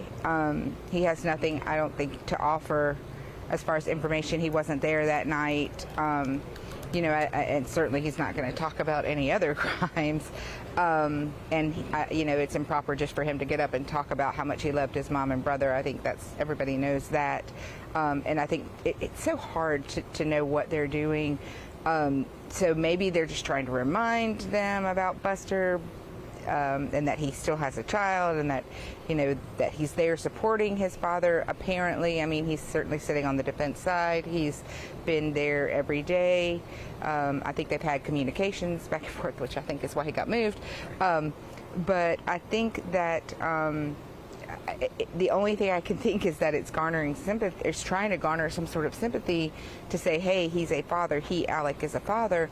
And I'm a little curious as to why the state hasn't continued to object to it. I don't see what the relevance of him standing up in court.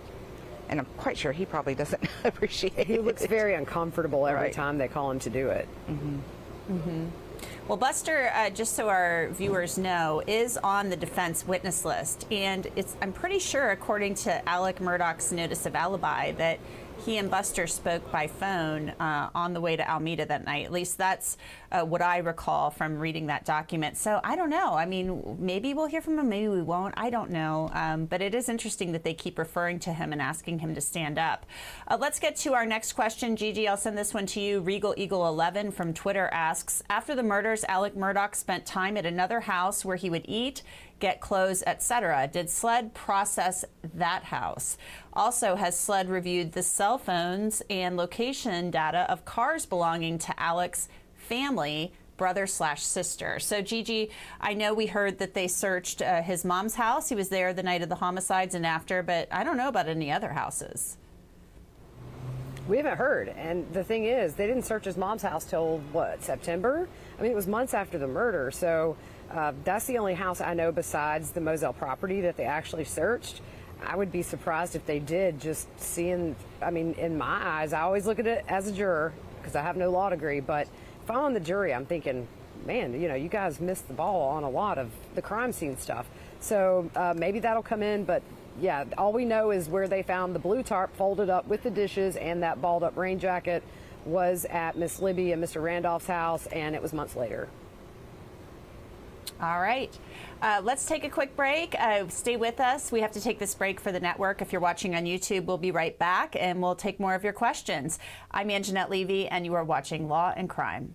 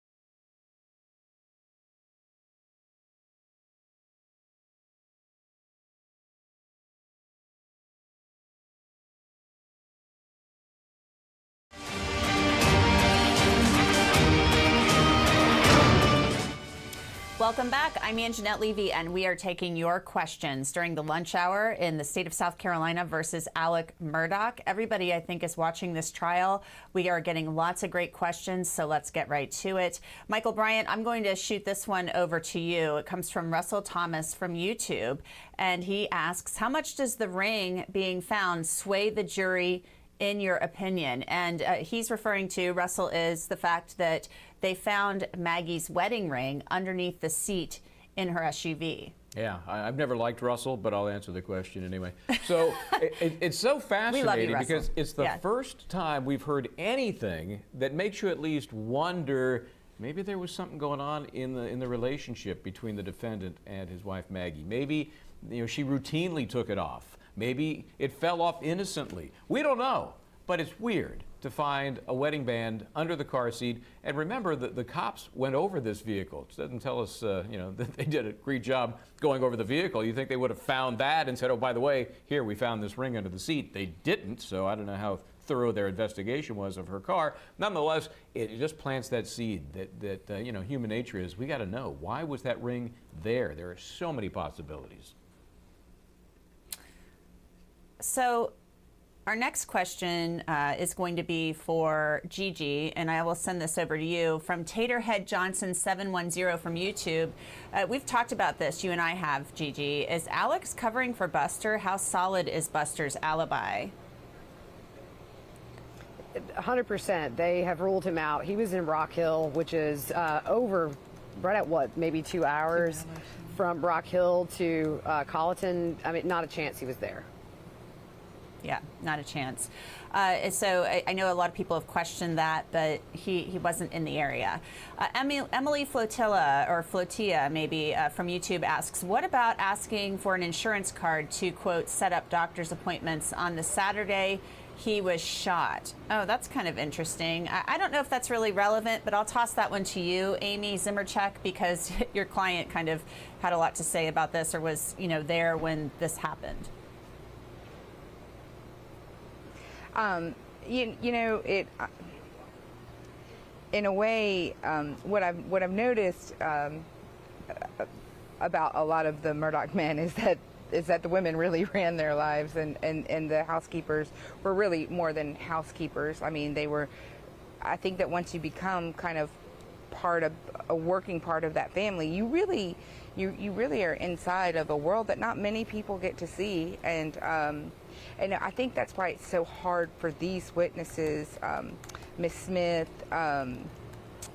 who's still working for Miss Libby right now, and I know that Miss Simpson Blanca is not working anymore, but they really have this sense of loyalty, and I think that it shows that that they really depended on their circle of people. It's interesting to me.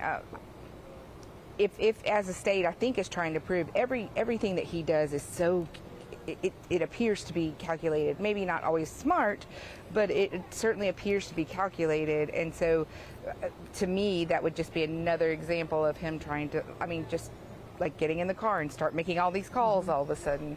I think it if presented correctly in closing, I think it can be powerful evidence. Mm-hmm. And briefly, Amy, we literally having a hospital visit that day. Yeah. So, Amy, just briefly, we have like about 20 seconds left. It's a yes or no question. This is from Tom Kaiser from YouTube. Does your client, Curtis Eddie Smith, have an alibi for June 7th? Oh, he does. He does. I think I've said this before. If they thought that he had anything to do with it, they would arrest him.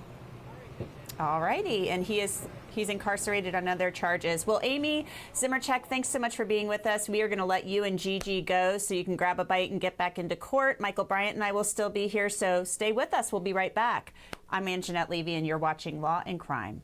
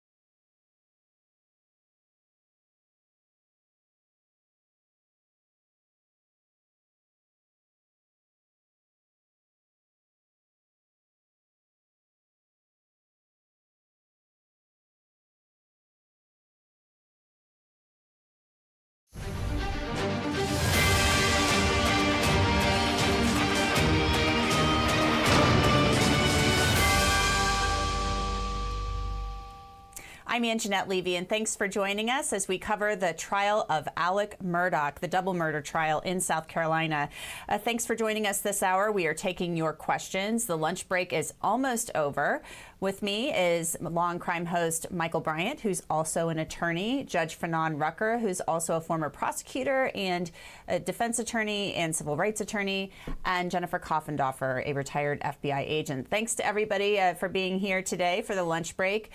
We are talking about testimony and arguments outside the presence of the jury that have taken place in Alex Murdaugh's double murder trial. One thing that came up yesterday was the fact that the defense wanted the testimony of Mark Tinsley to be stricken. They wanted to bar him from testifying because he donated to $1,000 to a GoFundMe page set up for Shelley Smith, the caregiver for Alex Murdaugh's mother, who testified earlier this week in the trial. So let's take a look at a little bit of this argument that took place yesterday outside the presence of the jury. Mark Tinsley, of course, represents the family of Mallory Beach and some other people in that boat crash, the drunken boat crash that Paul Murdaugh was charged criminally in back in 2019. Take a listen. This is something new that has come up, Your Honor. I'm sure Your Honor recalls the testimony of Shelley Smith this Monday, and her testimony was, let's say, somewhat malleable. We've discovered late last night that a GoFundMe page was set up for Ms. Smith, soliciting donations until the wording was changed during the testimony of the last witness. It read that my mother was caretaker for Alex Murdaugh's mom. She recently had to testify against him, and goes on to say, I want to reward her for her bravery and honesty. The very first donation made on this GoFundMe page, which was made shortly after it first went up last night, was made by attorney Mark Tinsley, who paid her $1,000, presumably following the description of this in consideration of her testimony. And Your Honor, I have, if you want, printouts of the screenshot showing that. Shortly after Mark Tinsley's name actually appeared as the donor for $1,000, he removed his name, and it now appears as anonymous. But I'm told the Attorney General has confirmed with Mr. Tinsley that he admits he did make this payment to the witness in the middle of trial, who is still under subpoena. And therefore? And Your Honor, the defense would move to exclude his testimony. And on what basis? Your Honor, the legal standard here is difficult to find. I cannot, searching Westlaw, find a single case in which a prosecutor has tries to put to the jury a lawyer who has already testified he has a direct financial interest in the outcome of this case, who is also making monetary payments to prosecution witnesses during the trial. Your Honor, I believe that this is a question of first impression. And because it's a question I understand that the facts here in this case are disturbing, but because it's a question of first impression, I would respectfully urge the court to keep in mind the aphorism that bad facts make bad law. A prosecutor, to my knowledge, to Westlaw's knowledge, has never before done this. What's improper about what he did? About what Mr. Tinsley did? Yes. He made a financial payment to a witness in the middle of a trial that he has a financial interest in the outcome of. He has testified. He was under subpoena. She's still under subpoena. He made a $1,000 payment as a reward for her honesty, testifying in a matter that he has testified that he has a direct financial interest in. That would be good fodder for cross-examination. No, Your Honor, I respect the court's ruling. I'm not going to strike his testimony. It may be good fodder for cross-examination. Yes, sir. Thank you, Your Honor. Yes. One other issue. Given the testimony in the in-camera proceedings, we would ask that he be precluded from offering testimony about focus groups on the verdict for the Beach matter, speculation about fixing a jury in Hampton County. These matters don't go to the motive purpose that his testimony is being offered for, and would be prejudicial. Well, I'm loath to attempt to screen testimony in advance. Lawyers ask questions. Lawyers object, judges rule. So you've sounded a warning to the state that you object to that testimony, and if such a question is asked and an objection is made, then I will rule on the objection. So they wanted his attorney, or they didn't want Mark Tinsley testifying at all, Michael Bryant. And then today, we see that Mark Tinsley's up there, and I think there was maybe one question from the defense, Philip Barber. They didn't even bring up the GoFundMe on cross-examination. So tell me your thoughts on the defense making this motion, it being denied, and then it not even coming up. Yeah, it's interesting. I mean, I do think it stinks. I think it just smells like, it just looks wrong to be donating to a witness in a case for which you have some sort of interest. And I just looked at the GoFundMe page. It's up to $26,000 now. And this was set up by the daughter of the witness, so not the witness herself. And I didn't see any other donations at $1,000 except for the starter donation, which now says anonymous, which was Mr. Tinsley's. So I think it's interesting they raised it. Maybe they were hoping, you know, it's a winner take all here. We get him, disqualified. His testimony is out. Great, it's a win. If not, we're not going to make a big deal out of it anyway. And they certainly didn't make a big deal out of it at all. They didn't even bring it up because Mark Tinsley, he was pretty sassy on the stand during the hearing outside the presence of the jury. Let's get to our questions now from the viewers. I'm going to ask you this question, Judge Fanon Rucker. Bill Daly from YouTube. Have the police considered a murder for hire possibility? Do you think they probably looked into that? Well, with what we've heard about what's going on with this case, when we hear about kind of the story aspect of this entire episode, with the Murdaughs being this influential family and, they're being intrigued with regard to stealing clients' funds, and there being any number of potential folks who may have had a reason to try to target the family, I have to guess that the police have reviewed and considered a million different possible outcomes or motives here for why this tragedy happened, and came to the conclusion that the father, Mr. Murdaugh, who is now on trial, was the most probable, most likely, and by evidence, the person who actually committed the crime. But I'm guessing that they did look at that, and that was one of the leads that was considered. I'm sure they did take a close look at that. I think that's kind of something that's crossed a lot of people's minds. Paige Moody from YouTube, Jennifer Coffendorfer asks, what do you all make of, and actually she said y'all, I mean, this is somebody I think from the South. What do you make of the testimony about Maggie's PJs and how they made a point to mention there were undergarments when she didn't usually wear any with her PJs? Jennifer, they were talking about how Blanca testified, the housekeeper Blanca Simpson, that it was unusual that Maggie Murdaugh's PJs were in the laundry room sitting there. The underwear still had fold lines, and not to get, too personal, but Blanca said she typically didn't wear, underwear when she went to bed at night. So why do you think that it was important to point that out? Well, I think Blanca added a lot of testimony regarding unusual things that were at the house that day, right? The hands not being in the wash basin to be washed, instead being in the refrigerator, the underwear, the pajamas laying out.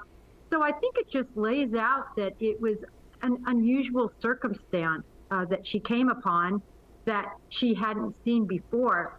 And I think that just shows the fact that possibly things were moved, things were staged, things were changed up for whatever reason. Our next question comes from Sharon Huff from YouTube. Can you explain the legal argument the state made during the hearsay tantrum, this is the words of Sharon Huff, where they said there's a difference between the questions they're allowed to ask their witnesses versus the defense? Michael Bryant, can you talk to us a little bit about that legal argument that the state made? Yeah, a little bit, because it's confusing, and as I've said many times before, I'm not sure a lot of judges, Fanon Rucker, of course, accepted, understand the hearsay rule that well. And so they're trying to draw a very fine distinction between what the prosecution can ask in eliciting what is truly hearsay. We're talking about exceptions, not the hearsay. Everybody would admit, yeah, it's hearsay. Is there an exception? And what the defense can ask, which will elicit a hearsay response. And I think They were suggesting that it's kind of a state of mind response. They're not offering it for the truth of the matter asserted, but that it goes to the state of mind of the person who makes the statement. And if you want to dig down even deeper, there's going to be different purposes for that, prosecution or defense. And the court looked at it and said, you're right, this is not appropriate for one side. It might be for the other. Here's what I think is key to this, Anjanette. Nobody on the jury gives a rip, understands, or cares. They heard what the question was, what it was going to elicit, and they've drawn their own conclusions based on that. So it's far more important than the ultimate answer to the question that they never heard. Yeah, I thought it was, I think the jury's paying attention to a lot of other things, actually. Lady C, rather, from YouTube asks, where do they take Alec for lunch? Does he have to leave the building? I don't believe so. When I've been down there, Lady C, I've seen him enter in the morning, exit at night, and that's it. I think they bring his lunch in.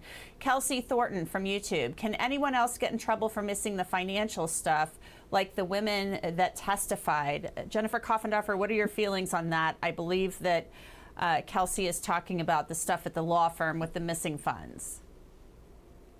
Well, it depends on if they can show some culpability. But at this point, what it's looking like, it's directly related to Alex Murdaugh and what he's done. As far as them being complicit, we haven't seen exact beyond a reasonable doubt testimony that would indicate that, rather that they were following direction. So I don't believe that charges will be levied against anyone else that was complicit in arranging for these financial moves of money. All righty. Let's get to another question. Janine DeVillers from YouTube. Why was Blanca prevented from telling the court what Maggie told her in the hunting room? It was important. Fanon, I thought that, okay, I'm a little confused on this question because I thought that I thought she did tell Maggie what she said, and it was about being worried about the 10 million versus 30 million and them not, her thinking Alec wasn't telling her everything. So here's where that Michael brought up about the misunderstanding of hearsay rules. And I tend to agree with him. Lawyers and judges have some severe misunderstandings around the mechanics of hearsay. So certain information, I remember as a judge, a statement would be made and somebody said, well, somebody said, and all of a sudden everybody started objecting. Well, wait a second. You're objecting before you hear the substance of the statement itself, which is necessary in order to determine whether or not it's being offered for the truth of the matter being asserted, which is what hearsay is. So here, the reason that that statement would not have been able to come in depends on, number one, whether it was actually hearsay, and number two, whether or not there was, as discussed earlier, an exception to it as hearsay, or whether it was non-hearsay. I think it may be a collateral matter that wasn't necessarily relevant to the ultimate issue, and so it would be considered hearsay, which is why it wouldn't have been let in. But that's just a tip of the iceberg. I took a whole year of evidence class in order to get to an understanding of the stuff and practice for a long time. Yep, see, I told you, I knew that, Judge. I knew that, yeah. Well done. All right. Taylor Aldridge from YouTube asks, wasn't Maggie staying at one of the other houses the night of the murder after Alec called her, talking her into coming to Moselle for dinner that night? Yes, Taylor, that is true. She typically was staying at the Edisto Beach House, but Alex, according to Blanca Simpson, said he wanted her to come to the beach house, and she apparently didn't want to leave, according to Blanca, because she had workers there, is what the testimony was. Kay Fount from Twitter, was there life insurance money collected by Alec? If so, where did that go? Kay, I'll just answer that quickly. No, there was no life insurance money. Dick Harpootlian has said that many times. Let's see. Jackie Lowe. I'm going to throw this one to you, Michael. I don't know if you know the answer. I don't know the answer. Jackie Lowe from YouTube asks, do we know if Maggie's parents/family are on Alec's side? Yeah, I've not seen or heard anything from that portion of the extended family, so no, I have no idea. You can surmise, I guess, that by silence that they're not supportive, but it's really total speculation. I've not seen anything on that. All righty. And let's see, let's get to one more question or more questions. There's no life insurance policies on anyone. Then why would Alex kill them? Another motive, Maggie filing for divorce. Could that she take half of everything that Alex needed, everything to liquidate? This is from Jules B. What's your feeling on that, Jennifer Coffendorfer? Well, that isn't what the state is asserting. The state is asserting that his whole situation in terms of having to answer for all of these other crimes was crumbling around him, and that's the motive that they're asserting. So, and it's a motive that I think that they are starting to head down the path of truth or proving. So I believe that that was the motive. And Brenda Williams asks, does anyone else feel that Shelley showed fear when she was on the stand? I saw her side-eye Alex Murdaugh a couple of times. It makes my heart sink. Michael, did you feel that Miss Shelley Smith, the caretaker or caregiver, I should say, for Miss Libby, Alex's mom, did you feel like she was afraid up there, that she was afraid of Alex Murdaugh, or just uncomfortable? Yeah, I don't know if I'd use the word afraid. I think almost like regretful, like, man, I'm sorry, I'm up here. I've got to tell the truth. Here's what happened. And I know it might hurt you personally. I think because there's such a close relationship between a lot of these people who worked for the Murdaugh family and the workers that they don't want to be up there ragging on the family that they loved. So I saw it more as regret, not fear. Okay, very good, very good. Let's do a couple of quick round robin questions. I want to go around the boxes. First of all, Fanon, do you think that there's any chance that Alex Murdaugh takes the stand? And we'll keep it brief because I'm asking everybody this question. 2 words, absolutely not. All right, Jennifer. No way they're going to put him on the stand. No way. Michael? 3 words, not a chance. All right. I've been going back and forth on it in my mind. And you guys would know better than I would, but I've seen stranger things happen. Another thing I'm wondering too, do you guys, and some of our viewers have asked this question, we'll keep this one brief too. Fanon, starting with you, do you think that they'll put Buster Murdaugh up? Because they keep asking Buster to stand up. I mean, his father's sitting there on trial for double murder, and he could be a potential alibi witness. Do you think, Fanon, that they will put Buster up there? I do. I do think that his testimony will be helpful, actually, to either side. So, yes, I do believe that we will see him on the witness stand before this trial is over. Jennifer? I concur with that. I think they will put him on, and I think he could be, depending on what he's going to say, valuable for an alibi. Interesting. And Michael, your thoughts? Do you think we'll see Buster on the stand? I would agree. They keep asking him to stand up. I think that's weird, having him stand up. I don't understand that at all. It's objectionable. I don't get it. But I do think he will testify. He's got important timeline information. We know he wasn't around. But there may have been some exchanges between he and his father that helps Dad. And it was even more weird the other day, I thought, too, where they asked Shelley Smith's family members, the caregiver for Miss Libby, to stand up. I thought that was odd. I was like, the state did that. And I was like, oh, my goodness, what is going on here? All right, everybody, this has been a blast, as always, taking your questions during the lunch hour. Thanks for being with us. Michael, Jennifer, and Judge Rucker are going to all stay with you, but I'm going to be signing off. So, everybody, have a great afternoon and stay tuned. We should be back in court after this break. I'm Anjanette Levy, and you are watching Law and Crime.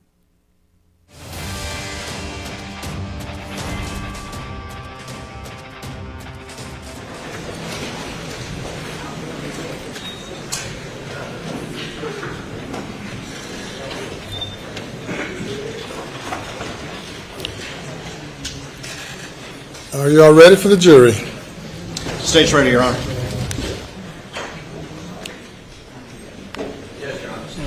Bring the jury.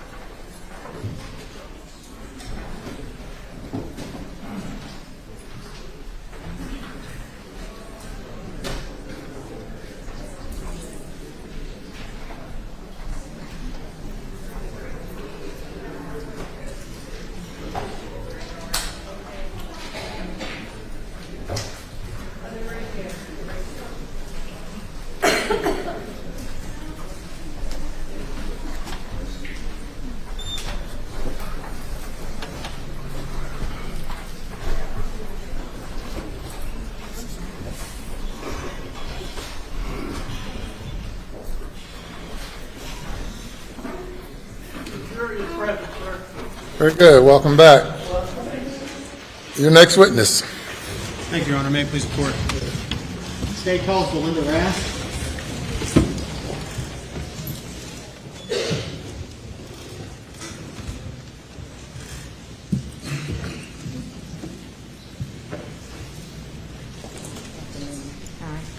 Raise your right hand, left hand on the Bible. Do you affirm the testimony you're about to give before in this trial shall be the truth, so help you God? Thank you. Take a seat at the witness stand, please.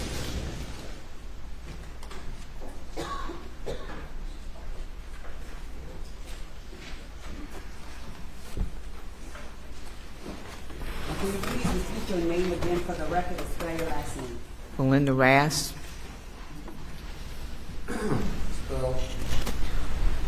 R-A-S-T.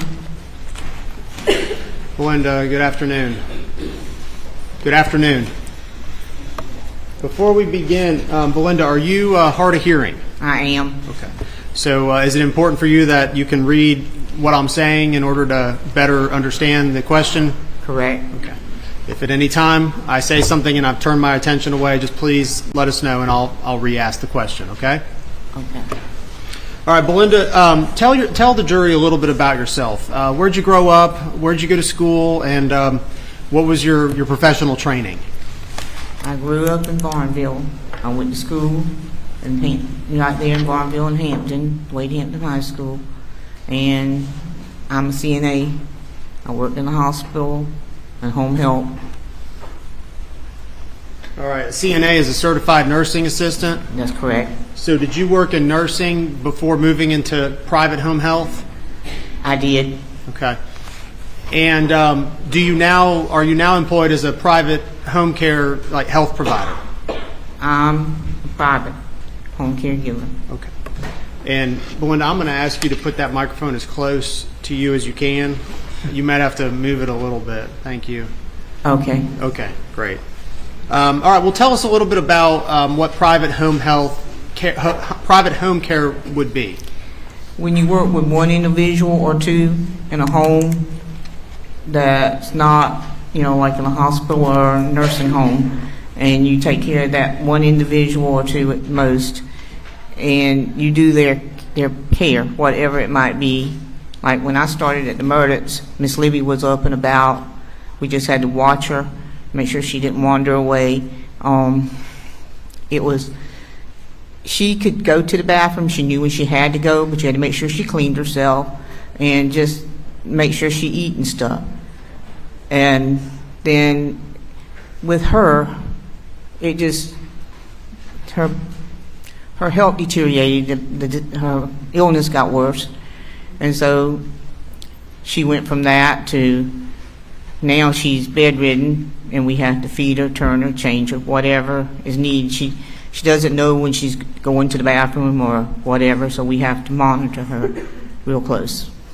And I know we skipped ahead, but who do you currently provide home health care to? Miss Libby Murdaugh. And how long have you been providing that? A little over 4 years.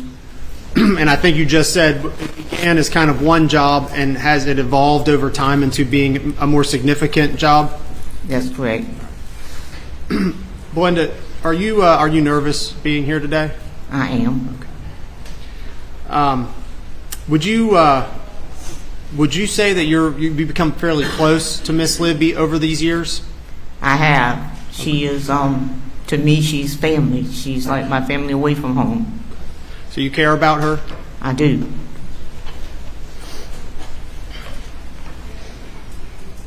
All right.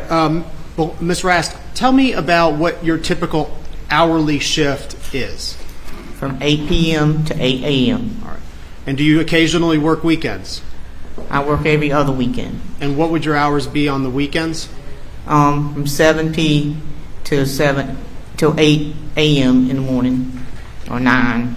Okay. So for weekdays, it's typically 8 p.m. to 8 a.m. Is that correct? Correct. All right.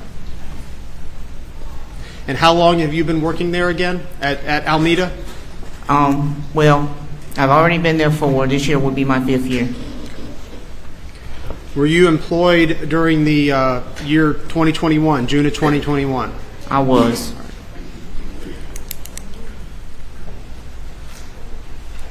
All right. Do you remember the day, June 7th of 2021? June 7th? June 7th. That's the, that date.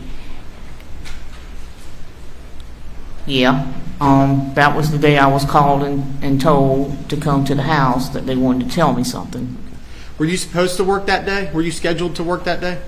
I was. All right. What happened? Why were you not on duty that day? Well, one of the other employees wanted to be off, and I switched with her, Miss Shelley. She had some plans with her friend, and she wanted to be off, and she asked me would I trade with her, and I told her, yeah, I would do that. And of all the nurses that work with Miss Libby, is that fairly common? If someone has a conflict, you can call them to try to arrange some sort of change in schedule? All right, so you were off on June 7th, but you would have been working what hours? If I had been there, I would have been working. At that time, we were working from, that was on a Saturday, I think, or Sunday. We were working from 3 p. until, 3 in the afternoon until 9 the next morning. Did you know Maggie Murdaugh? Briefly, I didn't. I met her. I had seen her several times at the Murdaugh house, but personally know her, no. Did you get to know Paul Murdaugh? Yes, I did. Okay. And how did you get to know him? Well, he came to see his grandparents, Mr. Randolph and Miss Libby. Did he come more often than perhaps others? Yes, he did. All right, well, tell us a little bit about him.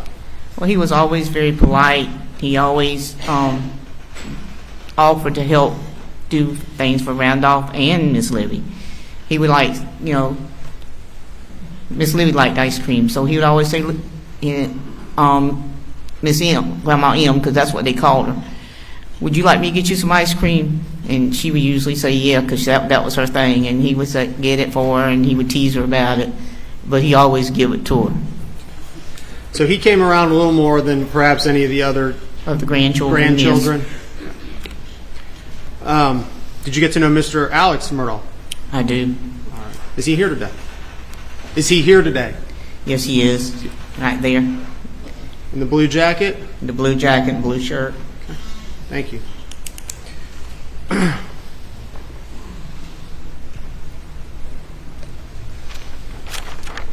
On your shift, from the normal shift, 8 p.m. to 8 a.m., how often would you say Mr. Alex stopped by in those years that you've been there? Not very often, not during that time period. 6 or 7 times, maybe. In the 5 years you've been there, the 6 or 7 times? Yes, sir. And you mentioned Mr. Randolph. Who was he again? He was Miss Libby's husband. Did you take care of him? Was he a client of yours? Well, he was not my patient, but I helped him. I assisted him when he needed help. Was there a point in time when his health became fairly poor and that you decided he needed some help? Yes, there was. And if you were there, would you provide that assistance to him, whatever he needed? I did. All right. Was there ever a time when Mr. Randolph, do you know when he passed away? Yeah, June the 10th. So it was shortly after the murders of Maggie and Paul? Correct.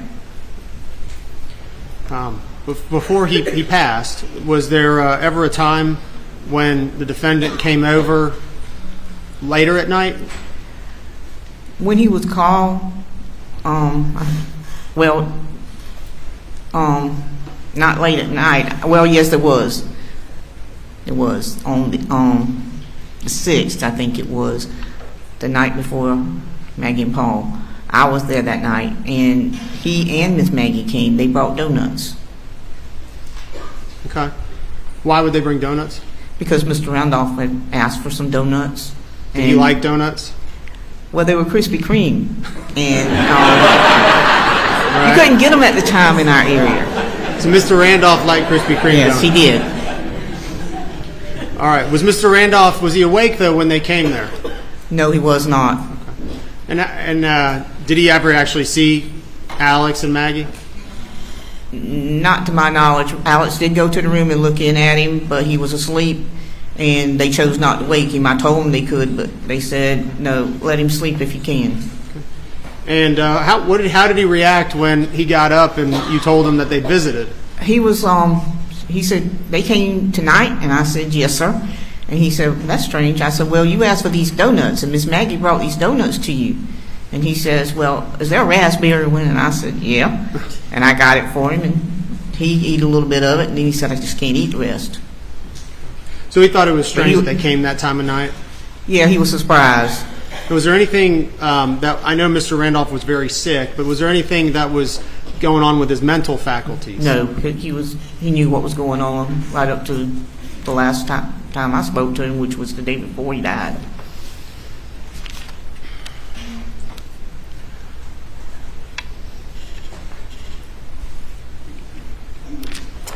And tell us a little bit in your experience with treating Alzheimer's patients, people with declining dementia.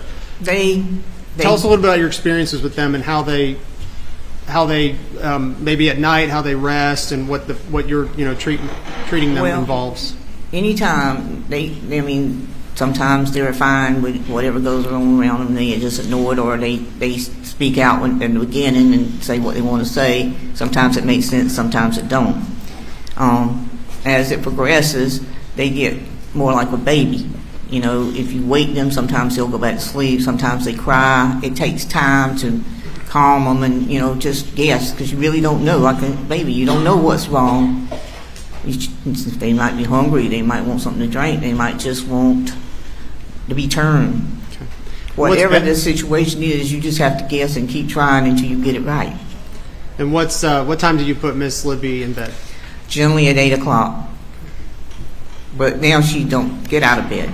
She has a total care. She stays in bed. We give her night medication at 8 o'clock, which helps her to rest, along with other medications she has to have. If Miss Libby does go to sleep, what would you prefer as her provider, healthcare provider? To let her sleep, but if a family comes by and they say they want to wake her, I don't object. I let them wake her. Make the court's indulgence.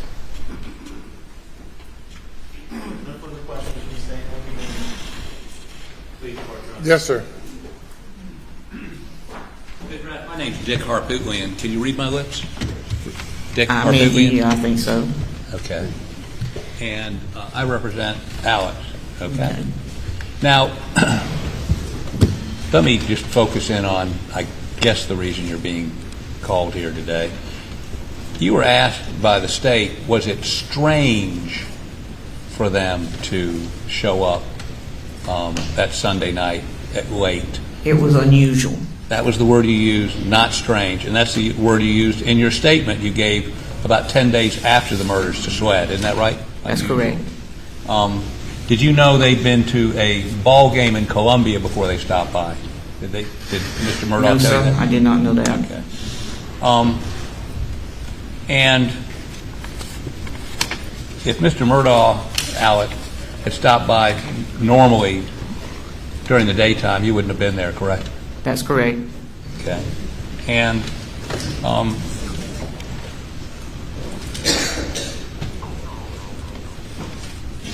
Alex and Maggie that Sunday night stayed about 30 minutes? Approximately 30 minutes, yes. It was late? It was late. And how late do you think it was, like 11 o'clock? I think it was closer to 9. Okay, 9. It hadn't been long, put Miss Libby to bed, and she was starting to doze, and Mr. Randolph was already asleep.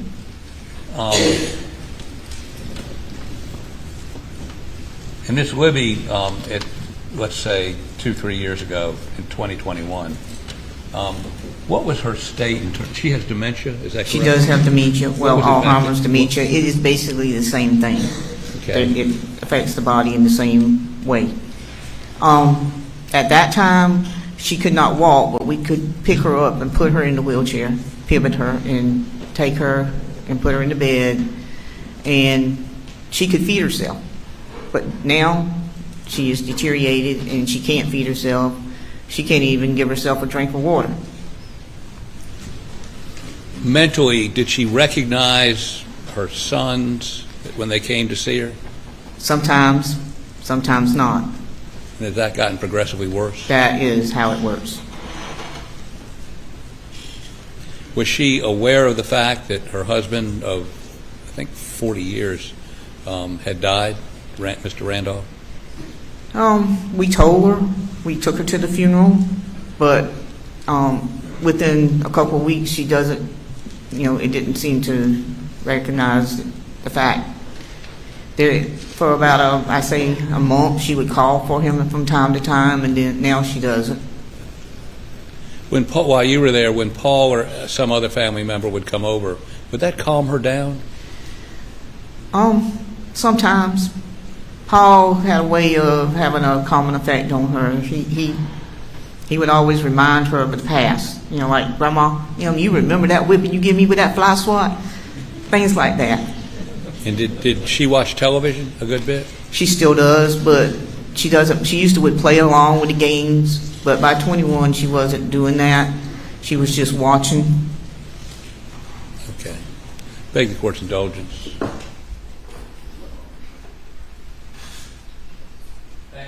No further questions. Anything further? Thank you, ma'am. You may step down.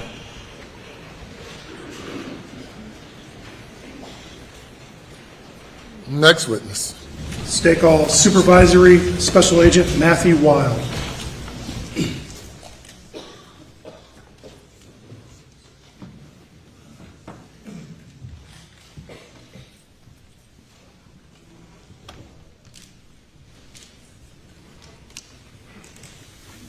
Raise your right hand.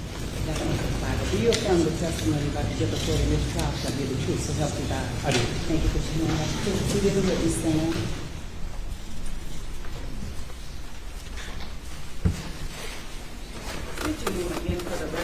Spell your last name, please. My name is Matthew, last name Wilde, W-I-L-D-E. All right, good afternoon, Agent Wilde. Good afternoon. Where are you employed, sir? I'm a supervisory special agent with the FBI. I'm assigned to FBI headquarters, but I sit in Rock Hill, South Carolina. All right, and specifically, what are your job duties in Rock Hill, South Carolina? Right now, I supervise 5 full-time agents and about 17 part-time folks in my unit, the Cellular Analysis Survey Team. Okay. And explain to the jury what the Cellular Analysis Survey Team is. So the Cellular Analysis Survey Team, or CAST, is a group of about 80 special agents and task force officers. We're all across the country, and what we specialize in is analyzing historical phone records, specifically the location data associated with those. All right. And is that something that you do personally in your job? It is. Okay. And explain just a little more. I know we'll get more when we get into your report, but what do you mean when you analyze cell phone location data? What are you doing when you do that? So what I'm doing is I'm looking at the call detail records. These records are very much like the old paper phone bill we all got in the mail maybe 10, 15 years ago. They have the date, they have the time that the calls occurred, they tell me who called who, so if I made a phone call or somebody called me, those numbers are listed on there. They have the duration of the call.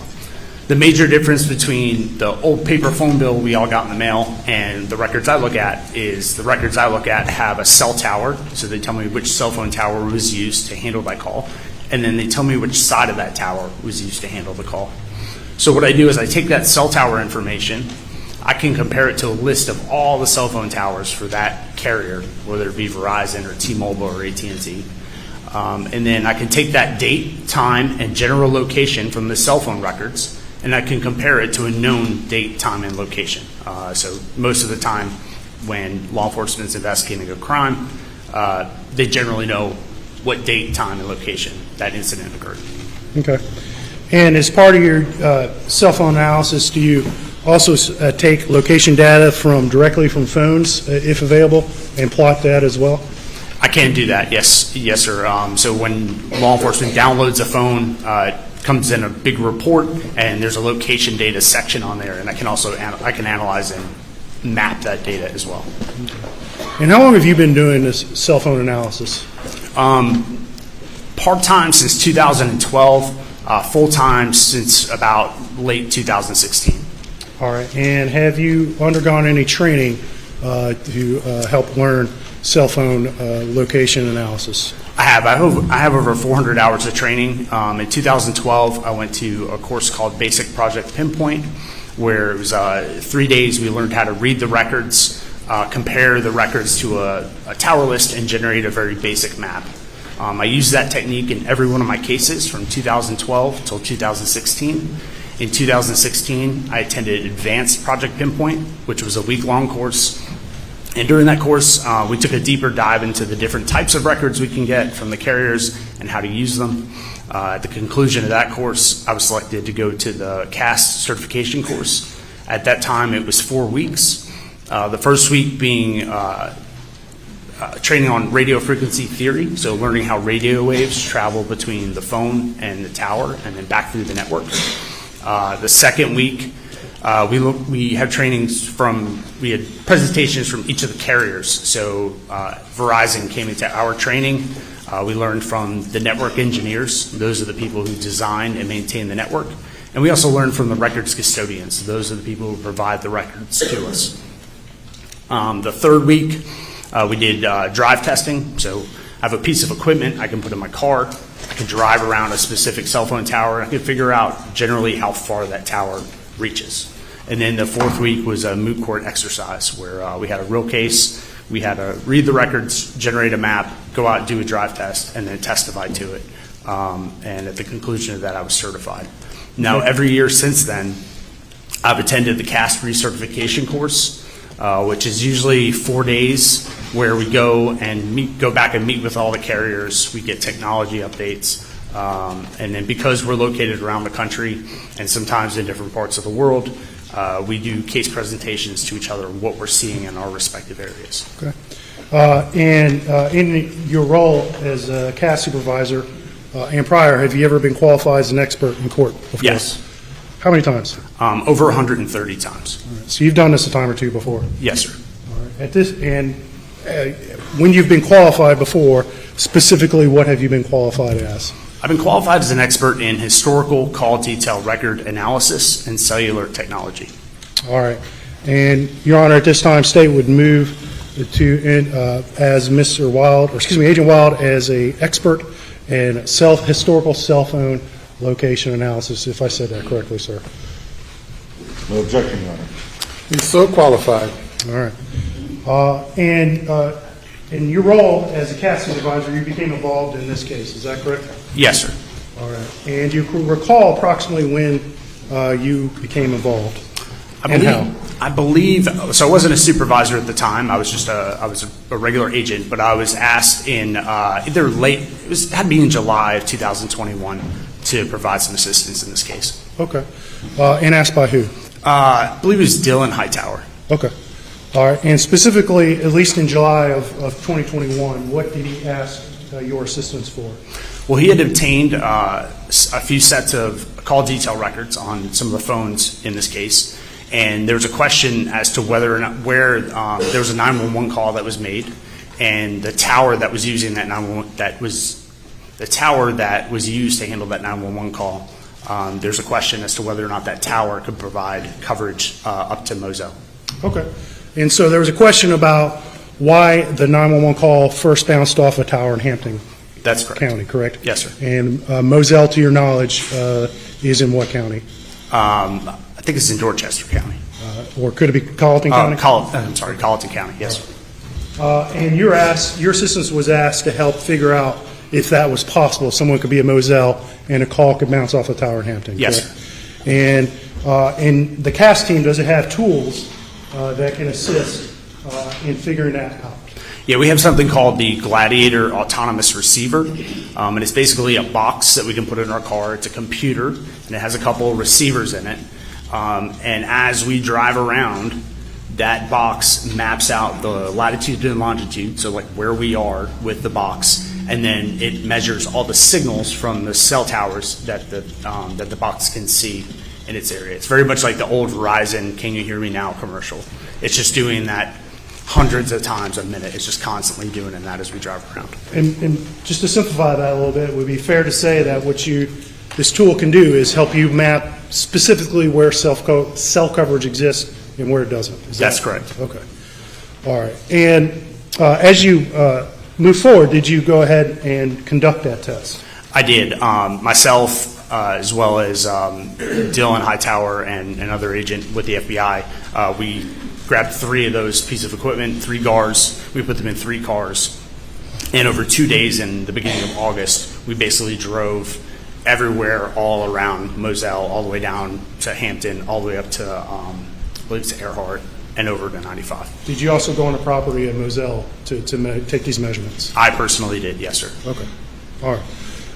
And afterwards, were you asked to prepare a report and to take all these cell records in and prepare a report and provide this report to show locations of various phones involved in this case? Yes, it was. Okay. I'm going to show you what's been marked as State's Exhibit 458. And let's have you take a look at it and see if you recognize it.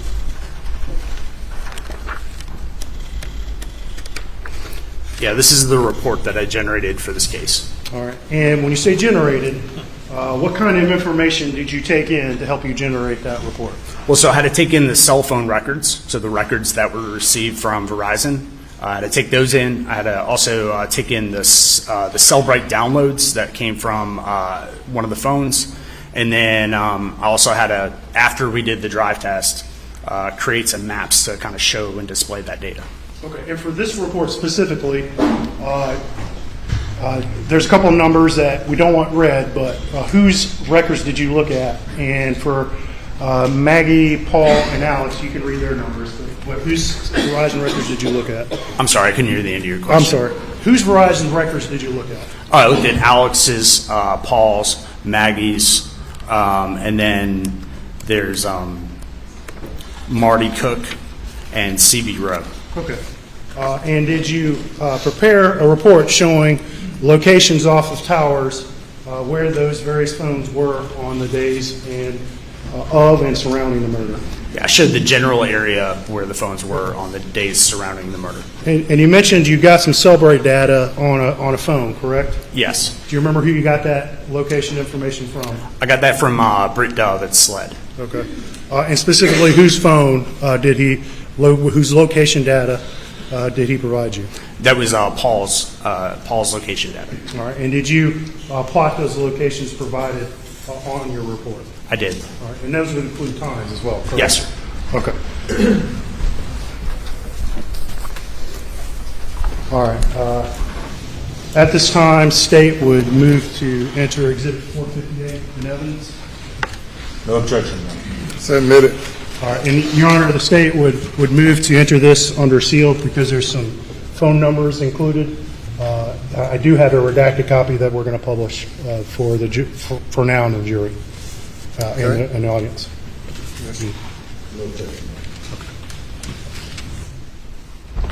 All right. Agent Wilde, I'm going to ask you to step down with the court's permission, and we're going to pull this report up.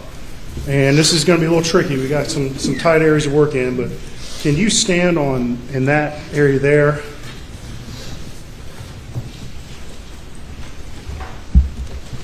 Give me a moment.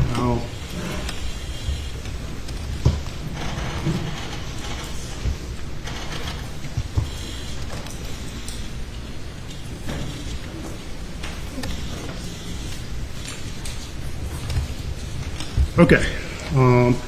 So, Agent Wilde, I'm going to hand you this, and I'm going to essentially ask you to start going through this report with the jury to explain to them.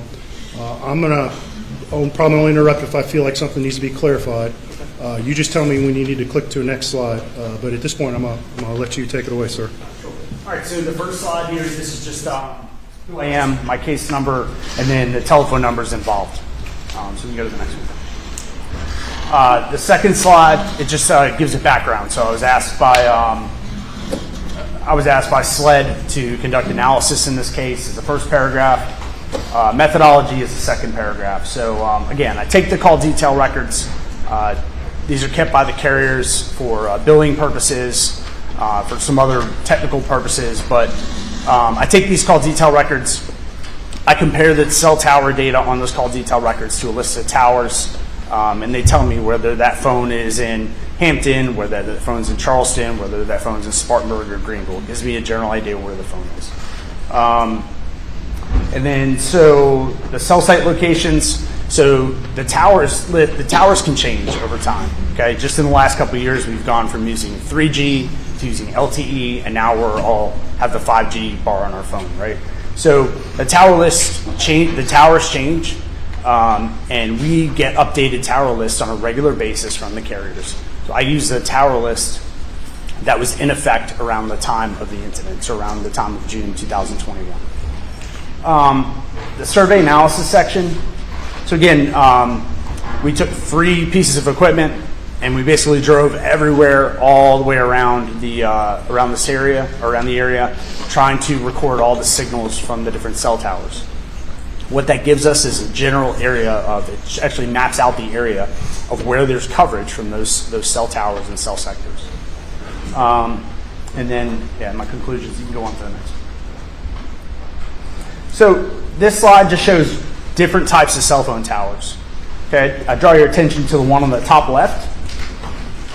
We have these speaker-looking devices hanging on this tower. Those are the antennas that transmit and receive a signal to and from a phone. Okay, a phone is very much like a car radio. As I drove here today, I tune into my favorite radio station or my favorite frequency, and somewhere along my route there's a radio tower. It emits a signal at that frequency. My car radio can receive that signal. I can listen to my favorite station. The major difference between a car radio and a cell phone is that with a cell phone, that information has to go in 2 directions. It has to be able to be received from the tower, but you also need to be able to send that information back to the tower. So those are the antennas that send and receive those signals. The second thing about this is you'll know that you realize those antennas, they hang on a triangular shaped structure. Most of the towers are designed to cover a full circle or 360 degrees. And the way that the carriers accomplish this is by breaking that circle into 3 sides or 3 sectors. So later on in my report, you're going to see these wedge shapes. And I like to just think of the center of that wedge shape as nothing more than the center of one side of this triangle. Going on in a lot of other places, urban, more suburban areas, there's not really room to build like these big towers like this one on the top left. So they start putting them on the sides of buildings. The smaller ones will be on top of light poles in the cities. So just because you don't see it or you don't realize that it's there, it's still there. Another example of that, of course, is my favorite, the pine tree. These are all over the place, and they usually sit about 150 feet taller than all the other trees around them. But at the top, there's these spray-painted antennas, and they provide the same service as a regular tower, such as this. Good. All right, so again, the tower is separated into 3. Most towers are separated into 3 sides or 3 sectors. When I look at the call detail records, they tell me the tower number, say it's 23. They tell me the sector, say it's 1. What I have to do is I have to go into the tower list, and I have to look up tower number 23, and then I have to look up sector 1. And that tower list is going to tell me which way that sector faces. What I'm looking for there is something called the azimuth or the orientation. Azimuth and orientation are just 2 big scary words for direction. Okay, so if the azimuth is 0, all that means is that side of the tower faces north. Okay, if the azimuth is 180, all that means is the tower faces south. So what I have to do is I will draw a line at 0 if it faces north, and then I'll go 60 degrees in one direction, 60 degrees in the other direction. That gives me 1/3 of that tower, 1/3 of that circle, which is the sector in which the energy is being emitted. You can go on to the next one.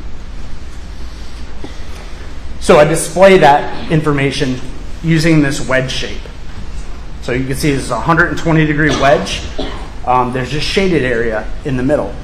Okay, just because that shaded area is there doesn't mean the phone has to be within that shaded area. Radio frequency is like light. It's like if I shut all the lights off in this room and I shine a flashlight to the back of the room, it's just going to be emitted in that direction. That's all I'm saying by showing the shaded area, that the energy from that tower is being emitted in that direction. Good. And then this is how I map This is how I map the sectors on the map. I use that wedge. Each one of these green dots on this map happens to be a cell tower. And so generally the phone's going to be somewhere within this wedge, within the arms of this wedge, but somewhere between the tower that's being used and the next one in that direction, but closer to the one that's being used. Yeah. All right, another set of records that we can get, something called RTT, or timing advance. This is a Verizon case, so the records we have are called RTT records. What RTT records are is it's an estimation of the distance between the phone and the tower at the time that that transaction occurred. All right, so what we get is a regular wedge, like we know which tower, we know which side of the tower is being used, and then Verizon tells us approximately how far the phone is from that tower at the time that it's used. Okay, this is based on like a basic time over distance theory. We know how fast the signals travel. They travel at the speed of light, and then all we have to do is time them from the time it takes to go from the tower to the phone and back to the tower, and then we can estimate the distance. So the phone, when these types of things occur, we have these records. What we're going to have is this hot dog, or this wedge, this shaded wedge here, or this shaded band here, and that phone's going to be somewhere inside that band or just slightly inward from the band. And would another, could you use another word for that shaded band? Could you call it an arc? Would that An be arc, accurate? yes, sir. All right, so now this slide, this is going into the actual case here.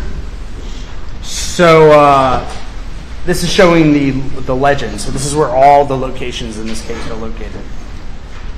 Starting with the top left one, the top one, the red pin here in the center of the page, that's the address of the crime scene on Moselle Road in Highland. Next is the green pin, which is Alameda. And then next is the orange pin. That's 1104 Luray Highway in Hampton, South Carolina. The purple pin is 123 Russell Road in Brunson, South Carolina. And I'm going to stop you there, and let's go on to the next slide. Okay. One of the things I'm going to ask you to do, Agent Wilde, as you go through some of these, the colors kind of bleed sometimes on these monitors. So if the jury may not be able to read some of the place names from where they're at. So each time we go to a different map, if you just kind of provide a general orientation of where the cities are and some of the roads are. Okay. Just so the jury can stay with us, please. Okay, that works. All right, so this map, I can't read the time frame on the bottom. Okay. All right, and see that's cut off on the very bottom there? Yeah, and but it's okay. We'll figure it out. Can I just... Yeah. Okay, Yeah, well, we can go through the exhibit. Okay. The one I just... All right, here we go. You got it. And I'll keep up. Okay, too, that's so fine. you can see.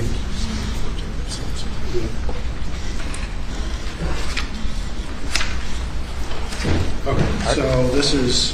Thank you so much. All right, so what's the time frame on So this the slide? time frame for this one is June 7th, 4:53 p.m. to 6:09 p.m. And this is the activity for Paul Murdaugh's phone ending in 7845.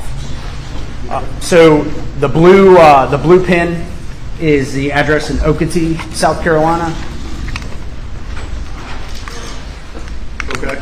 And what times do you show Paul's phone in that general area near Okatee, South Carolina? So between 5:40 and 6:03, generally in that area. On the afternoon of what day? On the afternoon of June 7th. Okay. All right. And there's several hits off several towers, I think. There's some down here. There's some at the bottom. So 453, 511. It's using the tower just south of there. And then 521 through 609, the phone is using the tower north of there. And just so the jury understands, this is that sector you're talking about a few minutes ago, right? So when the tower pinged off this in this sector at this time, in theory, that phone could be anywhere within this sector, correct? That's correct. That phone could be anywhere within that sector. It could also be slightly outside of that sector because those lines, I can't go out to this tower and look up and see those three lines coming off It's kind of like a fuzzy area between the sectors. So the sectors aren't hard and fast every time? Correct. Okay. But, it's just as in your general experience, within what range will you usually see a phone ping off a particular tower? What's the general max range? And I know it can vary. Well, it can vary because it depends on where the phone is.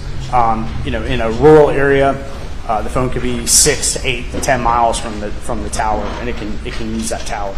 It just kind of depends on where it is. Because towers usually pretty far apart out in rural areas. In rural areas, they're set up for population density. So in rural areas, not a lot of population, a lot of farmland, they're going to be further apart.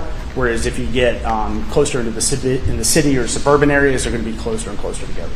And as a general rule, do cell phones try to connect to the nearest tower, or they have the best signal, correct? Well, the cell phone tries to connect to the tower and sector it sees as the best signal. That's not always the nearest tower, but most of the time it is.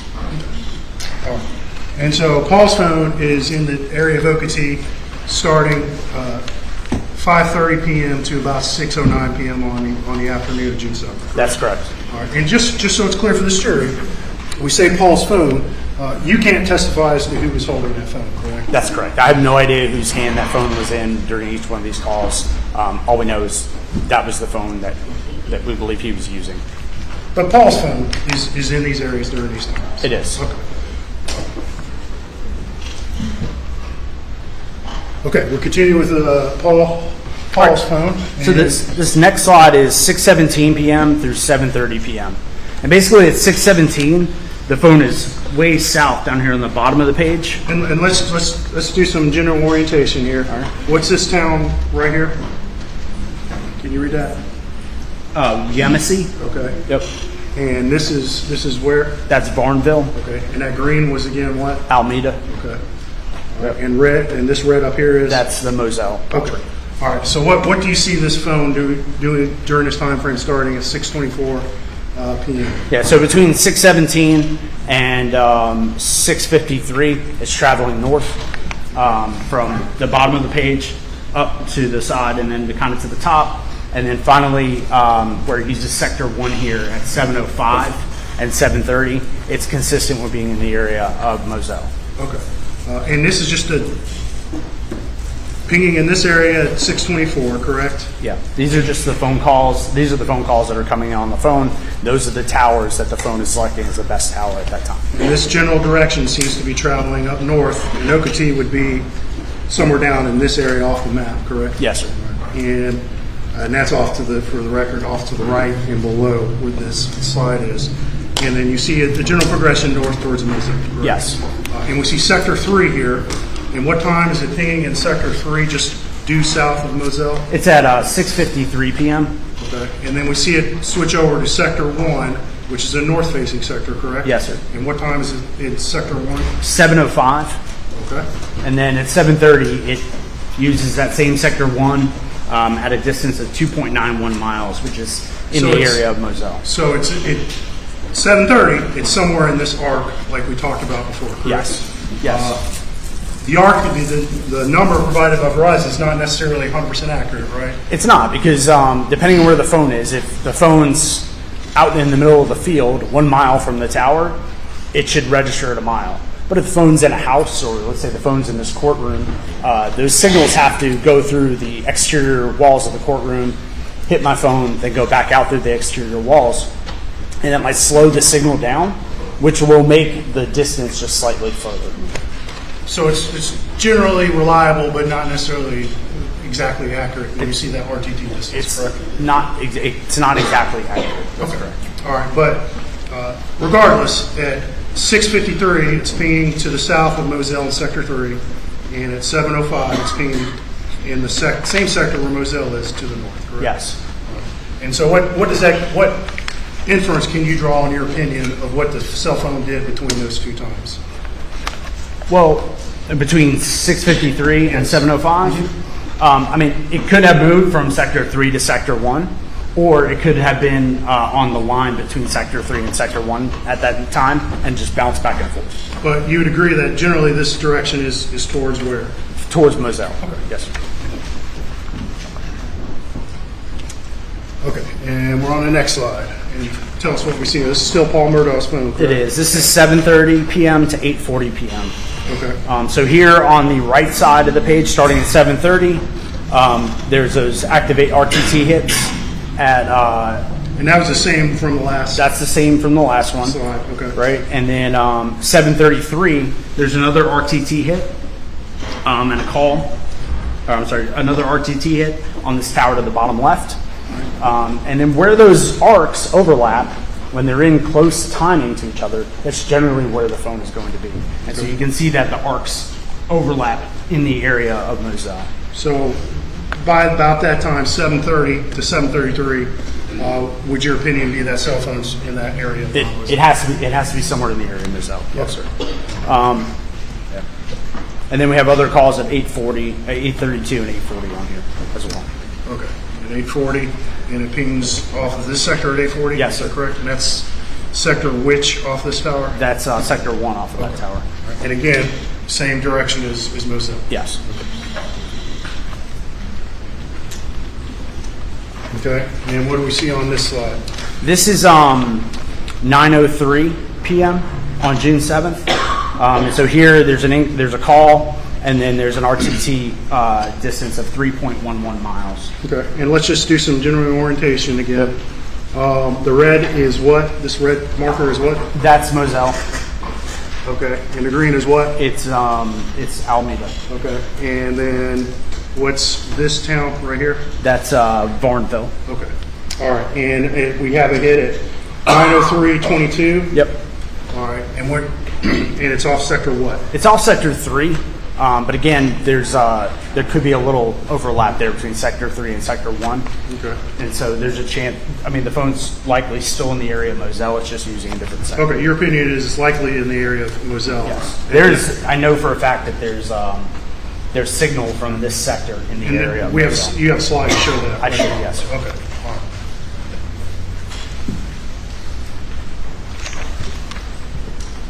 Okay, and then here we have at 10:34 p.m. Another hit.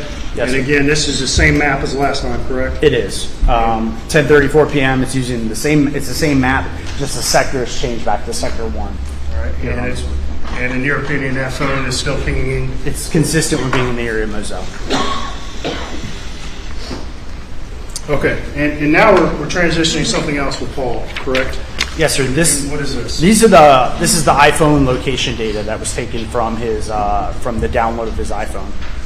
Okay, and we have some times here, and can I go ahead one slide because Sure. it has more information. It shows a overhead map of the area. Yes, correct? sir. And let's talk about this. You've been out to this property, correct? Yes, I have. And this is where? What is this called? That's Moselle. Yep. And what am I pointing at right here in the bottom middle part of the screen? That's the main house there. Okay. And then this area up here in the basically due north of the residence, what is this area? That's the dog kennel or the hangar. All right, there's a big hangar building. Yes, and sir. there's a smaller series of dog kennels right next to the hangar building. Yes. Correct? Okay. All right, and we have some location data from Paul's phone here, correct? Yes, we do. So between 7:45 and 7:56, all these circles in and around the road and close to the kennels, that's where the phone is being used. And then at 8 o'clock, there's 2 hits down south of there at 37 and 100 meters. And we see these red circles. What is that red circle, and what does it represent? So the red circle is the it's the area that the phone could potentially be within. The phone shouldn't be any further than the phone should be where the pin is, but it shouldn't be any further than the exterior of that circle. So sometimes the GPS information provided by a phone isn't exactly 100% accurate, correct? Correct. But it does. The phone information provides information that allows you to determine how accurate the location information is. It's a level. It's basically a level of accuracy. So if the level of accuracy is like 3-4 meters, I mean the phone's going to be within this general area around me. But if the level of accuracy is, let's say, 5,000 meters, that just tells me it's here in town somewhere. Okay. All right, and we see some of those distances listed in your data here, correct? Yes, sir. So at the 7:45:31 hit, we see, and what is this number? That's the latitude and longitude, so that's like the specific point that the phone returned as where it was located. And then I see a number next to that. What is that? That's the radius, so the red circle in meters. And talking about this again, data point, what does that number say? 48. 48. Yeah, the 48 meters. Okay. So from the information side, excuse me. So from if I understand what you're telling us, is at 7:45:31 p.m. the phone is at this lat within about 48 meters of this lat and long. Yes, correct? sir. Okay. It's all right. And then we see some different uncertainty area. So at 7:46:09 p.m. there's about 165 meter circle. So that's a much bigger circle. Yes, sir, correct? it is. Yep. All right. And then we see 52 meters at 7:56:06 p.m. Correct? Yes, sir. All right. And then we talk about these hits and down here at 8 o'clock. Yes. And we're going to advance one more slide to show the digital map. The previous slide had the exact same data, correct? Yes. All right. So we're still looking at a overhead aerial view of Moselle, correct? Yes. This is 8:04 to 8:05 p.m. Okay. And so now we're seeing some hits across this Moselle Road, correct? That's correct. And again, we see the location error value, and it's somewhere within these circles. It is. At those times, correct? Yes,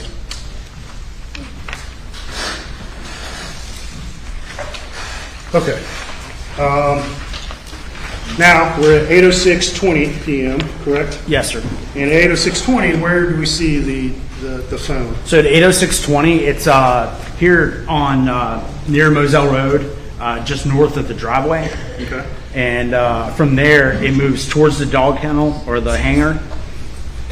It moves towards the dog kennel or the hangar, then kind of up the driveway, and then finally winding up back at the house at about 8:14. So we see a series of location hits, correct? Yes, sir. And looking at the timing, it would appear that the phone moves back through the kennels, correct? Yes. And then moves up this road towards the house at the main residence, correct? Yes. And we see some circles associated with this data, but several of these circles start to get pretty small, correct? Yes, they are pretty small. And what are those size of those circles? 20 meters are the final ones that are in and around the house. And just so I clarify, we see the blue pin, right? Yes. And that represents the actual lat long that was recorded by the phone. Yes, it does. And the 20 meters means it's almost certainly within that circle. Yes. Within that particular pin, correct? Yes, sir. All right. And when you see a series of kind of rapid pings like this within a short period of time, generally, what does that tell you is going on with that cell phone at that time? Well, the phone's using some kind of application, some kind of map or something that's using its location data. All right. And then, regardless, by 8:08:45 p.m., where is Paul's phone? It's back at the house. Okay, and that's got a low error of how big? I'm sorry. An accuracy of 20 meters. An accuracy of 20 meters. Okay. And that makes a pretty small circle around the size of that house. It does. Correct? Okay. And there's another hit at 8:14 p.m. at the same place? Yes. Pierce? Yep. Okay.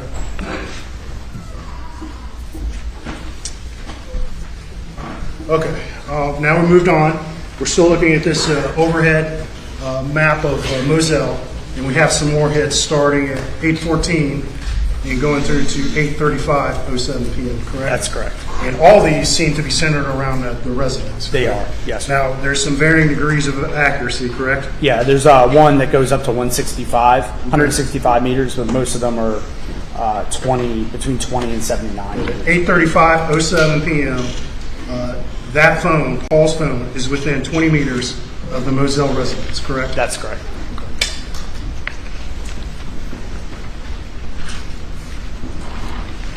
All right, and we're going to skip one more slide just to keep with the digital map. And just so it's clear to the jury, this slide contains the exact same information, correct? Yes, it does. And then I just switched the map over from the regular street map to the Google Earth map. Okay. All right, so now we see another series of phone location for Paul's phone. And this is, again, the night of June 7th, 2021, correct? Yes. All right, 8:38:07. Where do we see that phone start pinging? Again, there's a 56 meter. There's a 56 meter hit at right around the dog kennels. Okay. So by 8:38:07 p.m., that phone's within 56 meters of the dog kennels, correct? That's correct.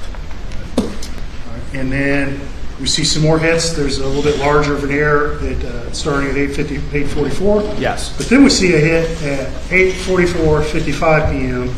and it says media location. What does that mean, sir? So in the cell right report itself for that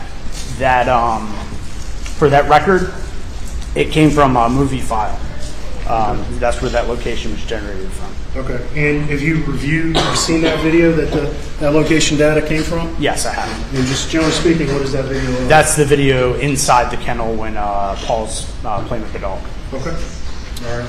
And that video was recorded at the timestamp recorded on the video is 8:44:55, correct? Yes. And that matches exactly with the dog kennel, correct? It does. And I don't see a number next to that data point. Why don't I see a accuracy number?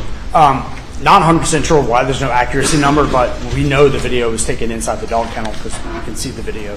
And then the next one right after that, I mean, basically there's records just before at 8:44:53 seconds and 8:44:56 seconds, and both of those put it in the area of the dog kennel.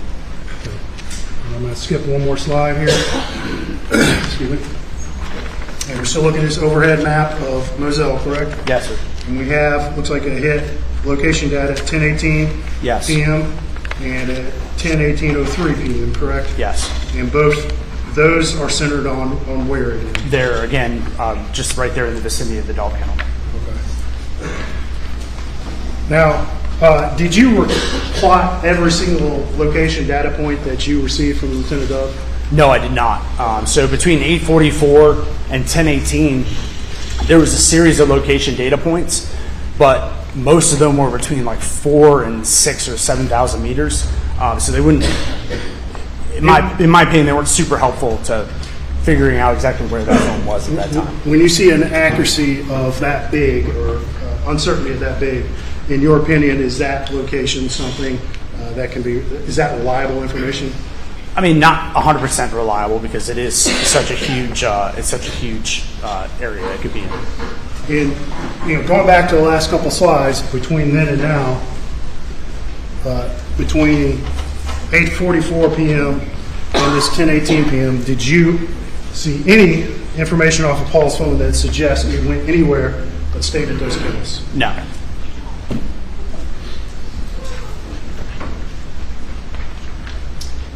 All right, now we're going to move on to Maggie's phone, correct? Yes, sir. All right. So we're going to rewind back earlier today, and let's look at this map first of all. What is this map generally of? This is like the West Ashley area, so just south of Charleston. Okay. And we see some tower hits, and this starting at? About 4:25 p.m. and then ending at about 7:05 p.m. The phone's generally in this West Ashley area. So Maggie's phone remains in that general area until about 7:05 p.m.? Yes, sir. All right, and here, okay, this is a bigger map, so let's get oriented. What is this area right here? Yeah, so that's North Charleston that you're circling there. In Charleston. And Charleston just to the south of that. Okay. Yep. And then out here, what is that red marker again? The red marker is Moselle, the green marker is Almeda. All right, and then we see a series of hits with Maggie's phone. You've labeled them, what, 1, 2, 3, 4, and 5? Yes, sir. And these start at what time? They start at 7:07 and end at 7:50.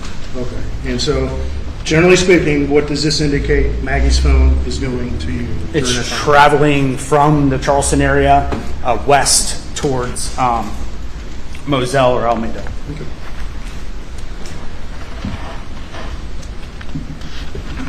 All right. And here we have a hit at 7:50 p.m., 7:20 p.m., correct? Yes, sir.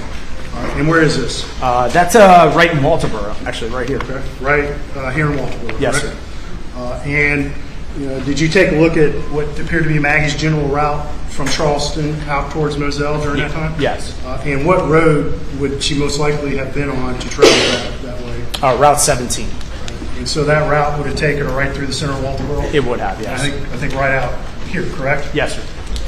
And so she's somewhere in this sector at 7:50 p.m., probably right in the middle of Waldeboro, correct? Yes. All right. And just in your analysis, did you just looking for a rough number here? Did you calculate a rough drive time from here at the center of Waldeboro out to Moselle? Yeah, it was under 30 minutes. Okay. Roughly 30 minutes. Roughly give or 30 take? minutes. Okay. And this ping is at 7:50:20 Yes. p.m. Correct? All right. Now, were there any other? Did you get any more tower information off of Maggie's phone for the rest of the evening? No, that 7:50 p.m. was the last tower hit I received that was on the records for Maggie's phone. Okay. And there were some phone calls to Maggie after 7:50 p.m. Correct? Yes. But were any of those answered? No. Okay. And so you don't have any good tower information for her phone after 7:50 p.m. Correct? That's correct. All right. Now we moved on, and we're looking at whose phone? We're looking at Alex's phone. Okay. And what time frame are we talking about here? This is 4:10 p.m. to 6:25 p.m. Okay. Let's get oriented here. This is the red marker is what? Moselle. And the green marker is what? Alameda. Okay. And then the town of, what's this town right here? Hampton. Okay. And Barnville is just south of there. Okay. And we see some hits off these two towers between 4:10 and 6:25 p.m., correct? Yes. All right. And are you familiar with the location of the law firm formerly known as PMPED? Yes. All right. And is that in the vicinity of Hampton? It is. And would that be within these areas that Alex's phone? Yeah, that would be consistent with the activity on the phone records. Okay. And that's up until when? 6:25 p.m. All right. And here we are, the next slide. And again, orientation, green is what? Alameda. Red is what? Moselle. Okay. And what information do we see here? Here we have a number of calls between 6:40 and 9:10 p.m. and they're all using tower 159.263. And that's the one shown, which faces north and is consistent with being in the area of the Moselle property. So starting at 6:40 p.m., you see him north in this sector, which is the sector where Moselle is. Yes, sir. Okay.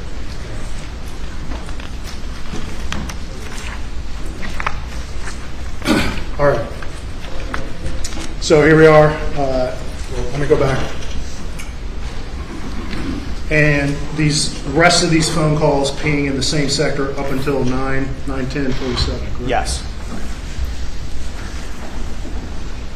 All right. And now, what time frame are we talking about with this slide? Now we're looking at 9:12 to 9:18. Okay. And in the 9:12 phone record, where does Alex's cell phone ping? Which sector? Uses sector 3 on tower 159.263, which is the one closest to Moselle. All right, so somewhere south or close to the border of this tower, correct? Yes. And then at 9:18 p.m. we see a ping off of this tower, correct? Yes, off of 159.217, which is closer to Barnville. And it would be in the north, most likely in the north side of that Yes. tower, correct? Okay. All right. And now this is the same two calls, correct? It is. All right. But now I see looks like some shaded overlay over this. I'm going to give this back to you. Okay. What is that shaded overlay? What does it mean? So the shaded overlay is the coverage area that we're able to determine from doing that drive test with our equipment. And so basically we had to drive everything all around these addresses and then go back and look at the data, and then it creates these bubbles that show us where the coverage, where the equipment saw that tower in that sector. And so here you can see that at 9:12, it's using the sector, it's kind of highlighted in green.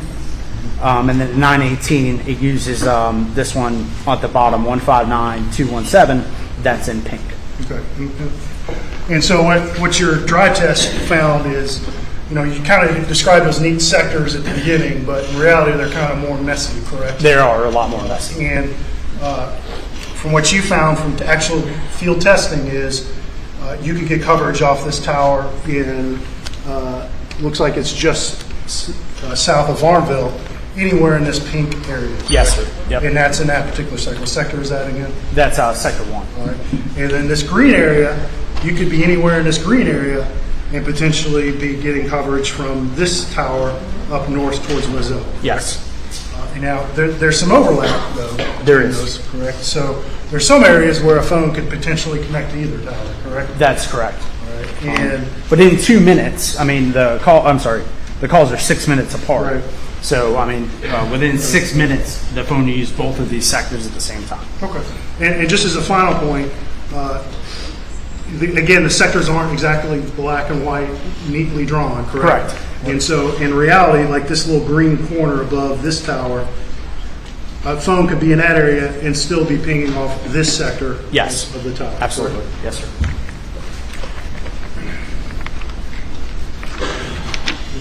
And this coverage is something that you told the jury about the drive test, correct? Yes, sir. And that's when you guys went out with actual equipment to measure the coverage in all these areas, correct? Yes, sir. We drove all these roads, and again, that equipment, every few seconds, it's recording the GPS point, and then it's measuring the signal level from all of the towers and sectors in that area. And then what I do is I go in, and I can read the tower and sector that was used by looking at the call detail records, and I can go in and select the coverage area, or this blob, for that tower and sector. So let's go on to the next slide. And we see now we have some information starting at what, 9:20:34, correct? Yes, sir. So at 9:20, from 9:20 to 9:46, there's a handful of calls, all using tower 159-217, but using sector 2 that kind of faces towards the Alameda address. Okay. And then there's also one RTT hit at 9:34 at about 2.09 miles, which is consistent with being in the area of the Alameda residents. Okay. And that starts that phone's within the sector. It's starting at what time? 9:20. Okay. And it last phone call on that sector is at what time? 9:46. And Alameda is in that sector, correct? It is. But if a car were driving up this road towards Warrenville, and I believe that's Highway 378 or 278, Yes. excuse me, that's still in that same sector. Correct? It is. So Yes. if someone's in a vehicle on that 278 right there in that sector, you would get the same information. Yes. So, so at 9:46, if a car has already left Alameda and we're on 278, it would still ping in that same. It should, yes.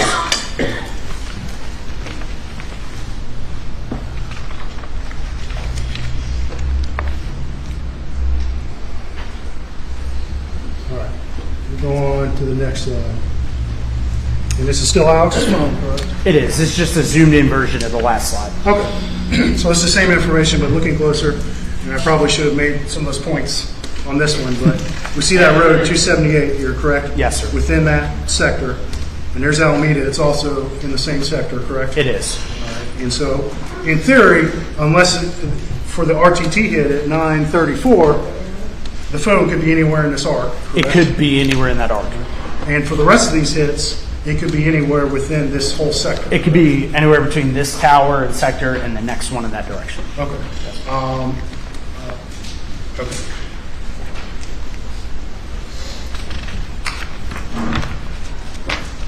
All right, we'll go back. This is the next slide, and this is again Alex Murdaugh's phone, correct? Yes, it is. All right, and we see some hits starting at 9:52:59 p.m., correct? Yes, sir. So 9:52:59, the phone's using the sector with the 240 in it. So it's not using the one that faces towards Alameda yet. I'm sorry, towards Moselle yet. Yeah, and the red, what's the red? It's Moselle. And the green? Is Alameda. Okay, so just in the previous slide, we saw the phone down here in the area of Alameda, correct? Yeah, it was using that tower near Alameda, but facing Alameda. And by 9:59 p.m., Alex's phone is pinging off of this tower right by Varnville, correct? I'm sorry, can you repeat your question? Which no, tower? At 9:52 and 9:53, the phone is using the tower closer to Moselle, Okay. but on the sector facing towards Varnville. Okay. All right. And then And then we have a 10:06 hit, 31, correct? Yes, sir. And do you recall what particular phone call was placed from Alex's phone at 10:06 and 31? That was the 911 call. All right. And it hits off of which tower? It hits off of the tower closer to Varnville. Okay. But then at 10:17, there's another hit with Alex's phone. And which sector is it pinging off? That's 10:17. That's using the 0 azimuth, so sector 1 that faces towards Moselle. So that initial 911 call hit off this tower way down here by Varnville, correct? It did. All right. And that was one of the reasons you were called in to help figure out why that happened, correct? I was, and I figured out why it happened. It's because, so in radio frequency, the higher the frequency, the shorter the distance that it can travel. The lower the frequency, the longer it can travel.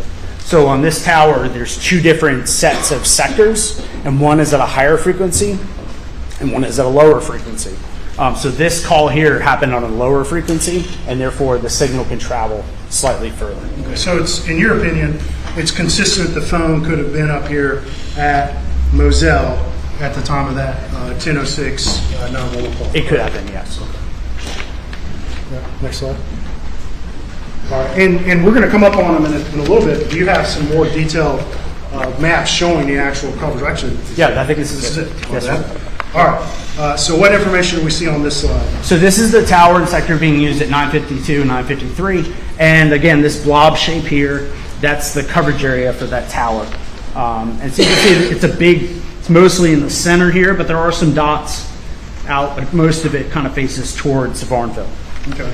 And the calls at 952, 953 occurred somewhere within this sector, correct? Yes, they did. And that line with the slightly shaded area represents the actual real coverage that you went out and measured where that phone could have been during that time. That's correct. Next slide. All right, and we zoomed in here, correct? Yeah, so we zoomed in. Again, now we're zoomed in kind of on the Moselle property, and just showing that there's a couple little specks of coverage there from this tower and sector and again, on that property. Which tower is this? This is the tower that's closest to Moselle. It is, yes. But you do actually see some actual coverage area right there on yes. the corner. And the red is right there, correct? Yes, the red is Moselle. Next slide. Okay, and here we are. We zoom back out. Again, red is Moselle. And this is that tower just down south of Varnville, correct? It is. So that's the tower south of Varnville, or near Varnville, facing north. And this is for the 911 call, again, on that lower frequency. So the signal goes a lot further. Actually, there's little specks all the way up here near Anson. Okay. So this is Varnville, this is Moselle, and this is the coverage that you actually went up, and measured in with real equipment. Yes, sir. And you've determined all these shaded pink areas, if a phone could get coverage in this tower sector in those pink areas. Yes. And we see some of that pink area up right by Moselle, correct? We did, yes. Next slide.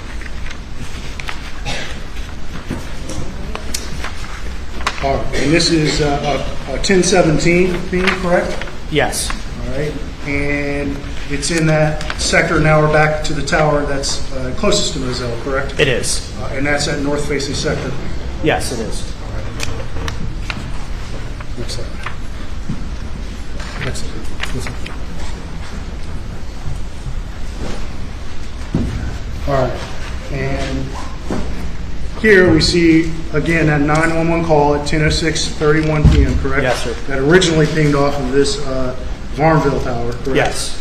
But we see this is the 2 coverages overlaid between these 2 towers that both have coverage at Moselle, correct? Yes, they did. And you see some of that pink from that Varnville tower up right on the Moselle property, correct? Yes.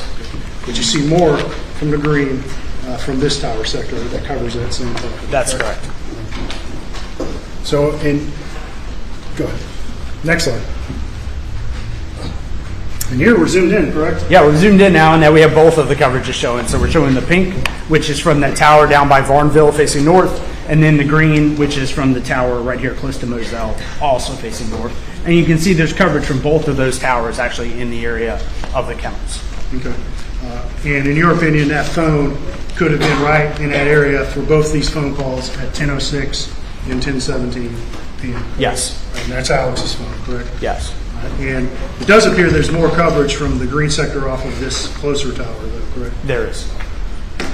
Next slide. Okay, and this is just the remainder of the night for Alex's phone, correct? It is, again, 10:19 to 11:18 p.m. And the phone mostly uses that tower closest to Moselle. There is another hit at 10:21 on the tower near Varnville. Next slide. All right, and then continuing, what's the date on? So this is the next day. It's 6/8, correct? So this is June 8th, starting at 6:31 a.m., ending at 8:54 a.m., and the phone's using the tower and sector consistent with being in the area of Alameda. Okay. So this is the morning after the murders, correct? It is. All right. Next slide. And this is continuing the same. This is the next day, June 9th of 2021. It is, and same tower, same sector. Time period is 7:52 a.m. to 8:36 a.m. Next slide. All right, and here we see some information from June 10th of 2021, correct? Yes, sir. From 3:32 a.m. to 8:49 a.m. Basically using the same tower and sector here, just to the left of Alameda, except for this one RTT hit at 3:32 in the morning, where that band overlays on top of the Alameda address. Okay. Next slide. And now we're on June 11th for Alex's phone, correct? Yes, again in the morning, 3:52 a.m. to 8:15 a.m., and it's using the tower and sector consistent with being in the area of Alameda. Next slide. And this is June 12th of 2021? Yep, 1:41 a.m. to 8:14 a.m., again using the same tower and sector near Alameda. Okay. Next slide, please. June 13th of 2021 for Alex's phone, correct? Yep, first call in the morning is at 9:09 a.m., and again using the same tower and sector consistent with Alameda. Okay. Next slide.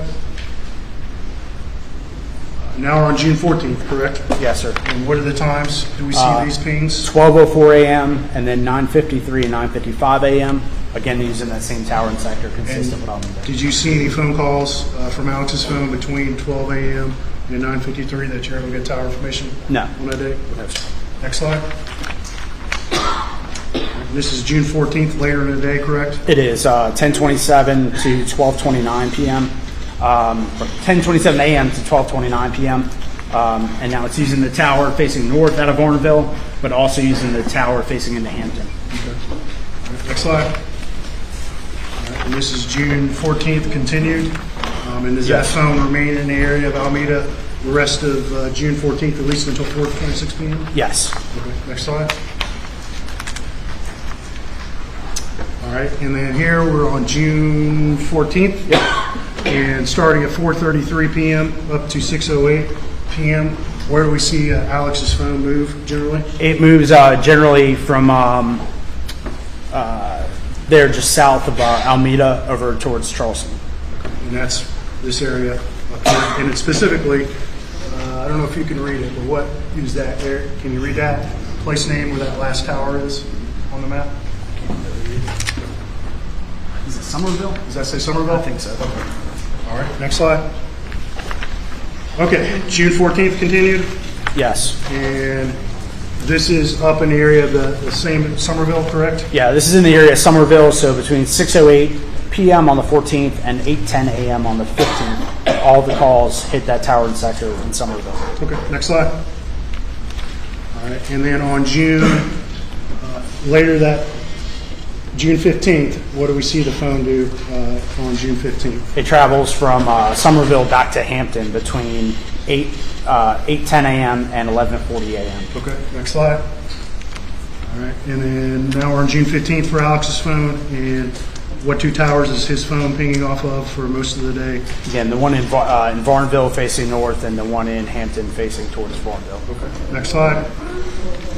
And then June 15th, and this phone is consistent with the remaining area of Alameda during those times, correct? Yes. And those are 12:35 p.m. to 2:33 p.m., correct? Yes. Next slide.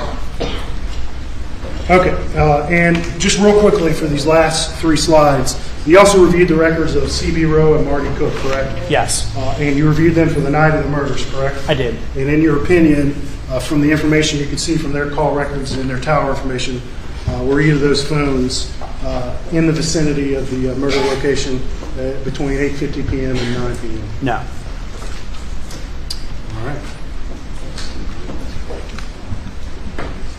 Not far from the state.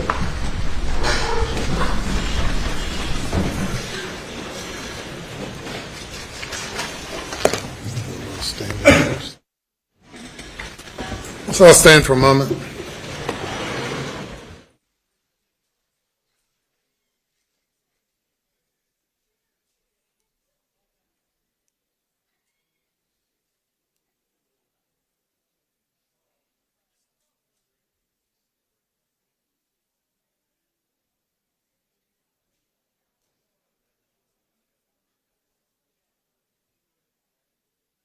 Testimony like this can be a little dry, and as an attorney, you may be losing the attention of the jury. I don't personally think that's the case here because we are so fixed on where these three individuals were at the time of the crime. What's your take, Philip? I respectfully disagree. Okay. You know, Imran, to be fair to this jury, we are true crime nerds, if you will, and we listen to triangulation data quite frequently in the coverage by Law&Crime. But to a virgin jury who's never heard this stuff before, it's numbing. It's going to put them to sleep. I think they need to streamline it a little bit more. But I will tell you that typically this type of triangulation, data point, GPS cell phone data is quite fatal in a criminal case. I think with this evidence and the video where there was the voice recognition, this is going to seal his fate, because when you kind of collate all this data, put it together for a jury in a nice little package, it'll hopefully come together for them during closing argument.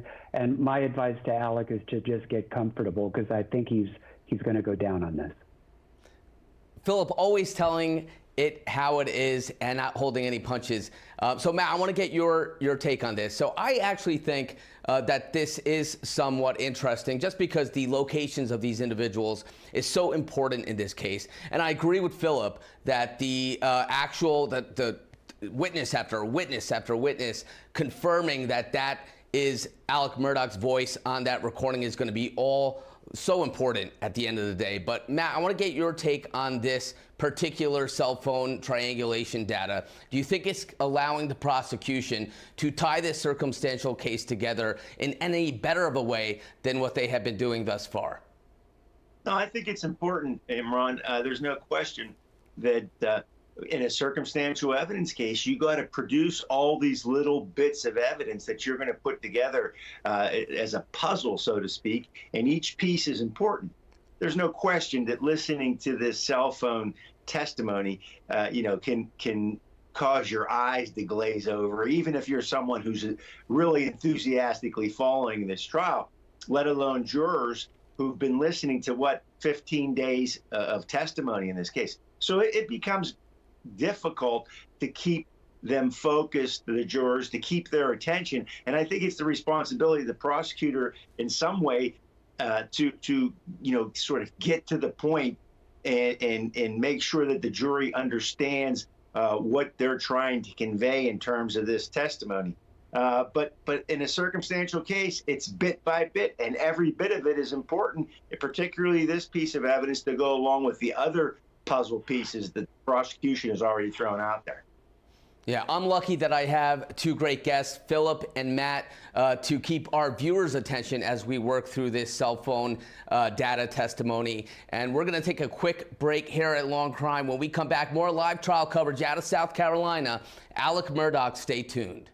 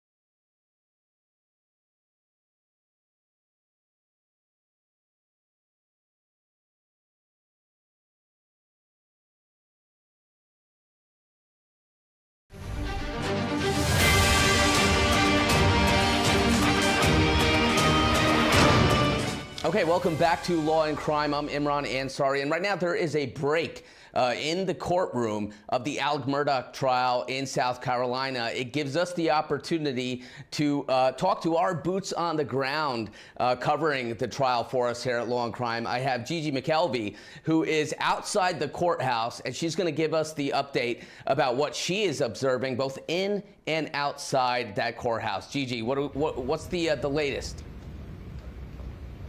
Well, we just have been going through cell phone records where the phones of Maggie, Paul, and Alec pinged off of that night. And so a lot of jurors seem a little confused, not going to lie. But, for right now, I don't see anything super earth-shattering about where anybody's phone was, according to what we've heard.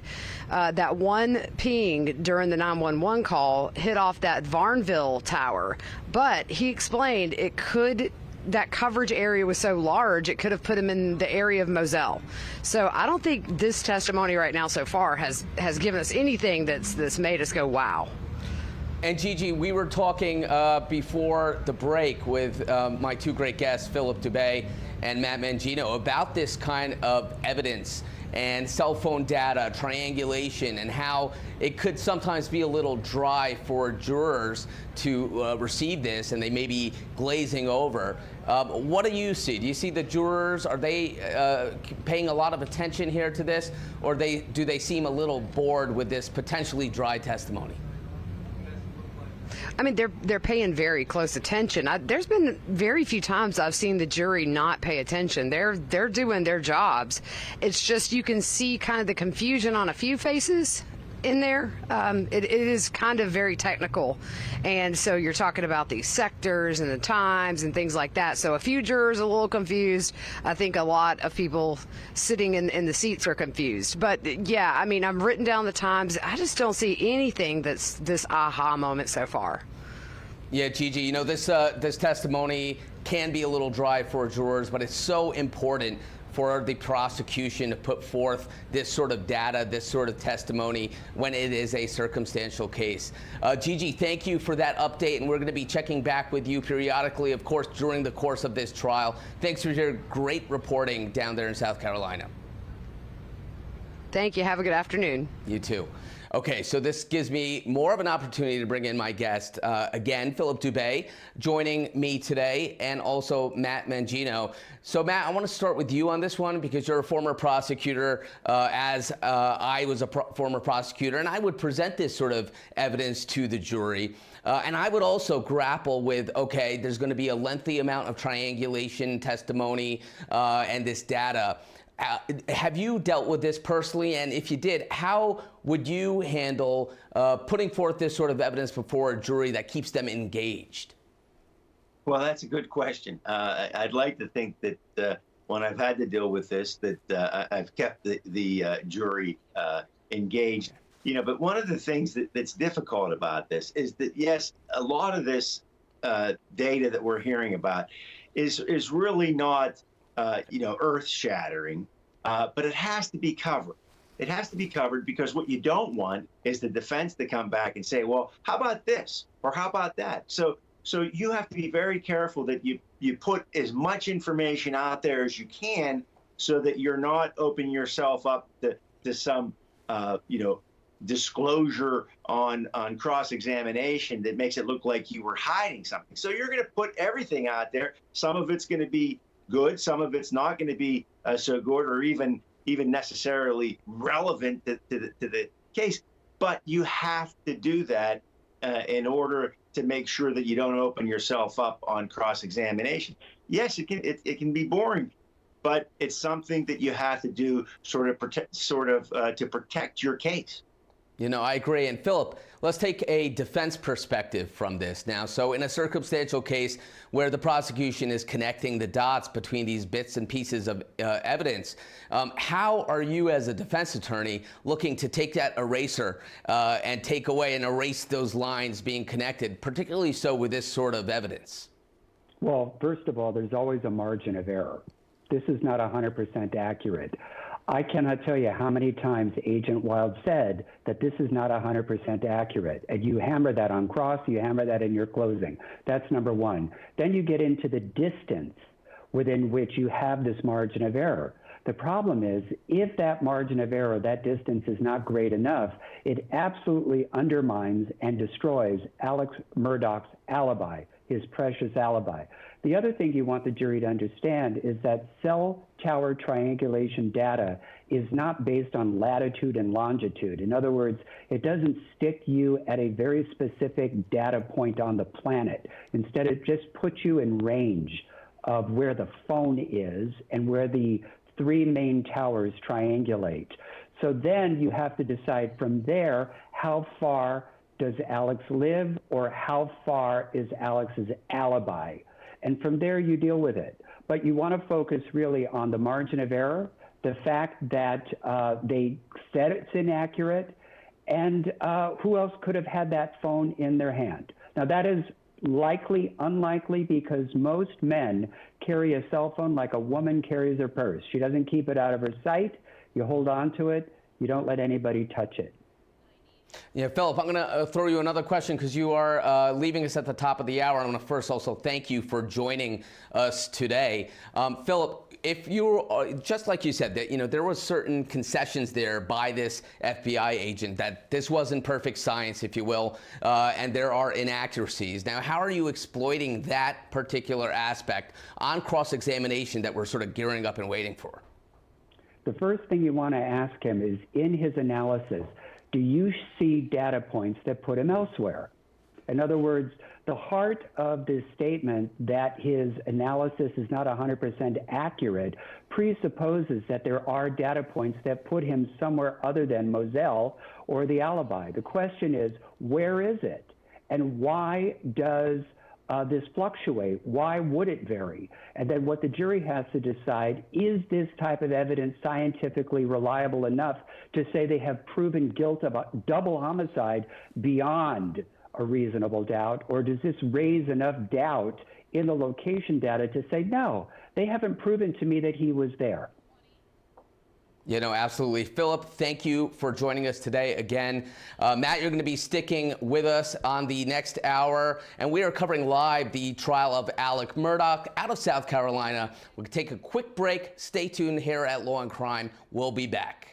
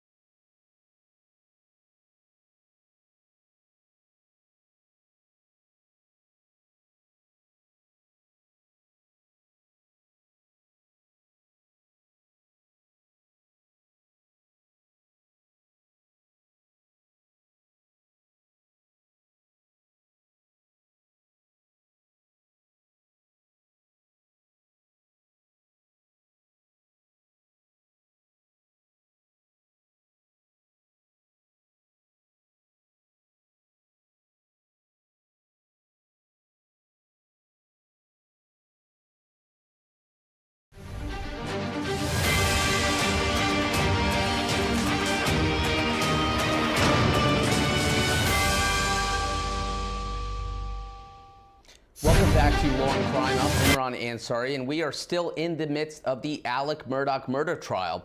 The disgraced South Carolina attorney is charged in the 2021 double murders of his wife Maggie and son Paul. The state's theory is that the defendant was trying to draw sympathy from his alleged financial crimes.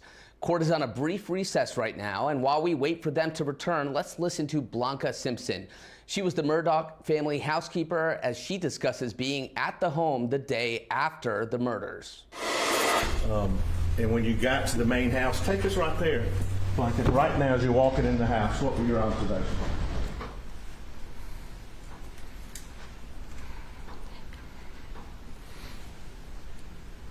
It was hard because I know she wasn't going to be coming back.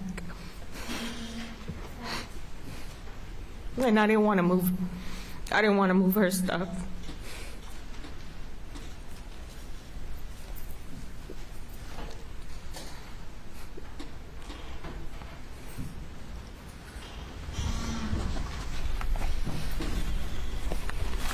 It was just a weird feeling going through when I unlocked the front door to get in.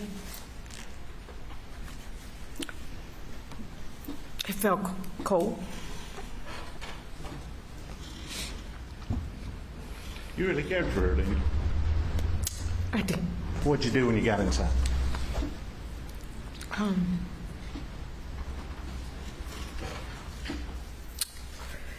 When I got inside, I didn't turn on any lights. I didn't do anything. I walked through the front door and I went in the kitchen. And I was kind of, when I looked in the kitchen, I kind of just stopped in my tracks and I looked at the stove, and I was kind of, I don't know what the word is. When I looked and I noticed the stove, that there was no pots.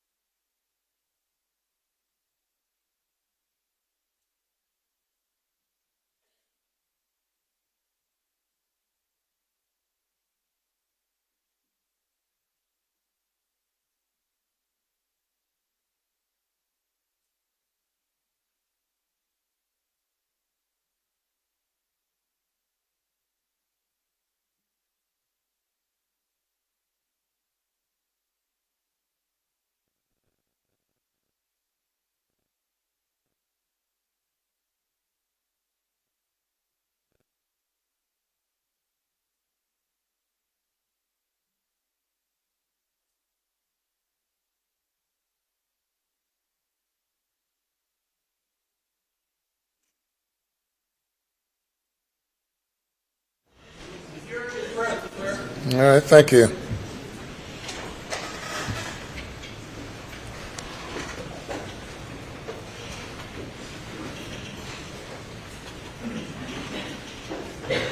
Mr. Barber.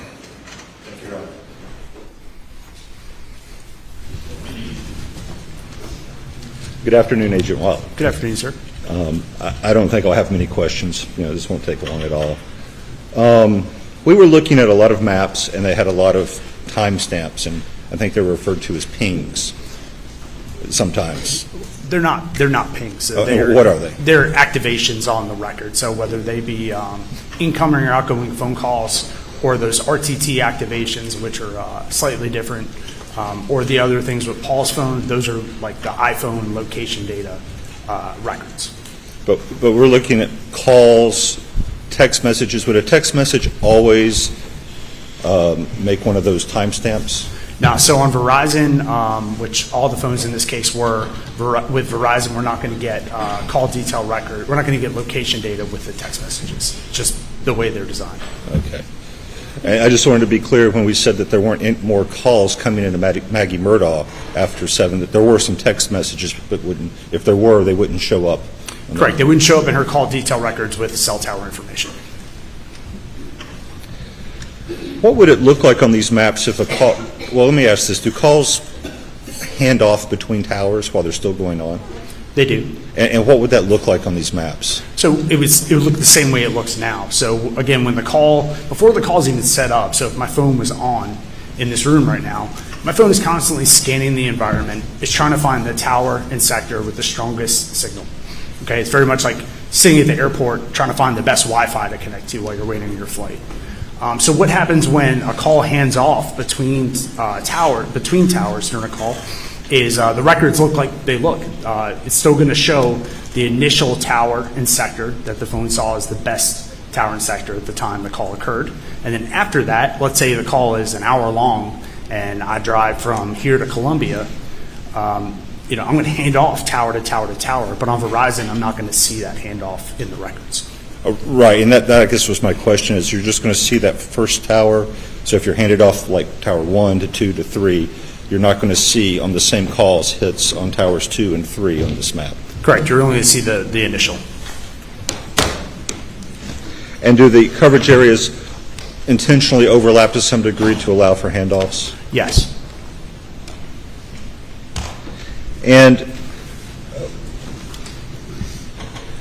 we saw GPS data for Paul Murdaugh's phone.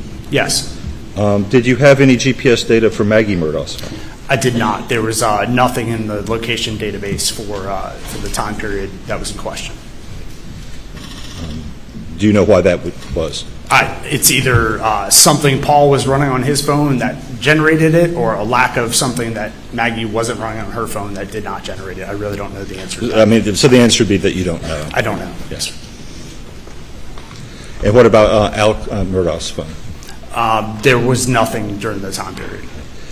So you mentioned that you've testified as an expert in, I think, over 100 cases? Yes, sir. And some of those other cases, were you able to show phones moving together? Sometimes we are, yes. Were you able to do that in this case? I did not do that in this case.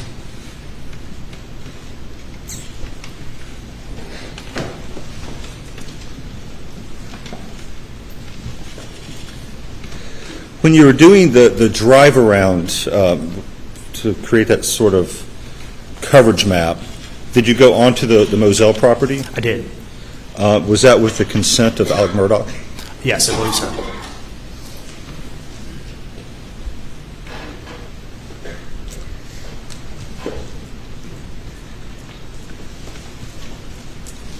Could we pull up slide 35?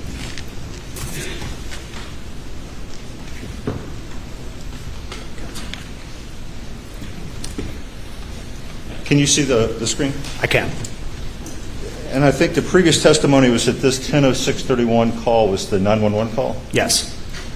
I just want to ask about that timestamp because we heard from someone from the FBI yesterday the 911 call was actually placed at 10:06 and 18 seconds. So what would account for the 13 seconds difference between the two? I guess it depends on the records you were looking at. There might be a slight offset between the records the other person was looking at and the records I was looking at. And the 911 call center, of course, would have a timestamp on incoming calls. Correct. Right. Have you ever seen cases where there's a few seconds difference between those timestamps and this kind of records and what the 911 center might have? Yes, sir. I mean, there's a difference between when you press the green button, and it usually takes a couple of seconds to connect on the other side.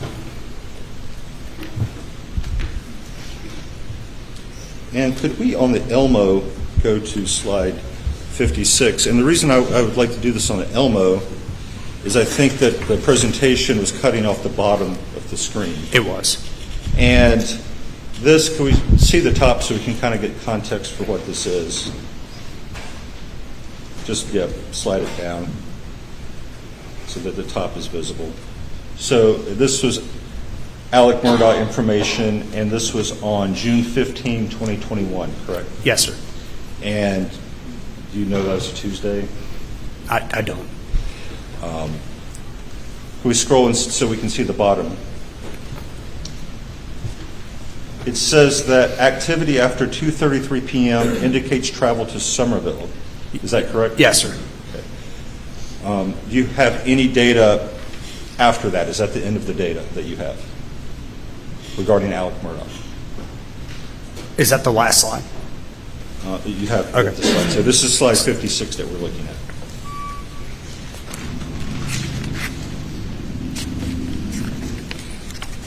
Yeah, there was other data after that.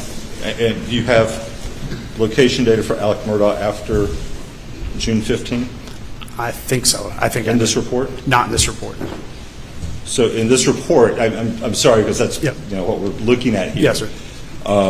Because I understand, of course, you have cell phone records. He kept using the cell phone, obviously, after the 15th. Yes, he did. But for what's being presented to the jury, the last entry is, I'll represent, Tuesday, June 15, is the end of what you have. Yes, it is. And he's going to Somerville. Yes, sir. And finally, there last 2 or 3 slides, we don't need to show them. There was some information for some other people, a C.B. Rowe, a Marty Cook. Yes, sir. Why were you looking at information for them? I was requested to look at the information for them for the night of the incident. Were you requested to ever look at information for an Eddie Smith or a Spencer Roberts? Eddie Smith sounds familiar, but I'm not sure about Spencer Roberts. Okay. Did you look at information regarding Eddie Smith? Yes. Okay. Do you have that information with you? I do not. You do not have the information? I don't have it with me, no. Beg the court's indulgence.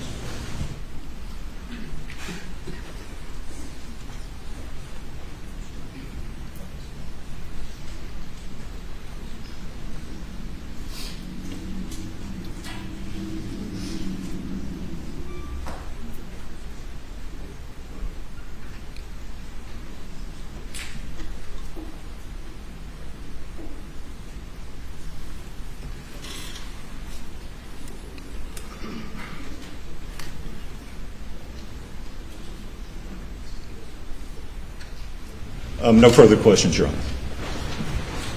By the State. Briefly, Agent Wilde, you were asked by Mr. Barber whether you've been able to pinpoint 2 phones together in other cases, correct? Yes. Generally speaking, what kind of data are you using when you have been able to pinpoint 2 phones together at the same time? I mean, first of all, the 2 phones have to have activity around the same time. So we'd have to have calls at 9 o'clock on one phone and calls at 8:58, 9 o'clock on the next phone. That's the first thing we'd have to do. Second thing is it'd have to be indication the phones are traveling together or stationary at the same place at the same time. Okay. And after 7:50 p.m., was there any Verizon location power information provided by Verizon? There was not on Maggie Murdaugh's phone. There was not. So you wouldn't be able to provide any opinion as to whether her phone was near any other phone in the world after 7:50 p.m., correct? That's correct, because there's no data to compare it against. Okay. Perfect. Yes, sir.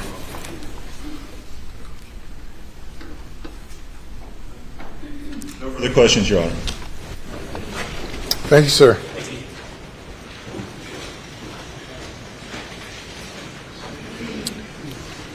Your next witness. State calls Nathan Tuten.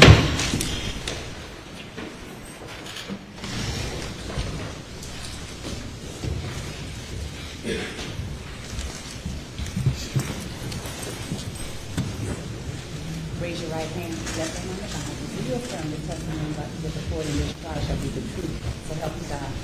And to take a seat in the witness stand.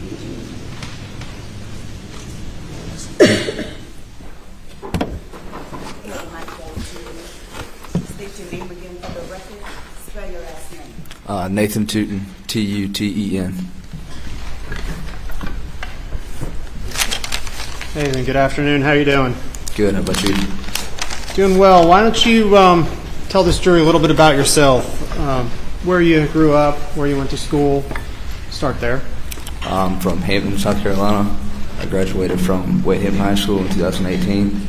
I have a degree in criminal justice from the University of South Carolina and graduated in 21. And Nathan, it's hard to pick up you on the mic, so if you would, I know pull it as close as you can and just try to speak into it so we can all hear you. Okay, so I think you said you graduated high school 2018. You got a degree from where? University of South Carolina. And what field was it in? Criminal justice. Okay. And what year did you graduate USC? 21. And what do you currently do for a living? Law enforcement officer. Okay, with what organization? Walterboro Police Department. All right. And describe your job responsibilities. What do you do as a Walterboro police officer? I enforce the laws of the state and serve and protect. You work in road patrol right now? Yes, sir. Okay. All right, Nathan. Growing up in this area, were you childhood friends with Paul Murdaugh? That's correct. When's the first time you met Paul? Lifelong friends. Very young age. Growing up in Hampton, knew him as a kid. That's correct. Okay. All right. Well, tell us a little bit about Paul. What do you remember about him? Tell us the kind of guy he was. Paul was the definition of a good person and a good friend. He was very loyal, salt of the earth kind of guy, and would do anything for you at any given moment, no matter the time. What were kind of things that you all like to do together? We like to hunt, fish, really just hang out with friends. Was Paul the kind of friend that you'd kind of call a reliable friend? Absolutely. All right. Was he the kind of kid that would be there for you if you needed help with anything? Absolutely. Did you spend a lot of time together with Paul through the years? I did, yes, sir. Did Paul have a cell phone? Yes, sir. Did he like to use his cell phone? Yes, sir. How would you describe it? He was on his phone all the time. In addition to being on his phone all the time, was he the kind of guy that if you needed something or reached out to him, he was going to respond back to you? That's correct. Was he going to call you back if you called him if he missed the phone call? Yes. And would you expect him to pick up if you called him? Yes. All right. Did you get to know Maggie also? I did. All right. Tell us a little bit about her. Maggie was probably one of the sweetest ladies I've ever met in my life. She always looked out for Paul's friends and was a second mom to me. And having spent a lot of time with Paul, did you also spend a lot of time with Maggie? That's correct. And then did you also get to know Alex? I did. Dad? Okay. And is Alex here today? Yes, he is. Can you tell me where he is? He's sitting at that table wearing the blue jacket. And did you get to know him very well? I did. Through the years.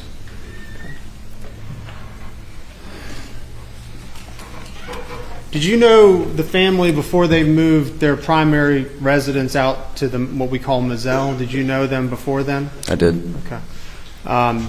Were you there when they moved or obtained Moselle and started using that as a residence? I was. All right.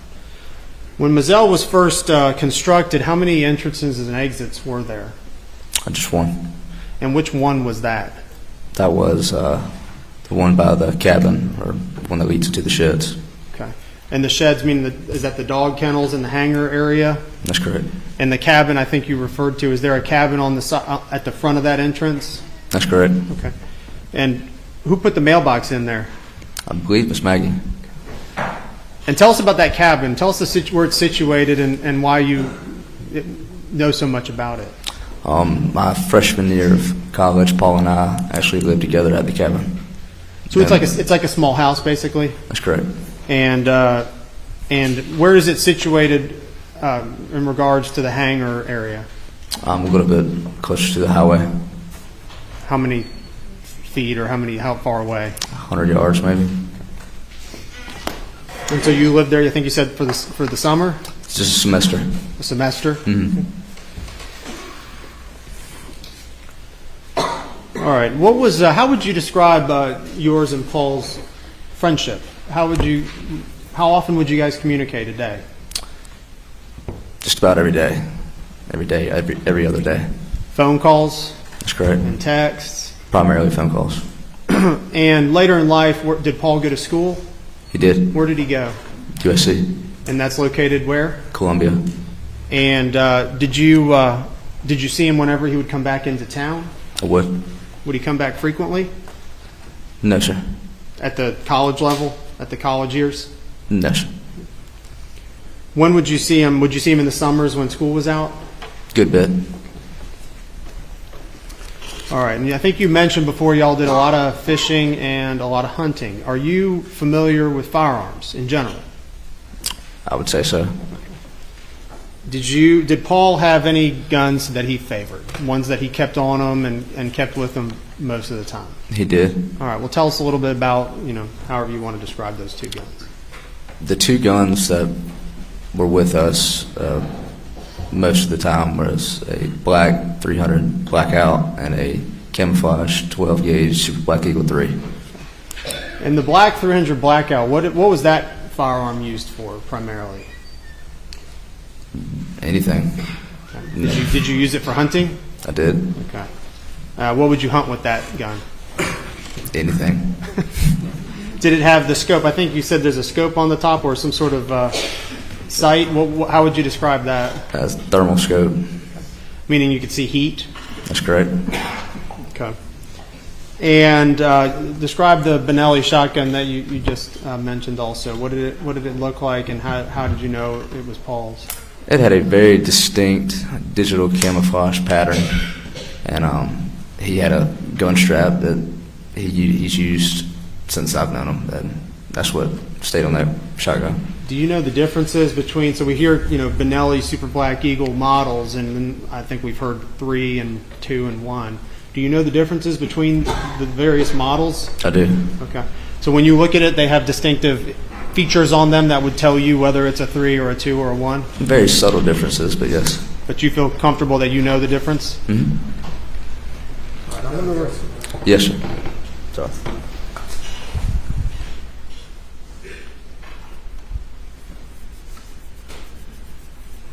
I'm going to show you what's been marked as, entered in evidence as State's Exhibit 88.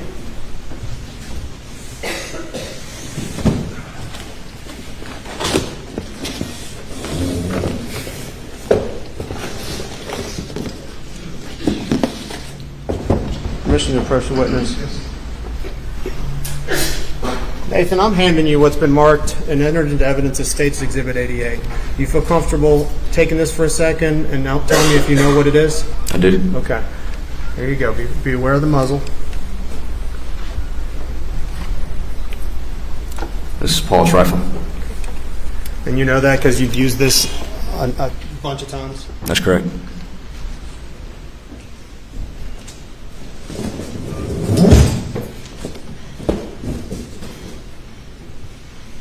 I'll also now show you what's entered into evidence as State's Exhibit number 4. This is this one.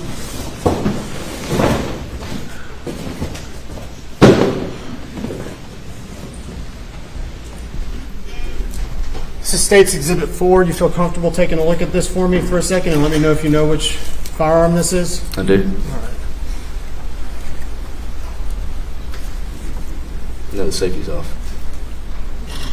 It's in there. Thank you. This is Paul's shotgun. How do you know?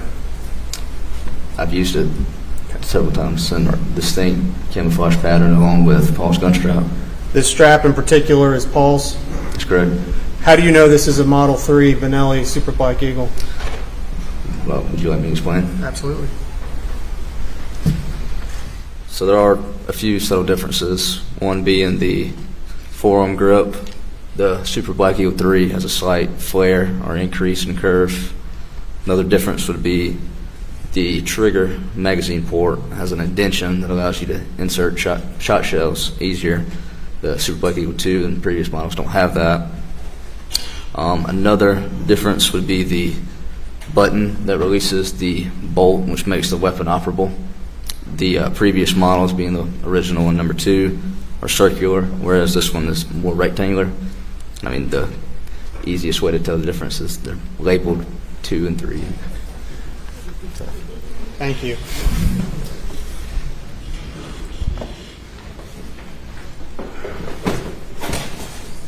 I'm going to show you now what's been entered into evidence as State's Exhibit 91.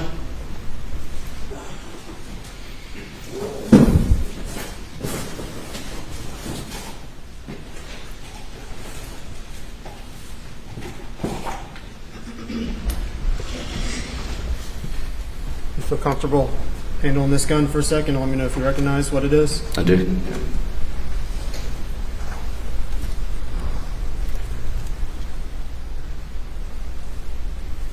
Do you recognize what this gun is? I recognize that as Buster Murdaugh shotgun. Okay. What model is this? Super Black Eagle 2. And you know it's a 2 because of the other features you just mentioned and pointed out for the jury? That's correct. Would you do that again? Tell us why you know that's a 2. Like I mentioned earlier, the slight flare on the 3. This one is straighter and more narrow.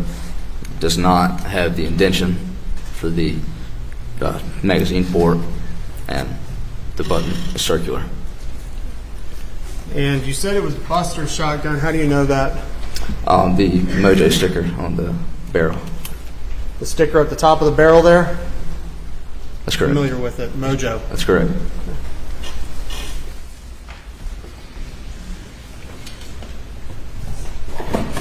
Did Alex have a gun that he favored, a shotgun? He did. What was one that he favored? That was a Super Black Eagle original black shotgun.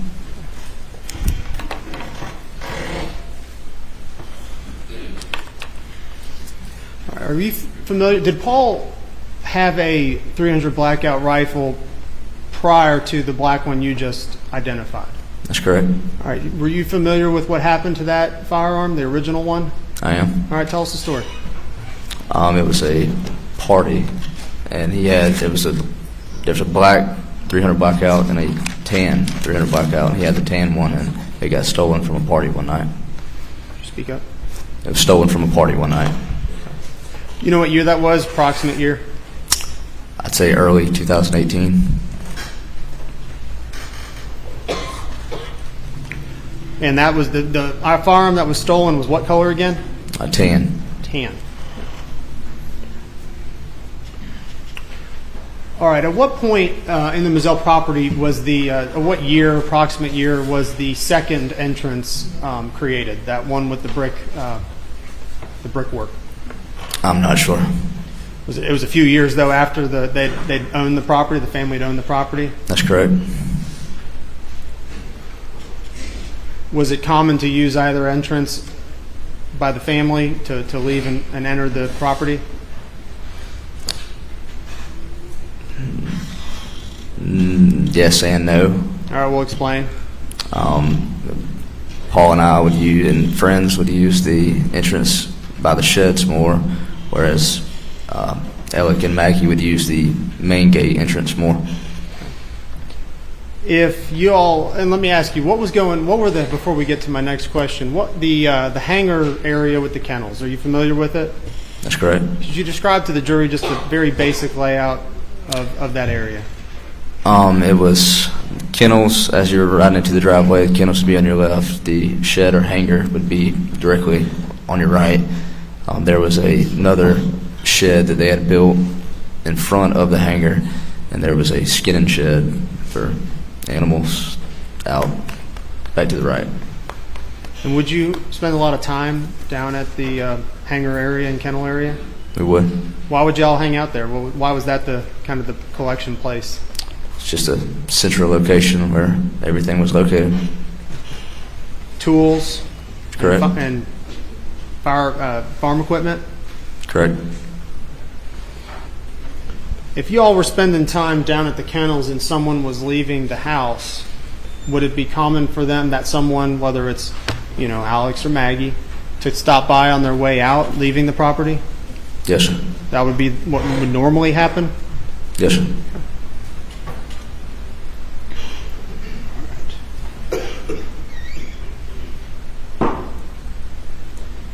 I'm going to play what's been marked as...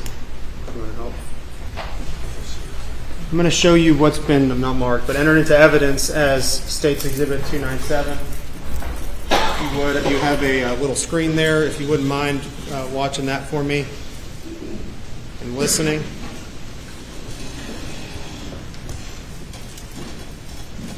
Thank you for the computer.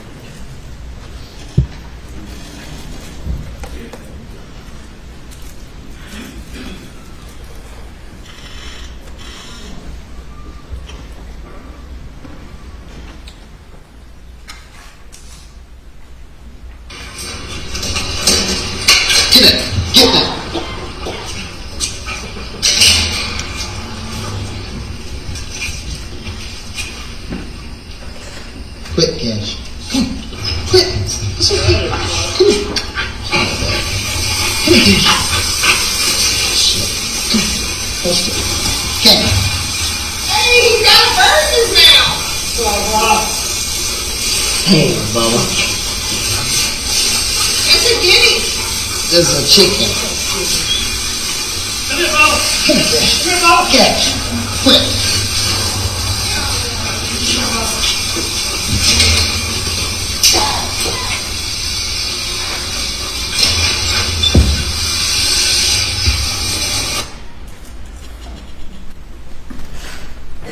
Did you hear voices on that video that we just played? I did. Whose voices did you hear? Paul Murdaugh's, Maggie Murdaugh's, and Alex Murdaugh's. Could you tell where they were located in that video? Did you get a sense of where that was? Dog kennels. Okay. The kennels down at the hangar area? That's correct. We heard yelled out a name called Bubba. Are you familiar with Bubba? I am. Who's Bubba? That'd be Paul's dog. Okay. And what kind of dog is he? A yellow lab. Is he trained? Well, was he was he a house pet or a pet? At that time, yeah. Was he also trained to hunt or be a hunting dog or a bird dog? That's correct. Did Bubba have a? Well, describe Bubba. How would you describe Bubba? Hard-headed. Did Bubba have a thing where he liked to chase chickens? I'd say so, yeah. If a chicken got out of the pen, would he chase it? That's correct. Have you ever been there when he caught chickens? He would chase anything. He'll chase. Did you ever there when he caught birds though that were coming out of that coop? I mean, he's tried. Could I say I've seen him? No. Okay. Were you aware then that Bubba? Were you aware that Bubba would chase those chickens? Absolutely. And had you been aware that he killed chickens before by getting them? Have you ever had to wrestle anything out of Bubba's mouth or try to catch him when he doesn't want to be caught? Tried to catch him. And if he doesn't want to be caught, what's going to happen? Not catching him.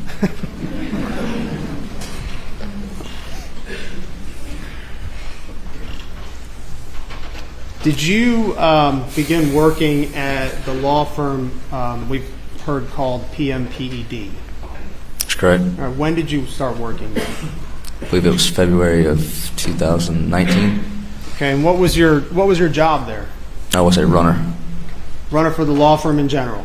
That's correct. Kind of, without specifically not yet talking about the work you did for Alex, but what kind of work would you do there generally? Be a courier for court documents to different courthouses and law offices across the state, assist paralegals and attorneys with really whatever they needed, just help around the office. And you worked there from 2019, and when's the last time you worked there? I want to say it was May of 21. Okay. So May of 2021. Or excuse me, 2022. 2022. So you would have continued to work there through the tragic events of June 7th, 2021? That's correct. So you saw the upheaval at the law firm as well. You witnessed that? That's correct. Nathan, I'm gonna direct your attention to the weekend leading up to June 7th. Could you tell us a little bit about the any communications you would have had with Paul leading up to June 7th? Did you all talk any leading up to it? To the best of my memory, we spoke that Saturday. I think he called me over the weekend. Did it seem like a normal conversation? Yes, sir. What were you all talking about? He was going to Charleston, I believe, and was talking on the way. Is that the last time you talked to Paul? That's correct. How were you made aware of what happened? How did you find out? I received a phone call from my mother the night of. Not sure how she knew, but shortly after I received a phone call from one of the law partners that told me. And they called you because they knew you were close with Paul? That's correct. Where were you living at the time? I was living with another friend of mine in Allendale County. And did you go out there that night? I did not. Did you attend the funeral and wake? I did. Is that the last time you went to Moselle? Yes, sir.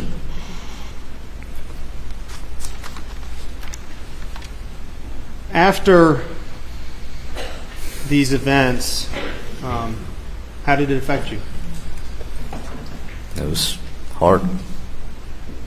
Losing a really good friend and a really good person. After these events, I think you said already, but you continued to work at the law firm? That's correct. How was Alex? Was he out of the office for some time leading after this event on June 7th? That's correct. Did he eventually start coming back into the office? A little bit. Okay. Did you have an opportunity or an occasion or multiple occasions to do running for Alex? Yes, sir. All right. And this would be before the murder? That's correct. Tell us a little bit about what Alex would have you do. If I need to pick up court documents from different law firms or courthouses, drive them depositions, cash checks, some of the things. Sorry, you said cash checks? That's correct. He had you cash checks for him? That's correct. All right, well tell me, where would he send you to cash the checks? Palmetto State Bank. Okay. What were your instructions for that? Cash check. And what would you do with the money? Take it back to his office. And like cash? That's correct. Is it in an envelope, or are you just holding it? It was in a Palmetto State envelope. Okay. And you would take that envelope of cash, and where would you bring it? Back to his office. Okay, and just hand it to him. That's correct. How many times did he have you cash checks like that? Very frequently. Very frequent? That's correct. Many times? Many times. Was there ever a time when you cashed that check and there was a room full of, has there ever been any time where you cashed a check, brought it back to Alex's office, and there was someone in his office? That's correct. Multiple people, right? Is that correct? Correct. Tell us who those folks were that you would have been there when Alex is sending you to get cash, you're coming back with the cash, and there's someone sitting in his office. There was different occasions. One particular occasion was Greg Alexander. Who's he? I believe he's the chief of police for the embassy. Okay. Corey Fleming. Do you know Corey Fleming? I do. And what did he do? He was an attorney as well. Okay. And Alex's best friend. Okay. And who else? And Chris Wilson. And do you know who Chris Wilson is? I do. Who is he? He's an attorney in Bamberg, I believe.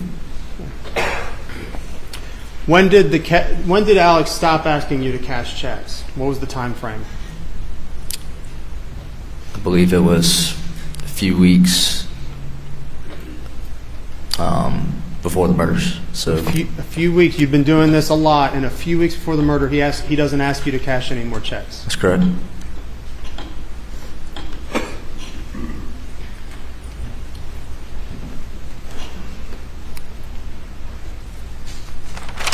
Did you have an opportunity, or were you assigned to assist? Let me ask you this: do you know who Jeannie Seckinger is? I am. And who is she, and who was she at the time to you back in 2021 range? She was my immediate supervisor.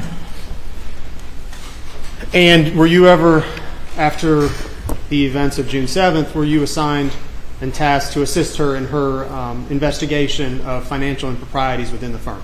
In some ways, yes. All right.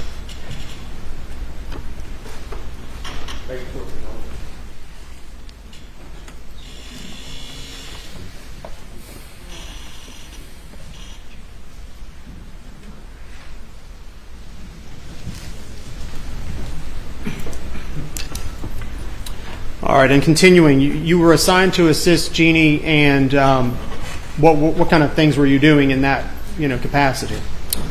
We would look through different cases. She would have me get cases from probate court and go through and highlight cleared checks, and if I found a discrepancy, bring it to her. Did you understand the scope and what you were looking for? Did she kind of involve you in that? Somewhat. Did you figure out kind of shortly thereafter what you were looking for, or what the reason was? I'd say so. I'm going to direct your attention to July of 2021, specifically July 4th, or July 4th time frame. You have that in your brain? I do. Did you drive Alex to the airport? I did. Tell us about that. Why did you drive him to the airport? Well, at the time I was still a runner, and he asked me to give him a lift to the airport, so that's what I did. Where was he going? I believe he was going to Florida Keys with Maggie's family. Okay. So he's going on vacation to the Keys on July 4th weekend or July 4th time frame? That's correct. And did you in fact drive him to the airport? That's correct. Did you have a chance, did he say anything to you on that ride to the airport? We talked. Did he tell you anything about the boat case? He did. What did he say? He said that he would like to clear Paul's name. And do what? And beat the boat case? Beat the boat case. So now with Paul gone, he's talking about he can beat the boat case. That's correct. This is a month after the murder? That's correct. Okay.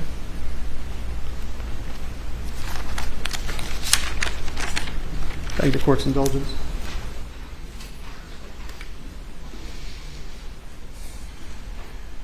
Nothing further, Your Honor. Thank you. Yes, sir.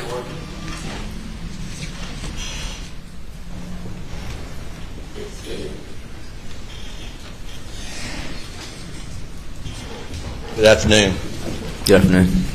It was very important, Alex, to clear Paul's name from the accusations in the boating case, wasn't it? I don't know.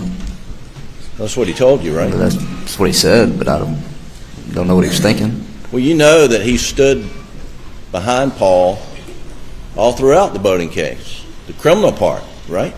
That's correct. And a lot of people in the Hampton community turned their backs on Paul, didn't they? That's correct. You didn't, did you? No, sir. Alex and Maggie didn't, did they? No, sir. Your brother didn't, did he? No, sir.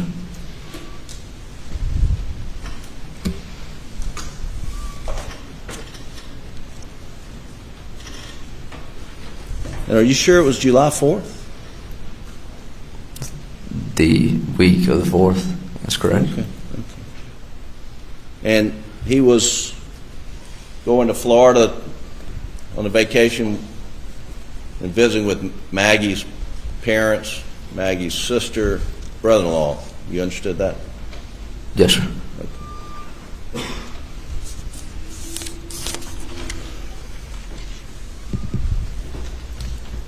Now you're talking about you went and got some cashing some checks with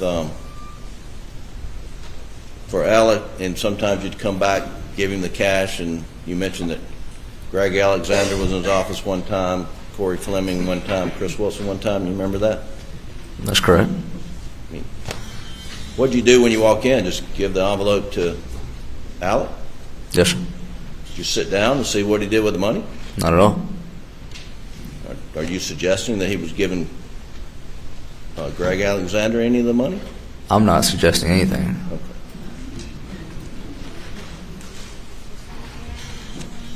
Do you know if that's what the Attorney General was trying to suggest by asking you that? Objection, Your Honor. Sustained.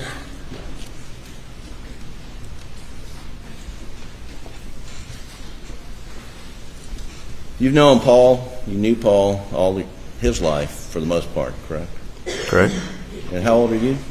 23. And I think you described Alex and Maggie as kind of your second parents. That's correct. And you spent a lot of time at Moselle. You hunted with Paul. And Buster, too, I take it. That's correct. And you lived there at that cabin you talked about right there on the edge of Moselle Road, right? That's correct. Okay.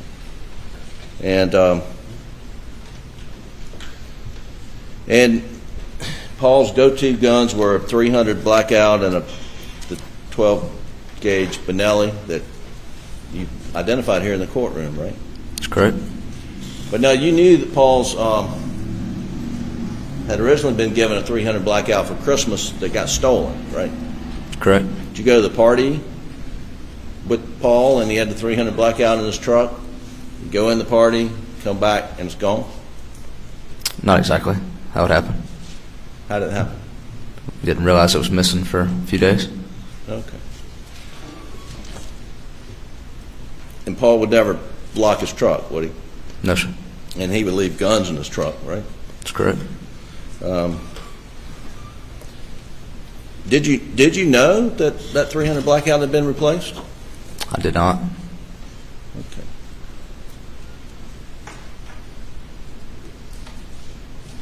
When did you learn that? This trial. During the trial. That's correct. But up until the trial, you never knew that it had been replaced. No. But you'd seen Paul use 300 Blackout you identified as his go-to gun, right? That's correct. And the 300 Blackout that you identified has a thermal scope, does it not? That's correct. And whose gun did you think got stolen? Paul's or Buster's? I would assume Paul's. Were you aware that the 300 Blackout, the replacement, did not have a thermal scope? If I didn't know about the gun, then no. Okay. So, do you know whether or not this is Buster's 300 Blackout sitting here in the courtroom? That is the gun that I used at Moselle. Okay.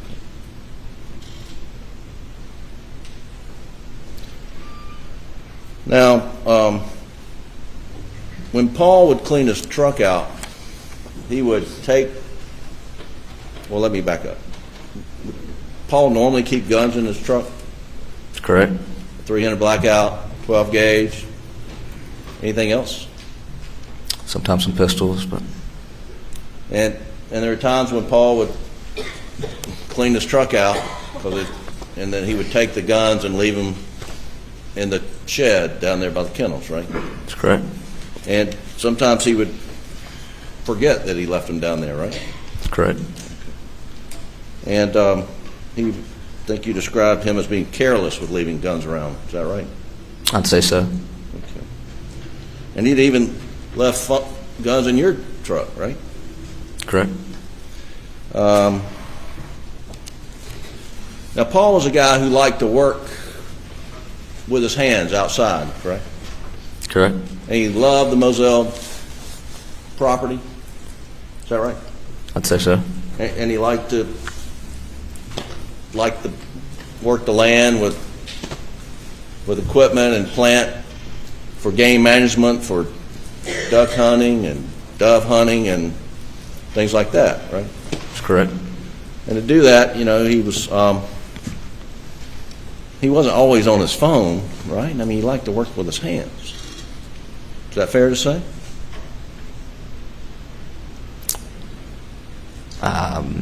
Wouldn't say that altogether. Take several breaks while he's working with his hands. Right. And I think you've described it. He would put his phone down, and while he was doing some work, and then he'd forget where it was. He'd lose it. He'd go back and find it later. That's correct. That happened fairly regularly, didn't it? I'd say so. And you listened to the video that was played. Did you hear water running in the background? I'm not sure. What kind of work would Paul do down there by the kennels? What do you mean? I mean, would he, if Bubba or the other dog had messed in their dog run, would he clean it up? I'd say so. Okay.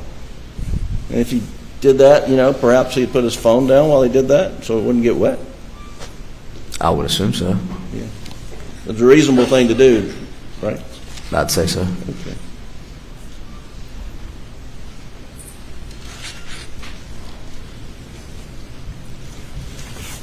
Now, you were close with Alex, Maggie, Paul, and Buster. That you and your brother were, right? Yes, sir. And you were able to observe Alex's relationship with Paul, right? Yes, sir. How would you describe it? I'd say it was a very loving relationship. Okay. And okay. And how would you describe Alex's relationship with Maggie? I would describe it the same. 1 second, Your Honor.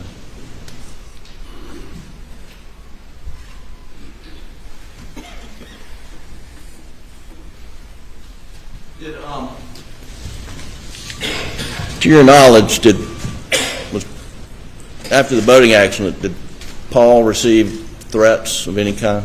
That's correct. What kind of threats were you aware of?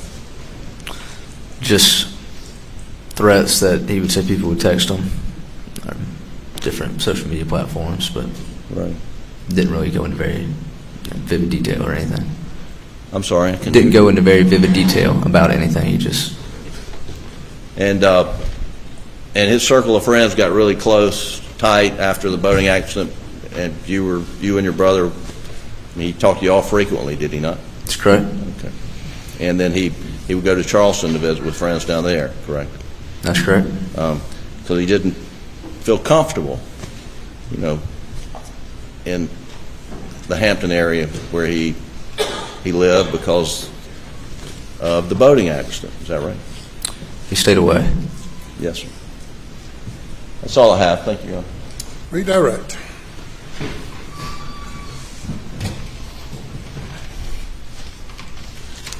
Nathan, you were asked about threats to Paul. Did you ever know that Maggie received any threats? I was not aware of any, no. I'm going to ask you, counsel asked you a little bit about the kennel area and asked if you could heard water. Are you familiar with how generally the kennels were cleaned? Were you there when the kennels would be cleaned? Sometimes. Okay. Generally speaking, describe the kennel for me. What was actually inside of one of the kennel runs? The kennel had a doghouse, beds in the doghouse, and just kind of like a concrete pad. And if you're going to rinse off the kennels, what would you do with the dog bed? You would put it on top of the dog house. Okay, and why was that? So it wouldn't get wet. And then, what would you just leave the dog? Would the family or if you were cleaning it, leave the dog bed up on the top of the kennel, or are they going to bring it down when the kennel, after a certain point in time? You wait for it to dry and then bring the bed. If the family, if you were down there or anyone was down there at the kennel area and it was nighttime, would you turn the lights on? Yes, sir. Are there sufficient lights out there to make it a fairly well lit area if all the lights are on? I'd say so. If you're at the main house and the lights are on down at the kennels, can you see that area from the house? Yes. Would it be very visible to you to see that there's lights on down there? Yes. Would the fans, are there fans in the kennel area? There are. Would the fans be left on generally for the dogs? Generally. And again, if anyone was down there working, would the lights be turned on? Yes, sir.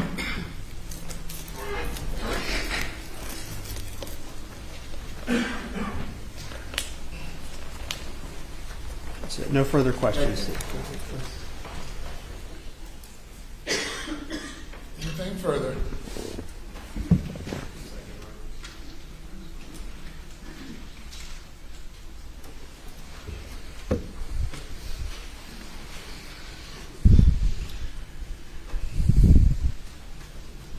Counsel asked you a question about Paul's phone usage. I think he said Paul uses his hands and what he would do with his phone.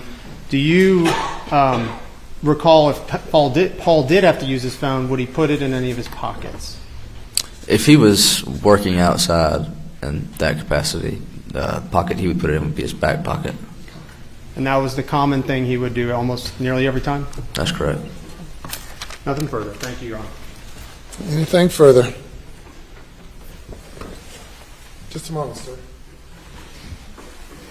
Your Honor, thank you. You may step down.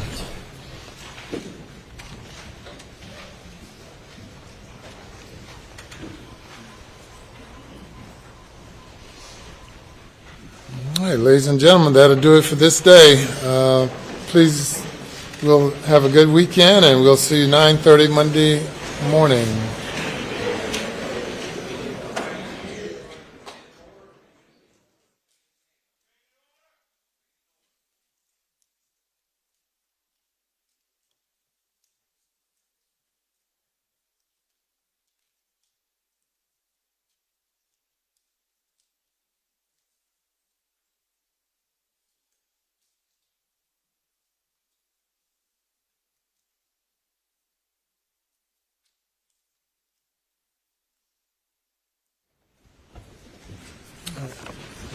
Everybody be seated, please.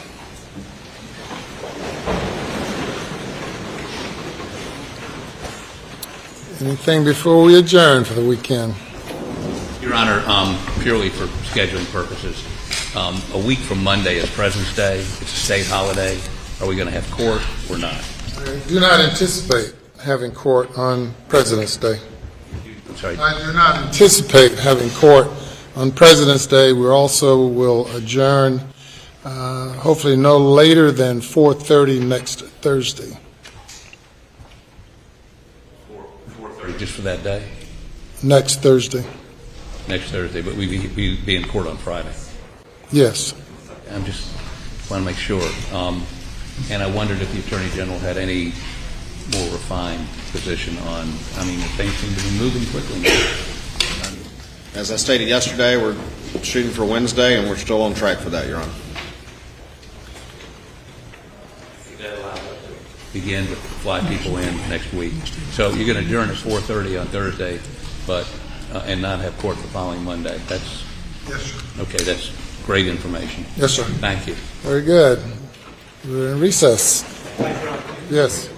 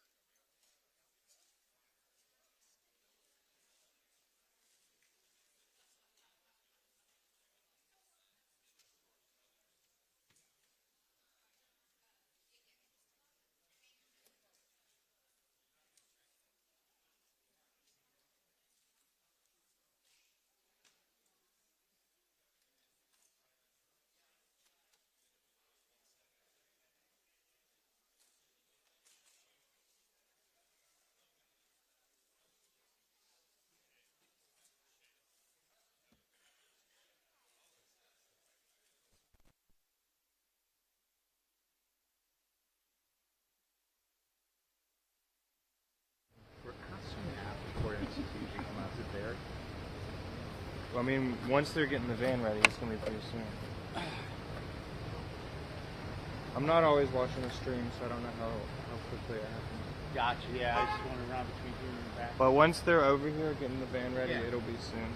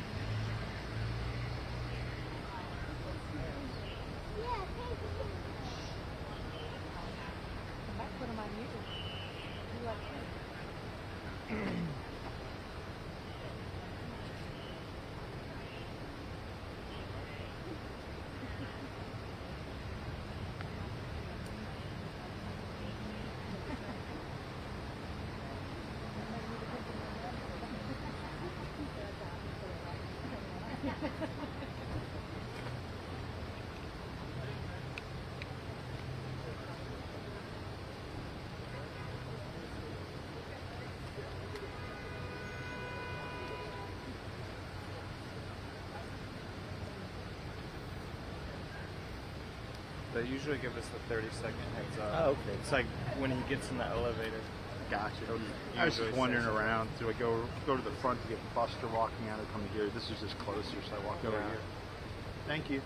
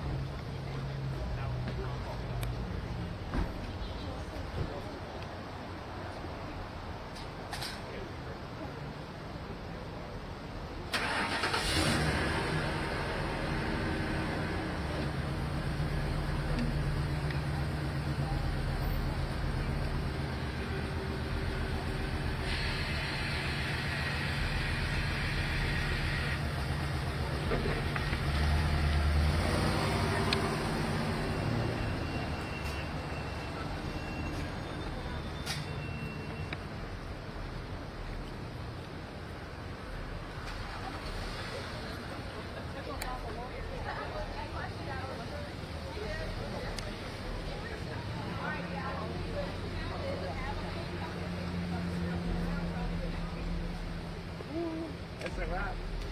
Oh my goodness, I confirmed your submission. Yeah.